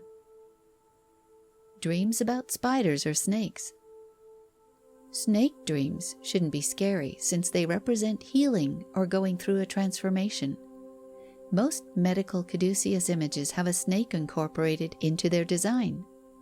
Instead of focusing on the snake itself, look toward what else happened in the dream. Did the snake shed its skin? Was it somehow trapped? Did its presence make you feel afraid, or was it non-threatening? By trying to get in touch with the feelings brought on by the snake, you may develop a better understanding as to why it has invaded your sleep time. Spiders, on the other hand, often represent some sort of deceit or lie hiding in your surroundings. Different scenarios that surround the spider may offer you clues as to why you are dreaming about them. For example, if the spider creates fear, you should compare that to another person or situation who copies that sense of fear. Should the spider bite you, it could mean that you feel criticized by someone.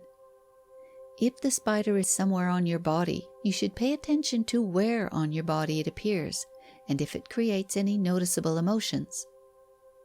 Size in these dreams does matter. The larger the spider, the larger the issue they represent. If you dream that the spider is descending from the ceiling, it can be a fairly easy assumption that something important is hanging over your head. Dreams about premonitions. Have you ever dreamed about something only to have it manifest in the real world? A premonition dream may be a bit difficult to explain. However, if it seems that you have more than your fair share of them, you may want to explore your intuitive abilities. You may find that you are an empath, a starseed, or both. Dreams about nudity. Have you ever had a dream that you are naked in front of your class or your coworkers during an important meeting? This sign easily translates to mean that you are feeling exposed or embarrassed about something going on in your life. Unless, of course, you are feeling confident in your nudity. In that case, this may just be a sign of feeling free. Dreams about sex. Just because you dream of having sex with someone doesn't mean that you have a secret crush on them or want to have sex in the real world. Often what this means is that you feel jealous about some personality trait they have. When confronted by strange dreams, especially when they repeat consistently, you should consider starting a dream journal where you can record what happens in your dreams and how it makes you feel. You may find that confusing dreams are really important and that they are trying to show you something that you need to address. Stress dreams. Stress dreams are far more uncommon since everyone has stress. The problem is, if you go to bed in a stressful state, it is bound to cross the bridge and invade your dreams. These stress dreams can be extremely troubling, especially if they are recurring. What is the difference between stress dreams and nightmares? Stress dreams tend to be fast-paced, but go nowhere. Whereas nightmares tend to not only be stressful, but they may place you into life-threatening situations that wake you up in complete panic. Naturally, everyone has different stressors, so you and your best friend may never experience the same stress dream. However, there are a few common ones, and we have listed them below. Arriving late for something important. Misplacing something important. Failing a test. failing to achieve something even when you've tried hard many times. A fire breaking out in your home. Being caught in a tornado, hurricane, or other natural disaster. There are 3 main categories of stress dreams and some common ways of interpreting them. Work. Since work represents your livelihood, you tend to worry about things that affect how you make money to support yourself. Everyone is concerned about finances, so trouble in the office can be of a big concern. However, dreaming about work doesn't necessarily mean that you're stressed about work. Remember that dreams are symbolic, so it may just be how you felt during that dream. School. Stress dreams are common for school-related activities, so you may dream about a test you forgot to study for, oversleeping and missing a class, or forgetting your locker combination, making you unable to get your books out. Stressing about school-related activities could mean that you may not be where you want in your professional career. Relationships. Stress dreams about relationships obviously depict people experiencing a difference of opinion. Someone may be ignoring you or was unable to reach you during an important event. The cause of stress dreams. No huge revelation here. Stress dreams are caused by stress. Whether sleeping or awake, things that stress you out are always taxing your energy. When your mind becomes fixated on worry or overcome with worst-case scenarios, it tends to hang around in your subconscious, only to reappear when you settle down for a good night's sleep.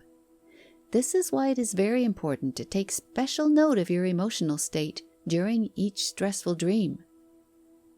If your stressors reoccur during your waking hours, it is no surprise that the same stressors will also be repeated during your dreams.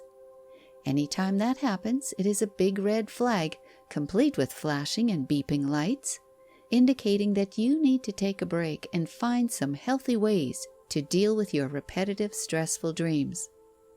Watch for clues so you can figure out how these dreams link to your personal life. How to cease the stress dreams.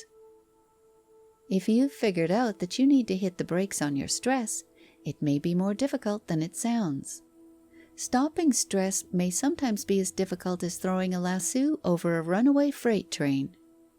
It took time to build the stress up to this breaking point, so you may need to be prepared. Stress doesn't go away overnight. It is something you need to work at, and while there are many ways to ground yourself, see Chapter 5. What works best for this type of stress is journaling before bedtime. It can help to set aside a specific time before bed to journal about what is stressing you. This practice can help to drum the stressors out of your mind before bedtime. Add in some guided sleep meditations before bedtime. By listening to meditations that specifically target getting a good night's sleep, you can be put in the correct frame of mind for blissful slumber. Should a stressful dream wake you halfway through the night, keep your guided sleep meditations nearby to help lull you back to sleep. Analyze your dreams to find your answers. You can even write your answers to some very pointed questions like, what do you represent? Or, what do I need to do to rectify this? Better, longer, and less. Better sleep quality can improve your dreams, and so can sleeping a little longer and practicing relaxation. Less stress is the key. So you are meditating and journaling, but are there other things you can do to improve your sleep? You bet. Eat a balanced diet. It can be tough when you're running from dawn until dusk, but good fuel can make a huge difference. Don't eat a big meal close to your bedtime. Having a full stomach with a considerable amount to digest can make peaceful slumber very difficult. Keep your bedroom chilly. Turn down the thermostat at night. 65 degrees Fahrenheit is ideal, but everyone's inner thermostat may be a bit different. Avoid alcoholic beverages before bedtime.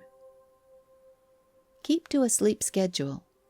It can be tempting to sleep in on the weekends or days off, but that can often be the cause of an interrupted sleep schedule. What's best is to go to bed and wake up at the same time every day. Look into light therapy and limit blue light exposure after dark. This can be a bit tough to do in the winter when it gets darker earlier, but blue light emanates from your computer, tablet, phone, and television. If you must use electronic devices, consider using blue light glasses that reduce the intake of blue light. Exercise regularly. Keeping fit helps not only your body, but your mind as well. Diffuse lavender essential oil as you prepare to go to sleep. Try a bedtime tea such as chamomile or lavender. The important thing to remember is that stressful dreams are bringing you messages about what you need to change in your life. What are angel numbers? Our guardian angels are around us at all times, not just for those in search of spiritual awakening or starseed ancestry, but everyone. However, sometimes our guardian angels send us messages that are difficult to figure out or understand. Angels are bound by certain laws that do not allow them to interfere with events in the lives of others. Their way of guidance is to send mysterious signs coupled with messages that can only be understood by those who are enlightened. Angel numbers are a mysterious method of communication that brings divine guidance. For angels, this is a common way to communicate to try to get our attention. These numbers are usually a repetition of a sequence that will seem unusual.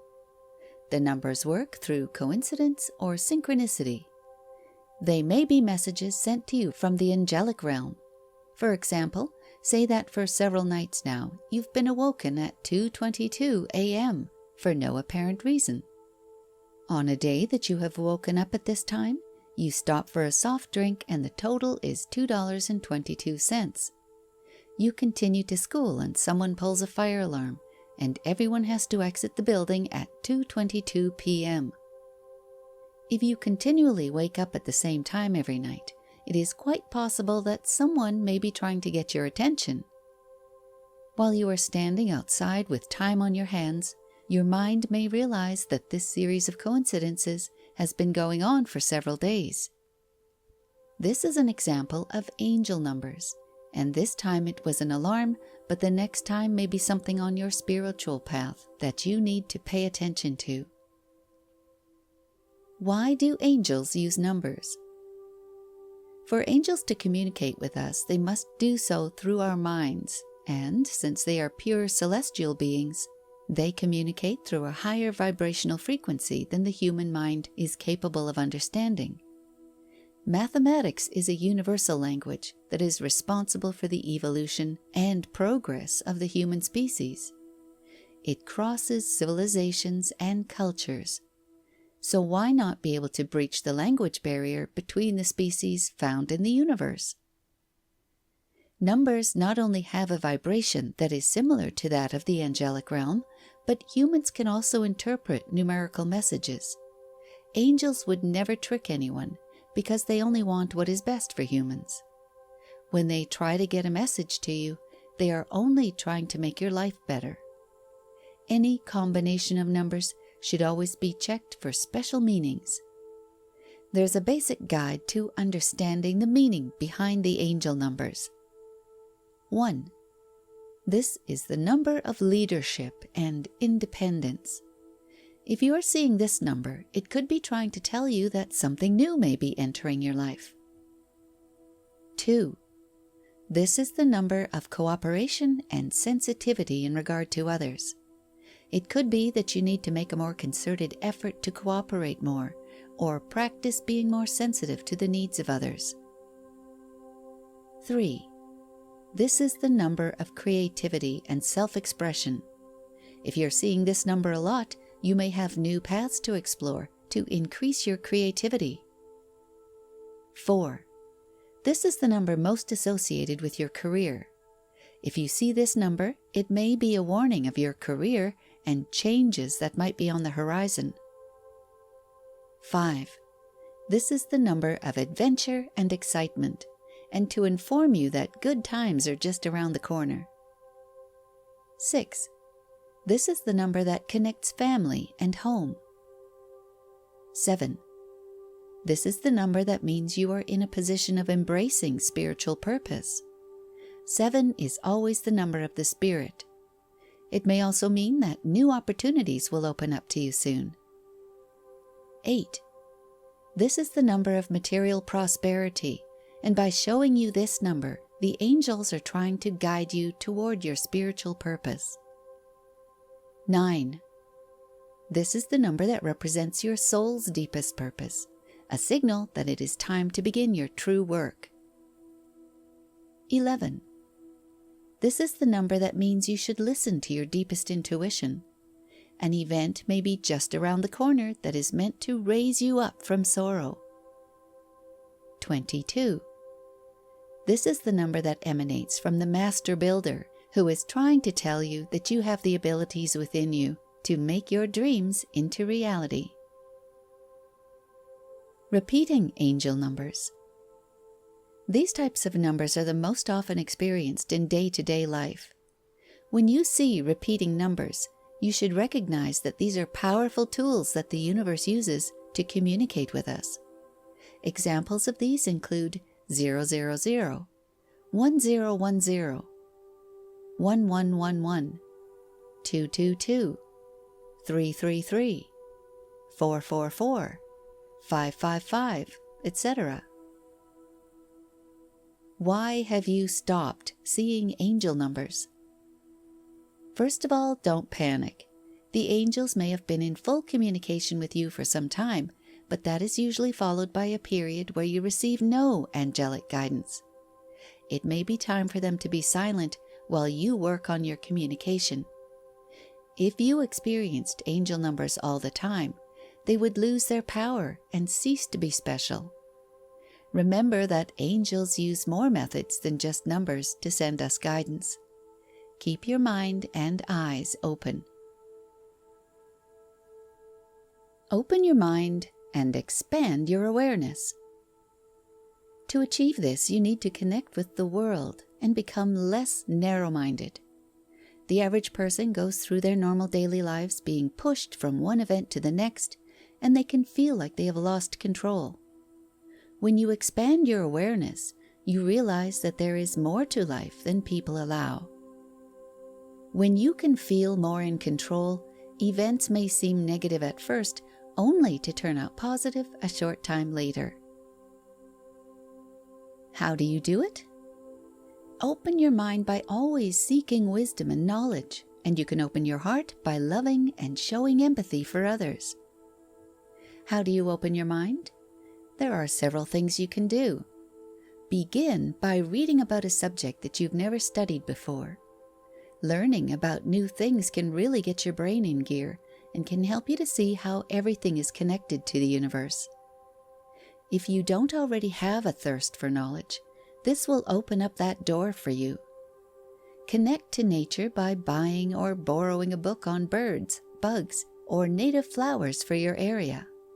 Go out on an adventure and try to identify some of this flora or fauna while walking on trails in your local parks. Take family, friends, or your pet while you absorb and develop a new appreciation of your surroundings. Have a get-together with some of your friends and discuss any subject you wish to broach. For example, talk about spirituality or life's meaning. Before getting started, realize that everyone is going to have opposing opinions, but hopefully you can just agree to disagree with no one necessarily being in the right or wrong. Your talks should be an exercise in formulating and articulating thoughts. Everyone should go into this discussion with an open mind. How to use your abilities and power to serve the world. Be ready for the long haul because it is sure to be quite a journey while you learn how to use your abilities. But once you have, it's time to put them to good use to start serving others. At the end of the day, it is your responsibility to develop your talents and abilities. This is not a reason to panic, since ultimately you've been given them because you are capable. Your gifts have been bestowed upon you to benefit others. Initially, you need to know who you are. Soul searching may take a bit of time and dedication, but it will help you to realize not only what makes you unique, but what your contribution to the world will be. Everyone's abilities are different, and your contribution to the world will be individualized and quite unlike anything that anyone else has to offer. Next, you will need to implement a plan on how to apply these newly found gifts. How will you balance your own life while still being able to use your recently discovered abilities? If you need a little assistance on how to break through to the next level, see the suggestions below. Filtering your skills. You have natural talents and strengths that you need to become aware of. While you sift through your responsibilities, you can weed out those that don't make the best use of your talents. By reducing your frustrations, you can focus more on using your unique set of skills, thereby reducing your frustration and keeping you out of difficult situations. You can hone your skills by doing additional activities that enhance your abilities. In the long run, this will be a more strategic use of your time and will lead you to being your best self. Finding the support you need. Now that you have become aware of your skills, you need to develop a plan, which includes activities that will support you while you learn all of the things you can do and achieve. This includes realizing what kind of team you need so you can delegate things that drain you to others on your team. You are encouraged to delegate some activities to free your time up for other things that require your individual attention. The search for growth. The discovery of your unique set of abilities is the beginning of a huge adventure. Once you have a handle on your uniqueness, you need to ask yourself how you can do things better, how you can apply yourself down new avenues, and how you can best develop each of your talents. Managing your abilities is the key to your future growth and the development of your spiritual awakening. You will find it rewarding to expand your talents, while at the same time experiencing new and exciting ways to use your abilities. Because of your ability to improve and grow, you will find it exhilarating and will crave more. This will increase your self-interest in continually learning and empower you to reach new levels of self-achievement. These rewarding journeys are a never-ending process, but you will find that your life will be more fulfilled while following your path. It may be a scary thought to finally put yourself out there, and you may be hesitant to share your gifts out of fear. Realize that you have been given a gift that corresponds to your ability. Revise your spiritual beliefs. Oh, life is bigger. It's bigger than you. R.E.M. Losing My Religion. Everyone has their own personal religion, whether they realize it or not. It's your perception of the world and how you see your relationship to it. If you desire growth, you need to grasp a better understanding of the world, your place in it, and how you matter. This understanding wakes up your ever-changing personal religion. You begin as a product of your environment, your upbringing, and often the personal religions followed by your parents or guardians. While you age, you may notice certain inconsistencies between your current religion and your perception of the world. You might notice a few core problems while attempting to understand this conflict. You may have been raised with a limited idea of what religion is. It may have been instilled from you since birth that religion is all about God and requires a belief in God. However, the truth is that religion doesn't require a God at all. Your religion is made up of your personal beliefs and your reality. Everyone has experienced having a first religion that is usually a hand-me-down based on the belief of the people who raised you. Your perceptions of the world will change as your life is filled with experiences and exposure to events and the behavior of others.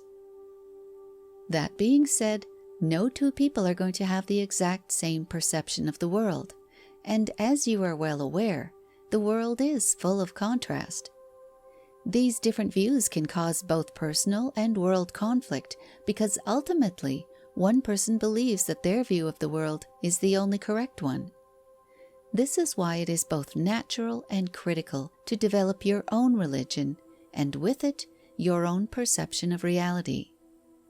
When you live by a hand-me-down religion, you may feel ingenuine, and that lack of personal balance can lead to an imbalance and even mental illness.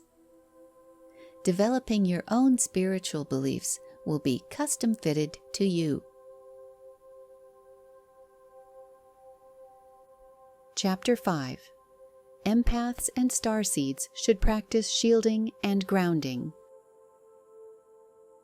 Energy flows where attention goes.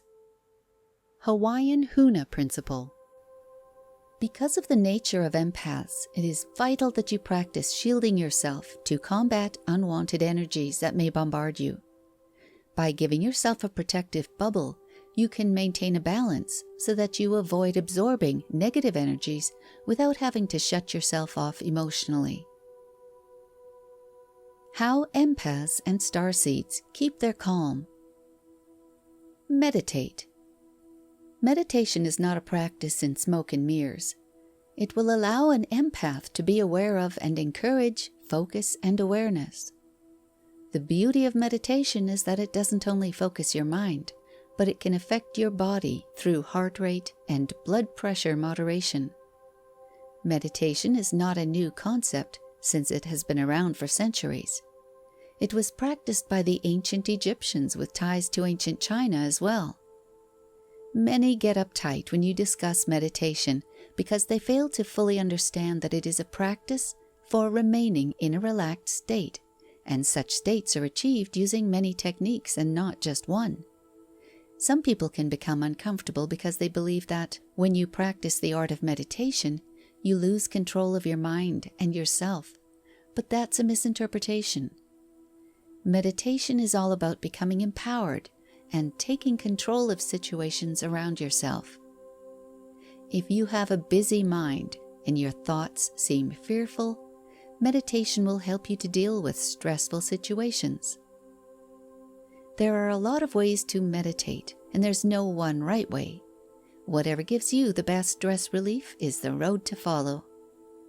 Meditation can provide a positive impact when attempting to relieve tensions of the mind and body. When you begin, don't attack meditation full force, because you should start with the basics and build slowly, like you would for any other discipline. You should focus your sessions on these 3 basics: breath, sound, visualization. Breathing is one of the simplest meditations, and you can use this to balance your life in the present moment. Merely sit in a comfortable position and hold your back straight. Then close your eyes and breathe through your nose while focusing on your breath. Inhale for 3 seconds, and then exhale for 3 seconds. When you inhale, you should feel your stomach expand, and when you exhale, it should deflate. At first, you may find that your mind is zooming all over the place, but with practice, you should be able to redirect your focus right back to the present moment. Begin with just a few minutes, and before you know it, you will have reached about 30 minutes. A sacred sound can slow down your mind, and it is pronounced Om, but it is often referred to as Om. You can think the word instead of speaking it aloud, while you picture walking a trail and communing with nature, or riding a beautiful horse through a floral-filled meadow. Different ways to experiment with meditation include mantra meditation. A repeated mantra will help to release your mind and lend support when needed. With mantras, you simply repeat a word or phrase, to aid the circumvention of distracting thoughts. Guided meditation. This method requires the subject to visualize centering themselves around relaxing places. A professional guided meditation is usually provided by a trainer or teacher. However, you can always write your own. This meditation is typically recorded over soothing music, which may or not include sounds of nature. Mindfulness meditation. This type of meditation will provide you with an increased awareness of living in the moment. Mindfulness allows you to feel without assigning judgment. Mindfulness, however, is not a single act and often combines breathing methods, guided imagery, and other techniques. Qigong. Qigong was created as a part of ancient traditional Chinese medicine that incorporates breathing exercises, relaxation, and physical movement. Qigong is especially helpful for the fauna empath because it is all about understanding the strength of nature. Yoga is not merely exercising, but a series of postures that add in breathing exercises. Practicing yoga will promote a calm mind and a flexible body, and encourage you to experience being in the moment instead of focusing on all of the hectic things that have taken place during the course of your day or week. Tai Chi. This gentle form of practicing martial arts connects your mind and body through movement. Tai Chi takes you through a series of movements where one will flow right into the next, using slow and graceful precision.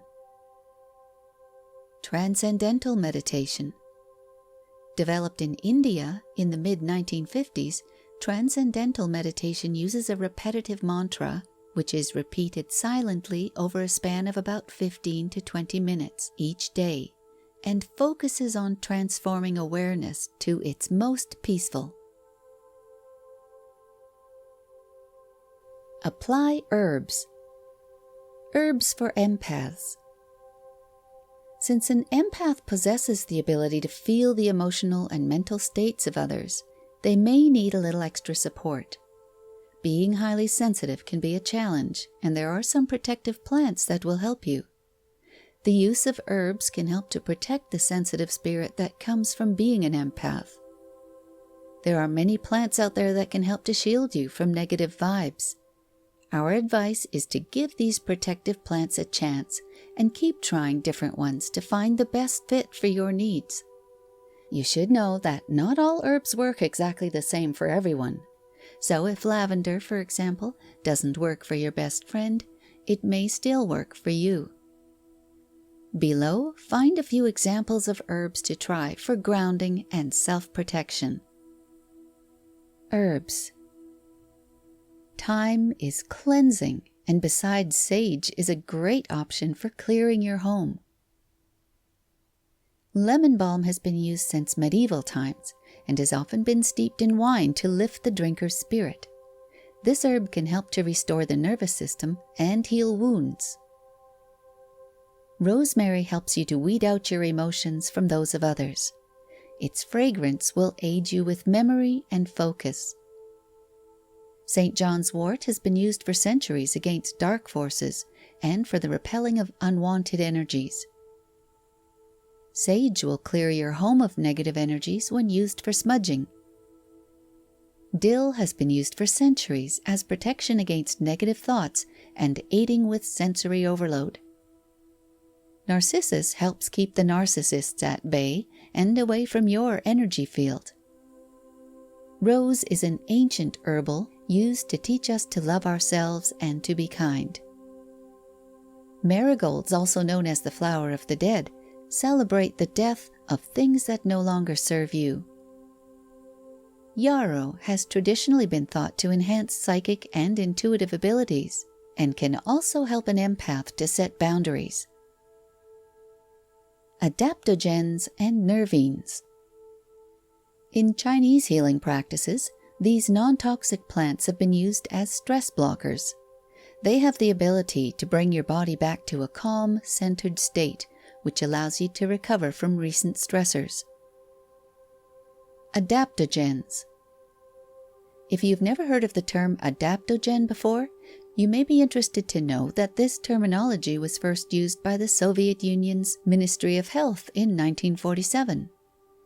It referred to a class of mushrooms and herbs that showed support for the body's resistance to mental and physical ailments, as well as blocking stress. As always, you should consult your physician before beginning any use of these herbs. These adaptogens help with stress. Ashwagandha is an evergreen shrub that is grown in both Africa and Asia that is commonly used for stress. It is believed that ashwagandha can help to calm the brain, lower blood pressure, and reduce swelling. Eleuthero is also a shrub, and the root is used to make medicine. This herb is often used for diabetes and is believed to enhance athletic performance, memory, and thinking skills. Reishi is a mushroom used by Eastern medicine that is believed to fight cancer and boost the immune system. This mushroom is primarily grown in hot and humid locations in Asia. These mushrooms can be eaten fresh, but are more commonly dried to use in powdered form. The rhodiola herb is grown in the cold mountainous regions of Asia and Europe. It is believed to help the body acclimate to stress. Traditionally, rhodiola has been used to treat anxiety, fatigue, and depression. In addition, this herb may help to decrease stress, improve brain function, and manage diabetes. Schisandra is a climbing vine that is native to China and Russia. It bears dark red berries that have been used in traditional Chinese medicine. The berry is often referred to as a 5-flavor berry because it is said to possess all of the basic flavors used in Chinese herbal medicine: salty, sour, sweet, spicy, and bitter. Why is this important to Chinese medicine? Because it can benefit all 5 of the yin organs: the kidneys, lungs, liver, heart, and spleen. These berries have been used to treat asthma, insomnia, flu, and skin allergies. Tulsi. Tulsi is often referred to as holy basil, and it is very popular for use in herbal medicine. The parts of the plants used for medicinal purposes are the leaves, seeds, and stems. It is often used in Thai dishes. Tulsi can be used against arthritis and diabetes, and can provide antioxidants. Nervines. If you're looking for herbs that help to support your nervous system, then choose nervine herbs. Nervines restore balance to the body and can be successful in treating anxiety and insomnia. Nervine tonics have been around for centuries and are often brewed in the form of teas. But people who have more experience make tinctures that are more concentrated than the tea forms. You can often purchase ready-made tinctures at health food stores. If you want to embrace nervine tonics, then you have to make allowance in your mind to accept a non-traditional pharmaceutical way of thinking, especially since there are no equivalents between nervines and pharma. Since there can be some side effects associated with the use of some nervines, and they can interfere with prescription medications, you should always consult your physician before starting to use nervines. Below you will find a few examples of nervine tonics. Chamomile has been known for centuries to aid in the reduction of anxiety, as well as to promote a good night's sleep. Milky oats tincture can be made using immature oats, putting them in water, and then squeezing out the liquid in air, the oats to create a tincture. The milky oat tincture may prove helpful for those with depleted energy. Skullcap is actually produced from a weed. Scutellaria lateriflora activates an acid in the brain referred to as gamma-aminobutyric acid, GABA. GABA can reduce feelings of anxiety, but it is important to purchase Scutellaria latiflora plants from a reputable manufacturer. St. John's wort is often administered in cases of mild depression, but it can also interact negatively with many prescription medications, so you need to use caution while taking this herb. Valerian is often found in teas and tinctures that help with sleep issues. This root has been used for hundreds of years to help reduce anxiety, depression, and stress. Passion flower can help to ease social anxiety and is known for enhancing relaxation. A tea can be made from dried or fresh passion flower leaves and flowers. If you wish to dry the ingredients, simply cut the stems back to any new leaf growth and hang them upside down in a dark and dry place while tied in loose bunches. Lavender is an amazing plant that contains many health benefits in addition to smelling fantastic. Used for over 2,000 years, it has been used in everything from perfume to medicine. Lavender can ease migraines and contains antibacterial properties. Wood betony is from the mint family and has been used to relieve stress, lower blood pressure, and maintain mental health functions. Wood betony has been used to make wound poultices and herbal washes used to clean infections and ulcerated wounds. Both adaptogens and nervines help the body to rest as well as providing nourishment and support. The reason that nervine tonics are considered unique is that they have no pharmaceutical equivalents. Crystals for empaths and starseeds. There's something soothing about staring into the heart of a crystal. Powerful gemstones can help you to remain grounded while going through stressful times. Crystals are known to protect you from the feeling of overstimulation and harm. Below you'll find several of the best crystals for empaths. These can make a huge difference in your energy levels as you need protection, and crystals are emissaries of the earth that will shield you from negative energy and provide you with emotional well-being. Empath protection and healing crystals. I am guilty of being a crystal hoarder, and those who are crystal collectors like myself know that we always benefit from the crystals we choose to surround ourselves with. I began my fascination with a single rose quartz crystal, and, before I knew it, crystals were tucked into every corner of my home. In the book, I've arranged the crystals in alphabetical order, making it easy for you to find exactly what you need. Turn to page 158 and explore their meanings and properties whenever you feel called to. Crystals. Angel Aura Quartz is more than a mere shiny stone and is one of the best crystals for an empath to have. This stone is said to shield your aura, protect you from dark energy invading, as well as enhancing your physical vitality. This crystal can rise to the occasion when an empath experiences the onset of anxiety or depression. Fluorite comes in a variety of colors, and for empaths, it provides balance and clarity. Sometimes when you can't make sense of what is taking place in your head, fluorite can help you to interpret the overwhelming sensations of others. Malachite is another stone that is considered to be among the top empath protection stones, and not just because it is a gorgeous deep green crystal. Malachite can shine a spotlight on good energy and inner strength. Citrine is like owning a piece of the sun, and with that light, it combats dark energy. One of the reasons that it is so beneficial for empaths is that it can unlock telepathic gifts and enhance already impressive gifts. Fire agates personify the immortal phoenix rising from the ashes and can help you to remain calm and motivated in the face of challenges. An empath needs a reminder that there is always a silver lining, even when struggling with dark energy. Chrysanthemum stone provides a shield of protection for an empath. It is unmistakable because of its petal-like crystal structure and its protective energies. Black obsidian will wipe away any dark energy that threatens an empath. After it absorbs the negativity, it will work on repairing your aura if needed. This protection stone is a must for any empath. Hematite is another must-have for empaths.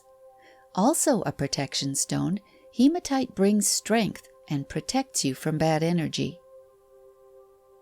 Clear quartz is a crystal that everyone should have, but it is a powerhouse crystal for empaths. Quartz will remove dark thoughts and replace them with optimism and emotional healing. It also helps with electromagnetic stress, so if your electronic world is stressing you out, try placing one of these nearby. Starseeds must take notice of the ET quartz crystal. This crystal includes multiple terminations or points on an end. They allow you to integrate with all your lifetimes. ET crystals can help you to receive cosmic transmissions and access cosmic symbols and light language. Lapis lazuli can encourage empaths with one of the most difficult things they find troubling, and that is to speak up.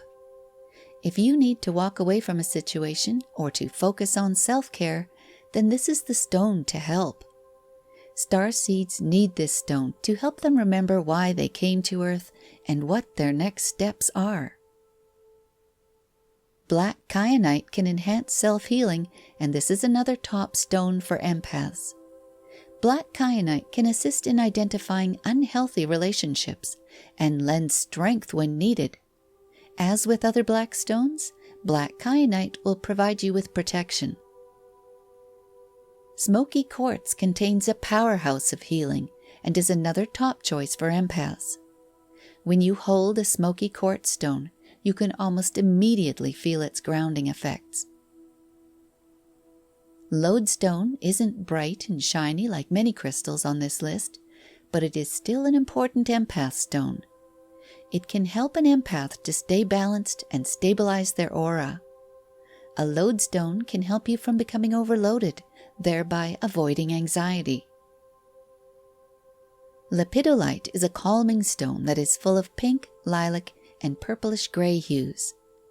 Lepidolite is a soothing stone that helps the empath to achieve tranquility and with focusing on things around you.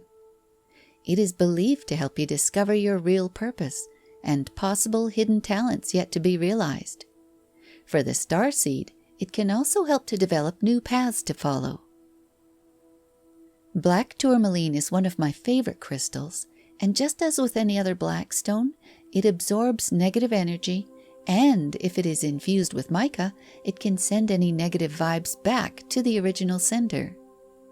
Because this is a crystal of hope, empaths will find it invaluable to add to their crystal collection. Amethyst is a stone that lifts your spirits just by looking at its purple hues. This crystal will lift the hazards of negative thinking and help you to connect with your emotions. Amethyst can teach empaths all about the highs and lows of life. Labradorite has flashy color combinations that captivate the onlooker. Labradorite is known as both the stone of courage and the stone of transformation, and empaths will be able to find courage when they need it the most by having this stone in their arsenal. Starseeds can gaze into a piece of labradorite and instantly feel as though they can look directly into a galactic vortex.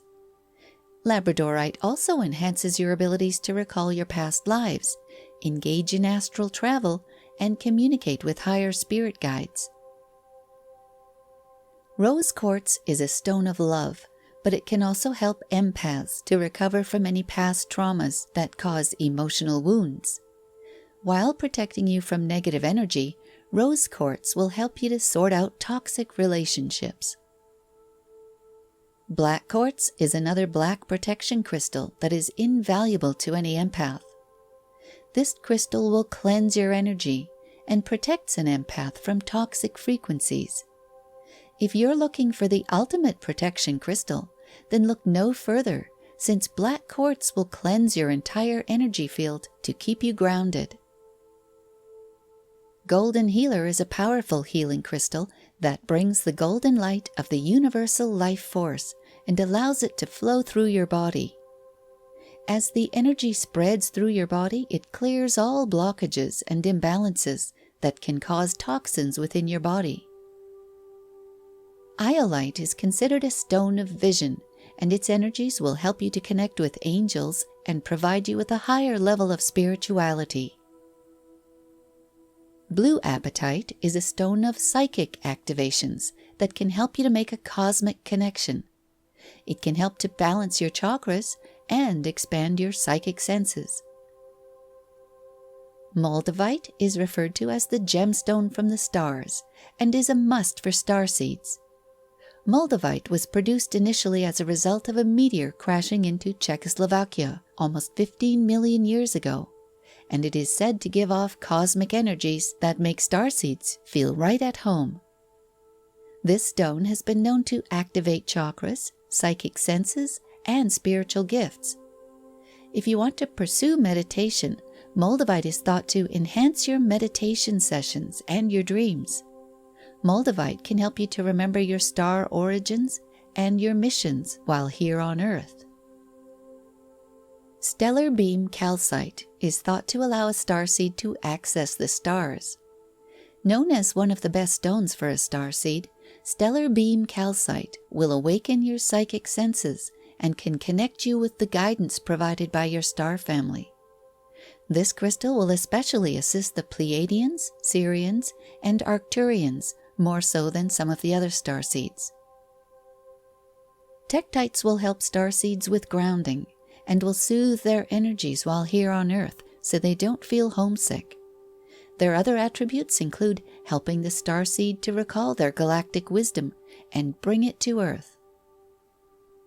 The star sapphire is a blue sapphire that contains a 6-pointed star.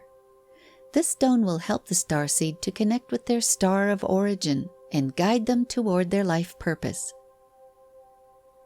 You may find it taxing to be an empath or starseed. However, many of the crystals on this list can lend support if you're struggling. My best advice is to start small and purchase your crystals over time. It may sound strange to you, but crystals have their own vibrations, and many of them will call to you. As a product of the earth, they will support you through periods of emotional stress and negative attacks. You can always choose to wear some of your stones in the form of necklaces, bracelets, or rings. Even keeping them in a small pouch inside of your pocket will give you a chance to have them at your disposal at all times. The size of the crystal doesn't matter because you set the intention. Meditating with them, even for just a few minutes each day, can provide you with advantageous healing power. Know that being an empath, there is no right or wrong way to use crystals. Meditation exercise using crystals. Find a comfortable and quiet place to sit, and make sure that your spine is stretched long. Make sure that you will be comfortable through the session by avoiding wearing tight clothes or heavy jewelry that might prove distracting.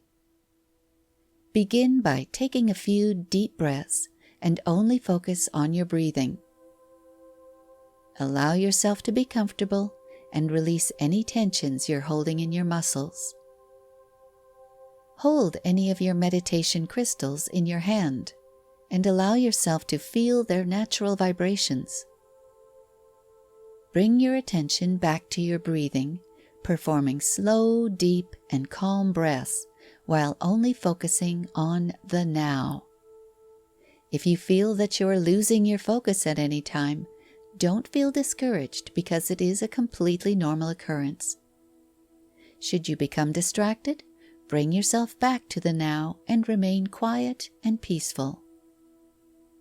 Now try to focus on your body and tune into your emotions while locating your chakra points. Visualize a peaceful field full of wildflowers and butterflies until you feel immersed in the scene. Now focus on the stones and feel their energy. The slow healing of them will soothe and revitalize your mind, body, and soul. At this point, you should be ready to let go of any emotional stress or fears that you've been harboring. Picture a bright ball or beam of energy entering your body and filling you with healing and a sense of safety. Imagine that this light is renewing your energy field. Don't forget to focus on your breathing, keeping your breaths slow and calm. Slowly bring your attention back to the present. Never rush to close your meditation session. Take your time and return to the present when you're ready. Close your session, open your eyes, and carry on with the benefits, love, and positivity that the crystals have provided you. Essential oils for empaths and starseeds. Essential oils have been around for thousands of years, and many of them are perfect for an empath or starseed. These oils possess physical strength along with vibrational healing properties. Different oils have different properties, much like the crystals we just described above. When you first inhale a fragrance, the molecules that make up that oil will pass up your nose to the olfactory membranes located inside your nose. These become stimulated by the odor, which sends electrical impulses to the olfactory center located in your brain. These scents can influence several bodily functions found below: blood pressure, stress levels, hormone balance, heart rate, breathing memories. Essential oils can help with spiritual awakening, and the easiest way to choose one is to pick one that speaks to you. It is a good idea to always have a little to-go kit ready with your top choices. Besides applying directly on the skin, you can add them safely to your bath, or even choose to diffuse them during the day while you are meditating or as you fall asleep. Vetiver will provide the empath with a calming effect on their mind, as well as stimulating mental well-being. Frankincense can be one of the more pricey oils to purchase, but is well worth the cost. It's no surprise that this was one of the original gifts brought by the 3 wise men for baby Jesus. The woodsy scent helps an empath to reduce anxiety and depression, and strengthens the application when paired with lavender. Marjoram is something that you may recognize as a cooking spice, but there are also medicines that have been produced from the plant's leaves and flowers. For the empath, marjoram aids psychic protection, calms the mind, and eases anxiety. Jasmine's floral fragrance is sweet and can uplift the empath, making it an ideal essential oil to stop anxiety in its tracks. Sage is an essential oil for grounding and is often used to cleanse homes by burning dried leaves. An empath will find that sage will decrease depression and anxiety. Lemon, a member of the citrus family, is the most popular of the citrus oils. This oil can help you to cleanse toxins from your body and boost your immune system. Merely inhaling this oil will help to boost serotonin and dopamine levels, and empaths and starseeds will find that lemon essential oil will help to put them back on track. Chamomile has a soothing scent and has long been used to soothe and relax the body. Empaths frequently experience digestive problems, and chamomile essential oil can help with that, as well as bringing a sense of inner calm and grounding. Black spruce, though originating from North America, is through the magic of the internet available worldwide. It is believed that black spruce helps with healing powers, eliminates negative thoughts, and helps you to think clearly. Empaths will find that the balance and calm that this oil offers will help them to establish boundaries. Rosemary, while popular for cooking dishes, can help an empath to look beyond the levels of stress, fatigue, and mental exhaustion to discover restorative energies. Rosemary has been widely used for illumination, and its fragrance can stimulate the act of purging and brings clairvoyance, good karma, and a chance for mystic advancement. Lavender is a soft fragrance and the most popular essential oil in the world. This oil can help to calm the mind and control emotions for those who suffer from anxiety, depression, and insomnia. Cedarwood is a basic oil used to clean the soul and detoxify you from negative energies, stresses, and fears. This essential oil can assist you in finding your higher self. Ylang-ylang comes from the ylang-ylang tree, and its wonderful aroma makes it highly sought after by perfume makers worldwide. Ylang-ylang is known to soothe stress and hypertension and balance the sacral and sunlight-based plexus chakras. Peppermint should be in everyone's household because it provides such a wide range of benefits. It can assist anyone with headaches and sore muscles, and can also assist in the removal of negative energy and helps with centering. Patchouli has a glorious earthy smell that will ground the user spiritually. It is important to remember to choose 100% therapeutic grade essential oils because they are not polluted by fillers and chemicals that some companies put in to stretch their manufacturing dollar. Watch for key words on labels such as propylglycol and put those back on the shelf. Real oils are stored in dark-colored glass bottles because real oils will melt a plastic bottle. In addition, anything other than glass will leach its properties into your oils, polluting it. A plastic lid is acceptable since the oil doesn't rest up against it. Like crystals, you do not have to start out with an arsenal of essential oils because they can be pricey depending upon the oil. The best oil to start with, if you can only afford one, is lavender. Ways an empath or starseed can use essential oils. Use a diffuser to release the benefits of essential oils into the air. This is an instant way to boost your mood when you're feeling low. As a bonus, you can diffuse just before bedtime, so while you are trying to fall asleep, the oil can help you to let go of any anxieties for the day and sleep well. Inhaling essential oils deeply a few times during the course of any day will help to settle your mind. It's a simple process. Open a bottle of your chosen essential oil and inhale. Or if you prefer, you can place a couple of drops in the palms of your hands, lightly rub your hands together, and place them over your nose and mouth to inhale the scent.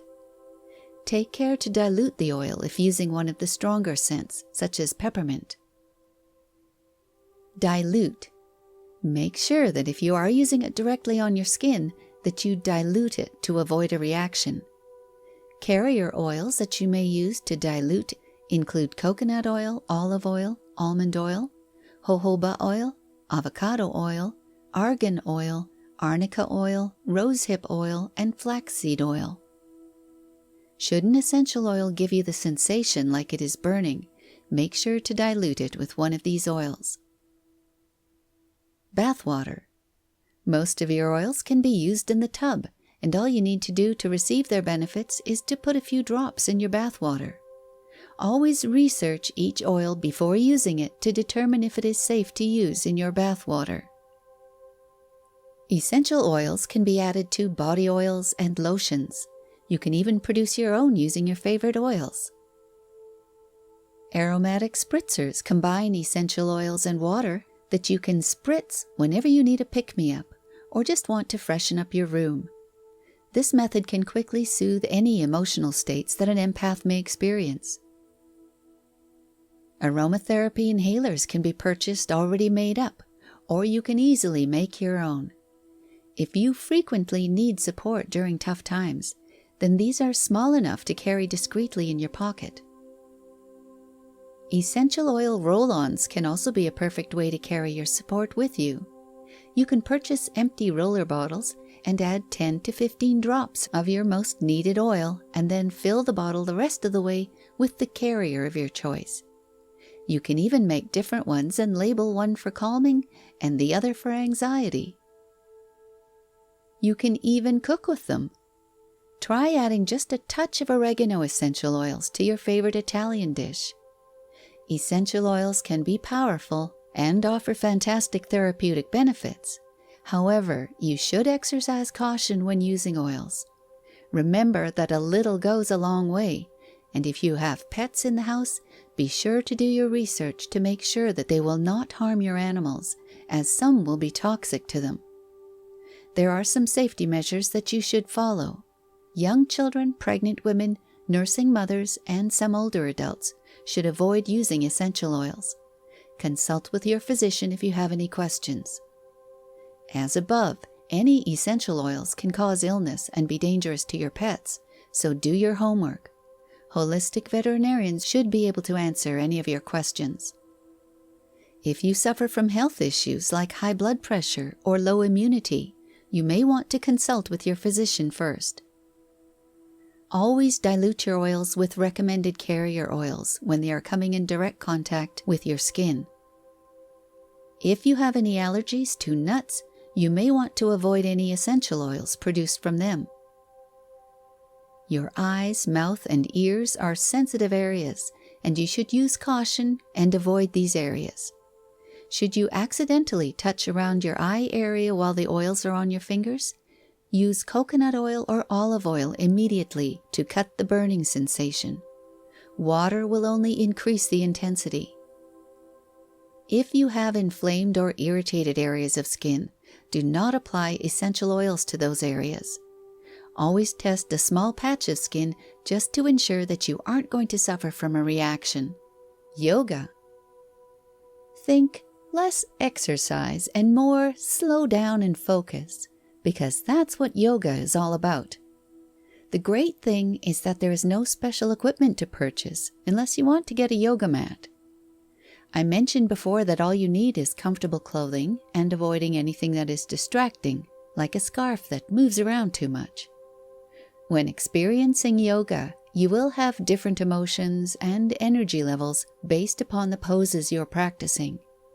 Many of the poses in yoga help to build your self-esteem and will relax you. Yoga can be an excellent way to keep both your body and mind stronger. Below are a few common exercises with a short description of how to perform each of them. If you are unsure of these poses, I have prepared videos for you to practice with. The Cobra. This movement has the ability to change the way you feel and increase your energy level. Begin this movement by lying face down on the floor. Your palms should rest flat just underneath your shoulders with your fingers pointing forward. As you spread your fingers apart, press your palms down so that you lift your torso off the ground. Keep pushing your palms down while allowing your torso to rise. By now your arms should be straight. Keep your feet, legs, and hips on the floor beneath you, and lift and open your chest while pointing your chin outward and upward. Hold this posture for 3 to 4 breaths, all the while taking notice of how your body feels. You should feel a shift in your emotional state. When done, gently lower yourself back to your beginning position on the floor. Downward facing dog. Start on your hands and knees while positioning your knees squarely below your hips and also your hands directly beneath your shoulders. Tuck your toes under and shift your weight backward and press up against your hands. This should place your body into an inverted V. Try to hold this position for 1 to 3 breaths, and all the while, make sure that you are pressing your hands down evenly. You should be careful not to place all of your weight into your wrists. While performing this movement, notice how you feel in both body and mind. Do you feel power and strength? Next, gently lower your knees to the floor and follow suit with the rest of your upper body. Any time that you need to stop or rest, do so. You may need more muscle memory before executing the next yoga movement. Upward facing dog. Like the cobra, the upward facing dog opens the chest and stretches out your back. Begin by facing the floor and keep your hands at your sides with the palms on the floor right next to your chest. Face forward, inhale, and squeeze your shoulder blades together. Now exhale and press down on your hands while raising your torso. Slowly pull your shoulder blades back while lifting your rib cage. Hold for a few breaths and take notice of how you feel. Gently lower yourself back to lying face down. When you are physically able to execute all three of these poses, notice how you felt in your mind and body. Ask yourself which of the exercises felt inspiring. There are other poses you can explore for additional benefits. Writing. If you want a great way to develop your abilities to express yourself, take up journaling. What better way to let go of incidents than to let it all out on paper? By putting pen to paper, you can manage your stress and anxiety while closing up your concerns at night in between sheets of paper, allowing you to snuggle under your own more comfortable sheets. If you are at a loss for your daily journaling, you can always pick other subjects to explore. For example, pick your favorite season, and for this example we will choose spring. What are your favorite things to do in the spring? What do you look forward to the most during this season? What does spring mean to you? When you are first starting your writing experience, you may want to establish a journaling routine. Try choosing some topics that you can rotate between easily, while adding just a bit of vision into your writing.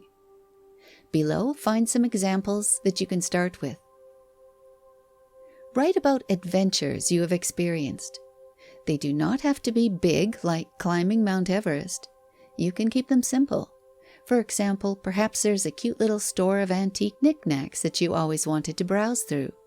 What did you experience? Did anything in the store make you feel a particular way? Have you gotten a new dog recently? You can journal about your daily adventures and training exercises. Are you trying to train your dog to learn some new tricks?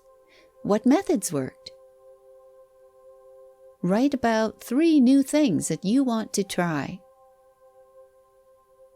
Music.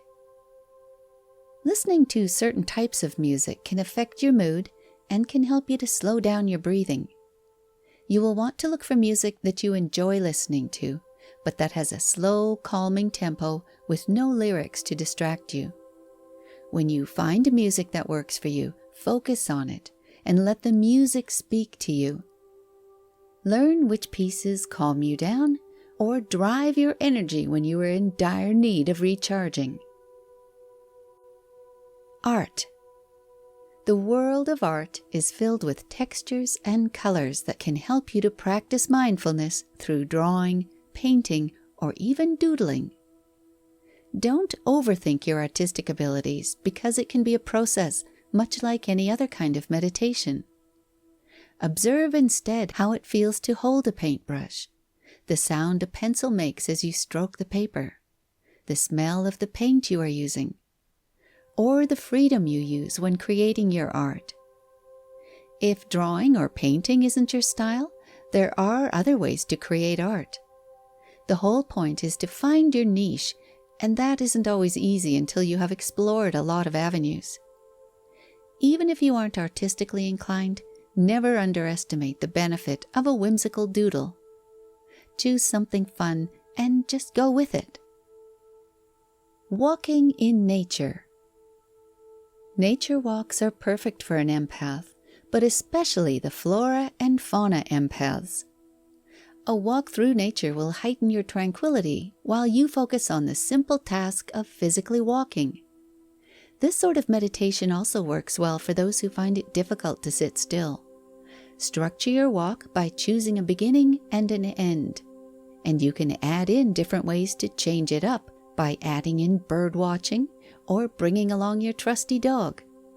Animals are an enjoyable addition to your walk, and your pets can show you a range of emotions while at home too. Take time to notice how your animals take in the world around them. And you can also tell that they are experts at body language. Watch your dog's reactions the next time you leave for work, go for a walk, or get into the car to see the vet, and notice that your dog knows exactly what is going to happen based upon your habits and body language. Being outdoors can lift anyone's spirits, especially when you can get away from the hustle and bustle and enjoy a few moments in a park, just watching the butterflies flutter from flower to flower. While you take in the wonders of nature, your mind will focus on the moment and clear any negativity from your mind. Mindful walking is simple. The only thing you need to do is be present and notice what is happening within your body and mind. Even if you get caught in a gentle shower, try to enjoy the fresh smell and the sound of the raindrops hitting the pavement. Chapter 6. Animals Speak. But ask the beasts, and they will teach you, the birds of the heavens, and they will tell you, or speak to the earth, and it will teach you, and the fish of the sea will declare to you. Job 12, 7-8. But are you truly listening? We encounter animal life every day, but you probably haven't given the encounters much thought. Whether you realize it or not, animals teach us all we need to know about communication and respect. Animals appear in everyone's life, and they offer us guidance and support. All we need to do is recognize and accept it. The truth is that animal spirits in their physical form give direction to everyone, including empaths and starseeds. The benefits of animal medicine. You don't necessarily need to be an empath or starseed to benefit from the animal kingdom. Native American culture is filled with examples of the healing that specific animals can bring into our lives. No matter which kind of empath you are, remember to pay attention to any creatures that seem to continually cross your path. They are bringing you a message, and you should pay attention to what they're trying to teach you. Animal totems have been used for longer than anyone can remember, and their spirit beings have permeated every religion in one way or another, because spirit guides often take the form of animals. Ancient gods and goddesses often were depicted as animals, had animal attributes, or were accompanied by a particular animal. Native Americans portray these animals from the spirit realm through their rituals and their dance, in order to help them to establish a closer bond with these spirit guides. What is an animal totem? Animal totems are a form of spirit guide. The basis of animal totem belief is that all things have a spirit. While animals may not share the same form of intelligence as humans, they still have their own motivations and awareness. By exploring your animal totem, you will begin a new journey toward your spiritual quest. Once you are able to recognize the animals included on your totem, you must then gain the knowledge that accompanies them and how to interpret that knowledge. The guide to achieving this comes mostly through Native American teachings, since they have always been highly tuned to their spiritual sides. Through their beliefs, we realize that animals have special powers that prove beneficial for your spiritual well-being. When you learn to listen, you may be pleasantly surprised at what animal totems have to say to you. Many people have reported that when in danger or times of trouble, their spirit guides have appeared to them, either physically or mentally, at precisely the right moment to avert impending disaster. The more you understand your personal totem, the better you'll be able to understand yourself, because as you learn to identify and recognize your animal totems, you will understand different aspects of your life. How to identify your animal totem? You can begin to discover your animal totems by simply analyzing the animals in your life that have held your highest interest. Below are a number of questions to help you figure out which animals are your totems. The reason to ask questions like these is that we are drawn to those animals that hold our highest fascination, and they also offer us the best lessons. Which bird or animal has always held a bit of fascination for you? What animal do you rush to see when given a chance to experience more than your usual house pets? For example, If you are on a road trip and can't wait to get out of your car to watch horses grazing in a field. If this is the same animal you have rushed to see since childhood, then it is a strong contender for your animal totem, because children are naturally drawn to animals that they find important. What animals do you frequently see while surrounded by nature? If given the entire world to choose from, which animals are the most interesting to you? Do you have an animal that always frightens you? You often need to face things that scare you. When you can confront your fears, you gain power. Have you ever been attacked or bitten by an animal? When you survive these attacks, your totem is testing your power. Do you dream about particular animals? Perhaps there's an animal dream that you've never forgotten because it has touched something deep inside of you. This can be particularly important if they are recurring dreams. Basic Totems 101. Certain basic beliefs are common to any animal totem. Each animal possesses a powerful spirit. This spirit may be the animal's own or a being using the animal's image in order to communicate messages to a human. Every animal has its own special talents that help you to develop your unique abilities. The animal always chooses the person. If you try to choose your own animal thinking that they will bring you power, the end result is that you will only find frustration. No animal is more glamorous or powerful than another. If you wait for the animal to come to you, then you will have success. Animals need to warm up to you, and you cannot force things. They command respect before they allow you to communicate with them. This connection will take time and patience. Honor your totem animal. You can do this in several ways, such as reading and learning about them, drawing pictures of them, possibly displaying crystals cut out in their forms, fetishes, or donating to wildlife organizations, etc.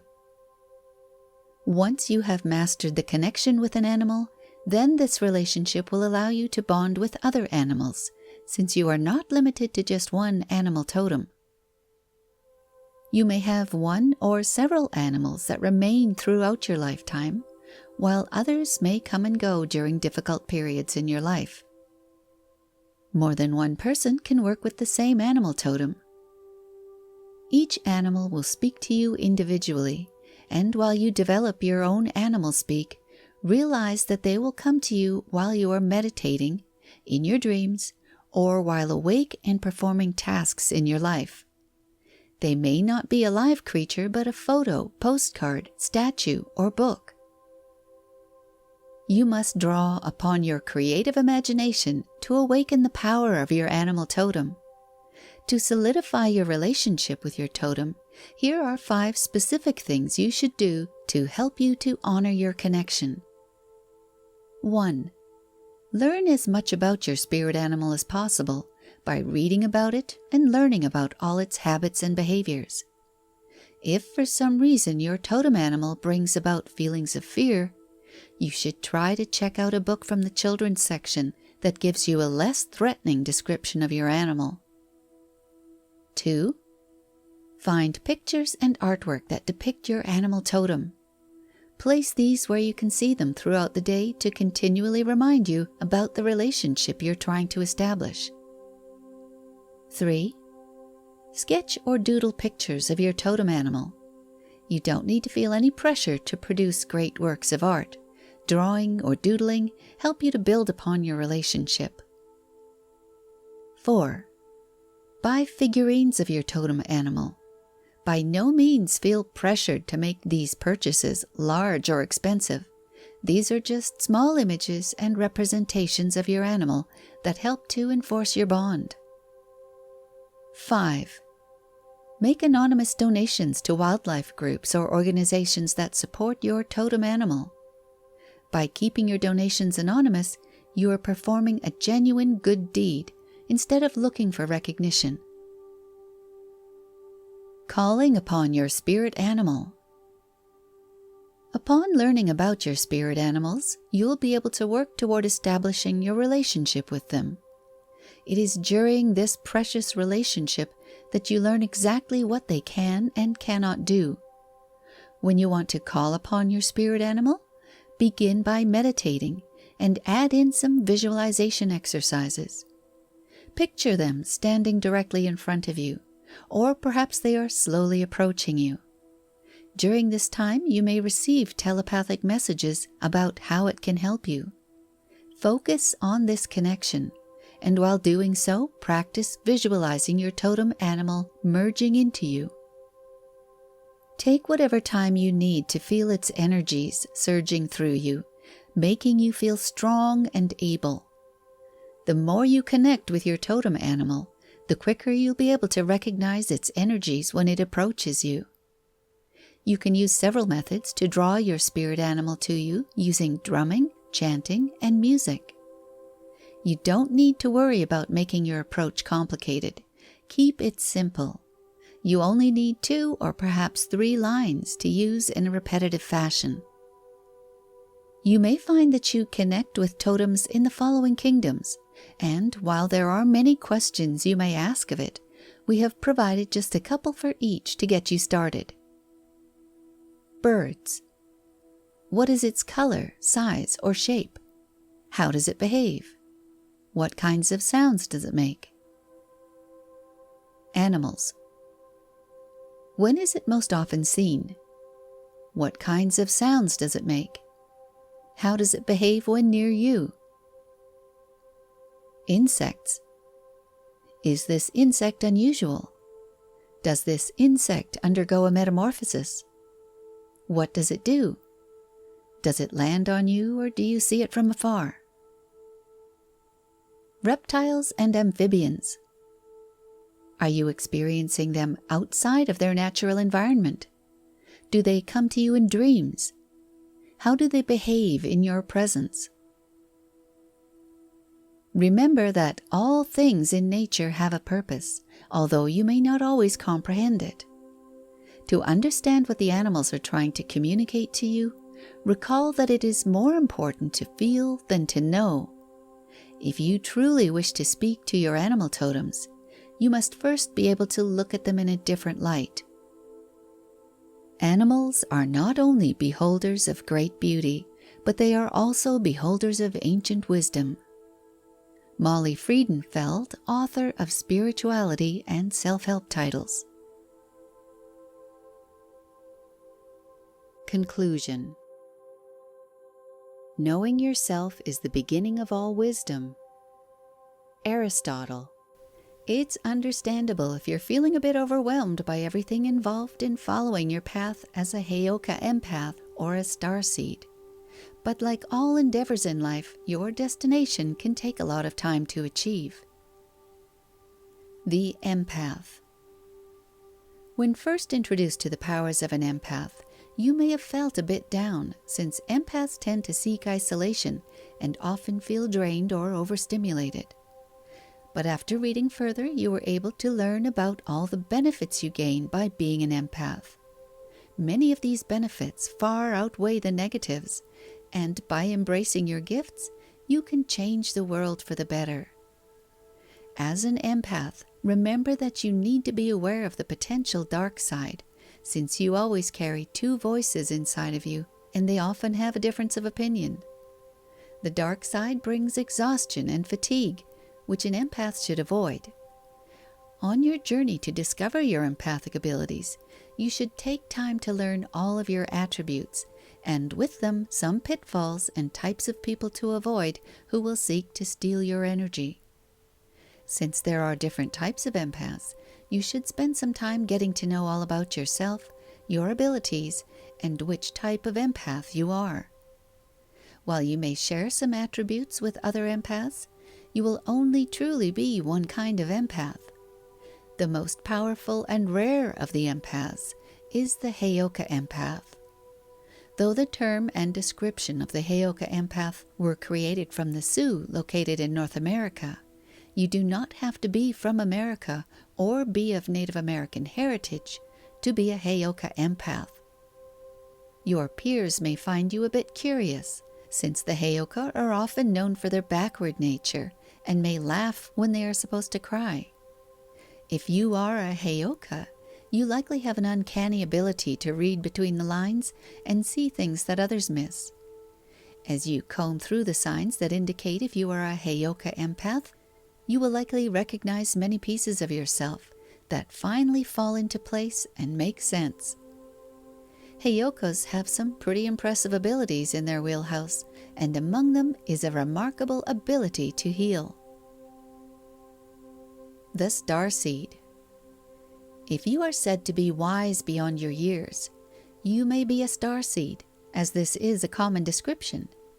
Initially, most starseeds came from other star systems or faraway galaxies, and over time may have forgotten who they were or even the special missions that they were destined to help the Earth with. If you have forgotten your way, you may need to relearn your truth and your origins. You may have soul contracts here on Earth that were made before you were born to help you rediscover yourself and provide the guidance you need to embrace your future path. If you believe that you are a starseed, you should revisit the signs listed in Chapter 3 that give you insight into your starseed capabilities. After studying all the different starseed races, you should engage in a guided meditation that can tell you all about your true self. Your higher consciousness is a large part of yourself, and once connected, you'll be able to see which star you originated from, and in the future, be able to connect with your dimensional body more quickly. Once you reawaken your starseed heritage, you may start to look at things in a different light, and this can trigger your spiritual awakening. Studying your dreams can help you to find your spirituality, and even dreams that you initially find troubling can have a very rational explanation. Support for both starseeds and empaths. While it is possible that you could be both an empath and a starseed, these two beings share one very troubling commonality. They lack grounding. Help is available for both with the use of meditation, herbs, crystals, essential oils, yoga, nature walks, journaling, art, and music.